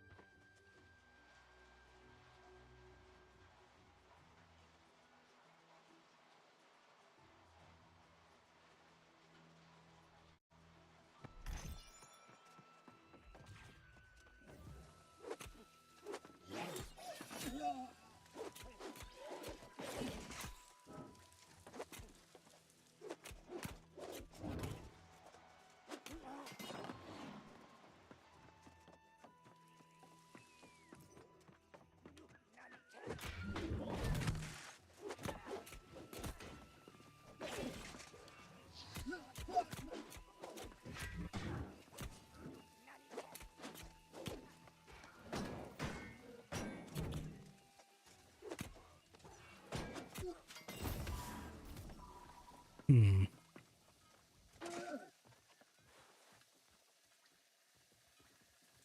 Oh, there's that 3-person team that just finished killing me a minute ago. Wonder if they're gonna come up here and try and kill me again.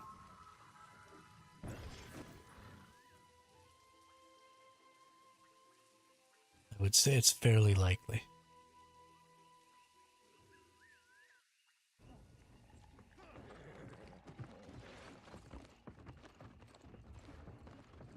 If they do come up here and kill me again, I'm gonna get mad.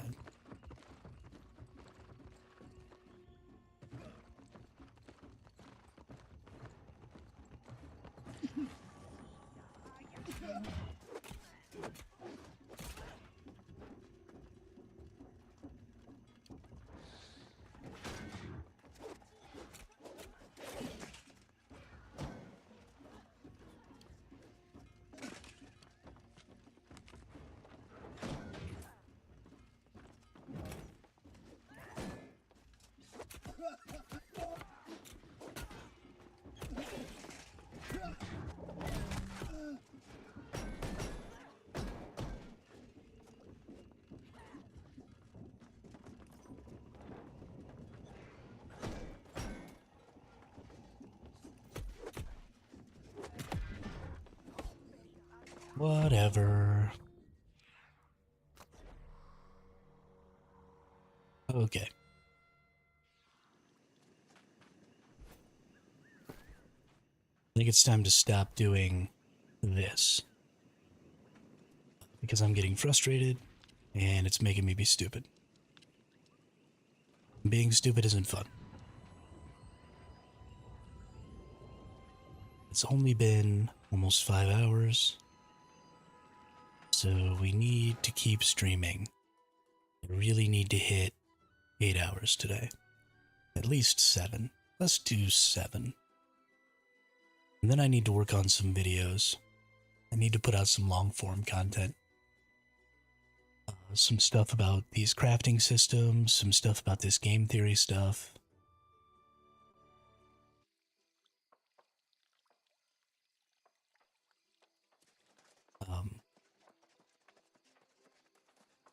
You know, just some larger system level concept videos.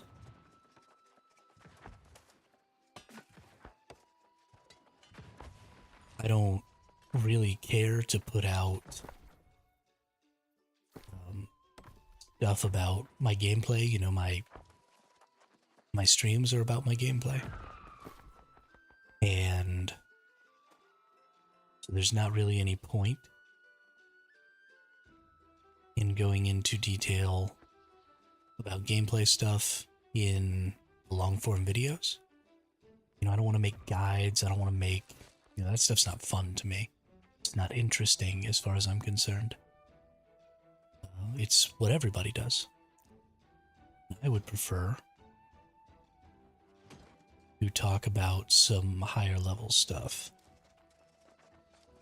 I don't mean higher level as in better or more significant. I mean higher level as in higher in the hierarchy of stuff.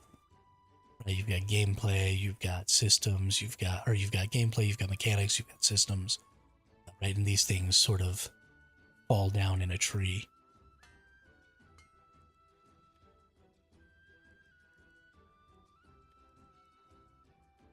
Some resource crates. I can buy 78 sets of 5 dark matters. Is that what that means? I can only buy 3 of these. It must mean that there's only 3.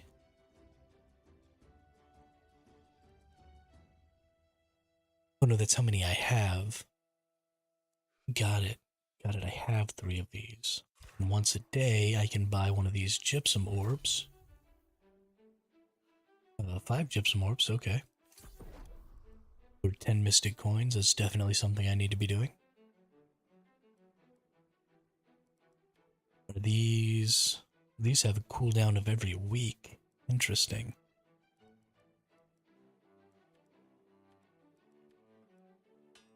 Do these these have cooldowns? These apex chests? Ooh, they do. Oh, and you need the coconuts for them. Okay, I get it. You can only get one of these every week. That's kind of crazy. And because you can only get one gold cursed coconut a week, you really can just only get one of these every week. Okay. Okay.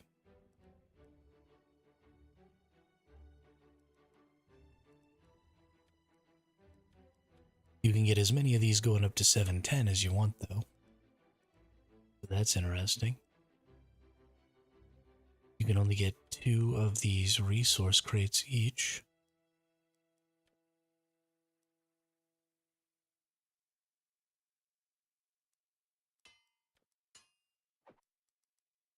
You can only get 10 of these. You can only get 1 of these, 1 of each of these.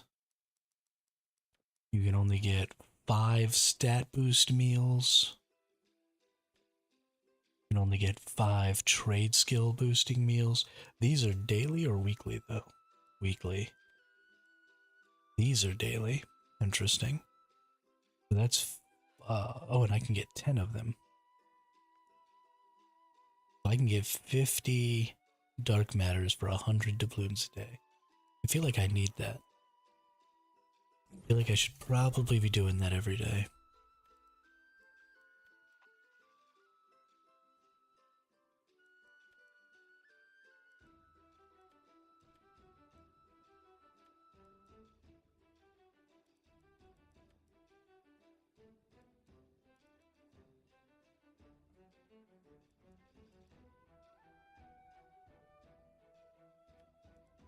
And then these are daily, so I can get these hearty meals every day.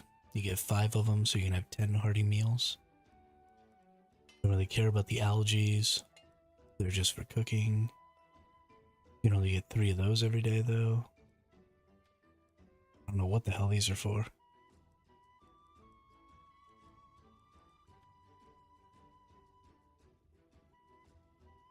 Automatic.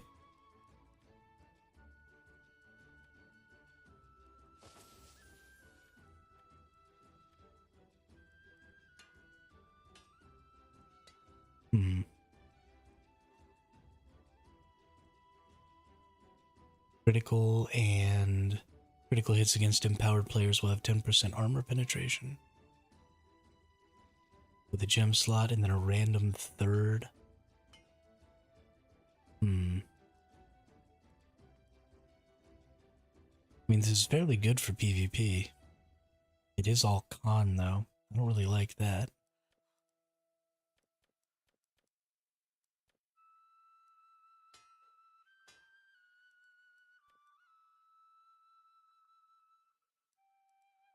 That's interesting. Very, very interesting.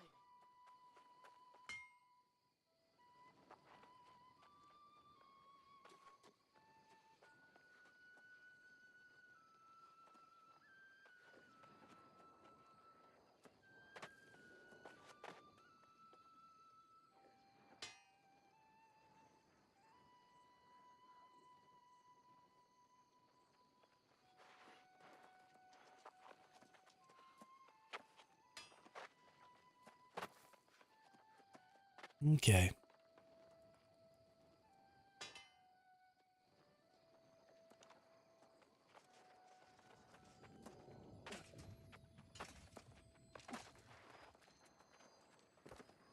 I think we're gonna call it. I think 5 hours is good. Um, because I need to be making more long form content. I can't just be streaming. That's not really gonna help the situation at all. So, yeah, thanks everybody for stopping by. Thanks for anybody who followed or subbed over on YouTube or Twitch, and thanks for everybody who was in the chat. Blubber, it was nice to meet you today and get a chance to talk to a new person. That was really great. So I hope everybody comes back. I stream every morning at 11 a.m. Pacific for usually 4 or 5 hours. And then I usually have been trying to stream again in the evenings. I think instead of doing that, I'm going to try and focus in a little more on making some long form content. Spend 3 or 4 hours doing that in the evenings instead. So ultimately my streaming I think will be a little less than it has been, but the overall amount of time that I spend working on my channels will be more. And I think that's just going to be for a positive. So thanks everybody, I really appreciate it. I hope everybody has a great Black Friday. I hope you all get all of your Christmas shopping done. So thanks a lot, and I will see you next time.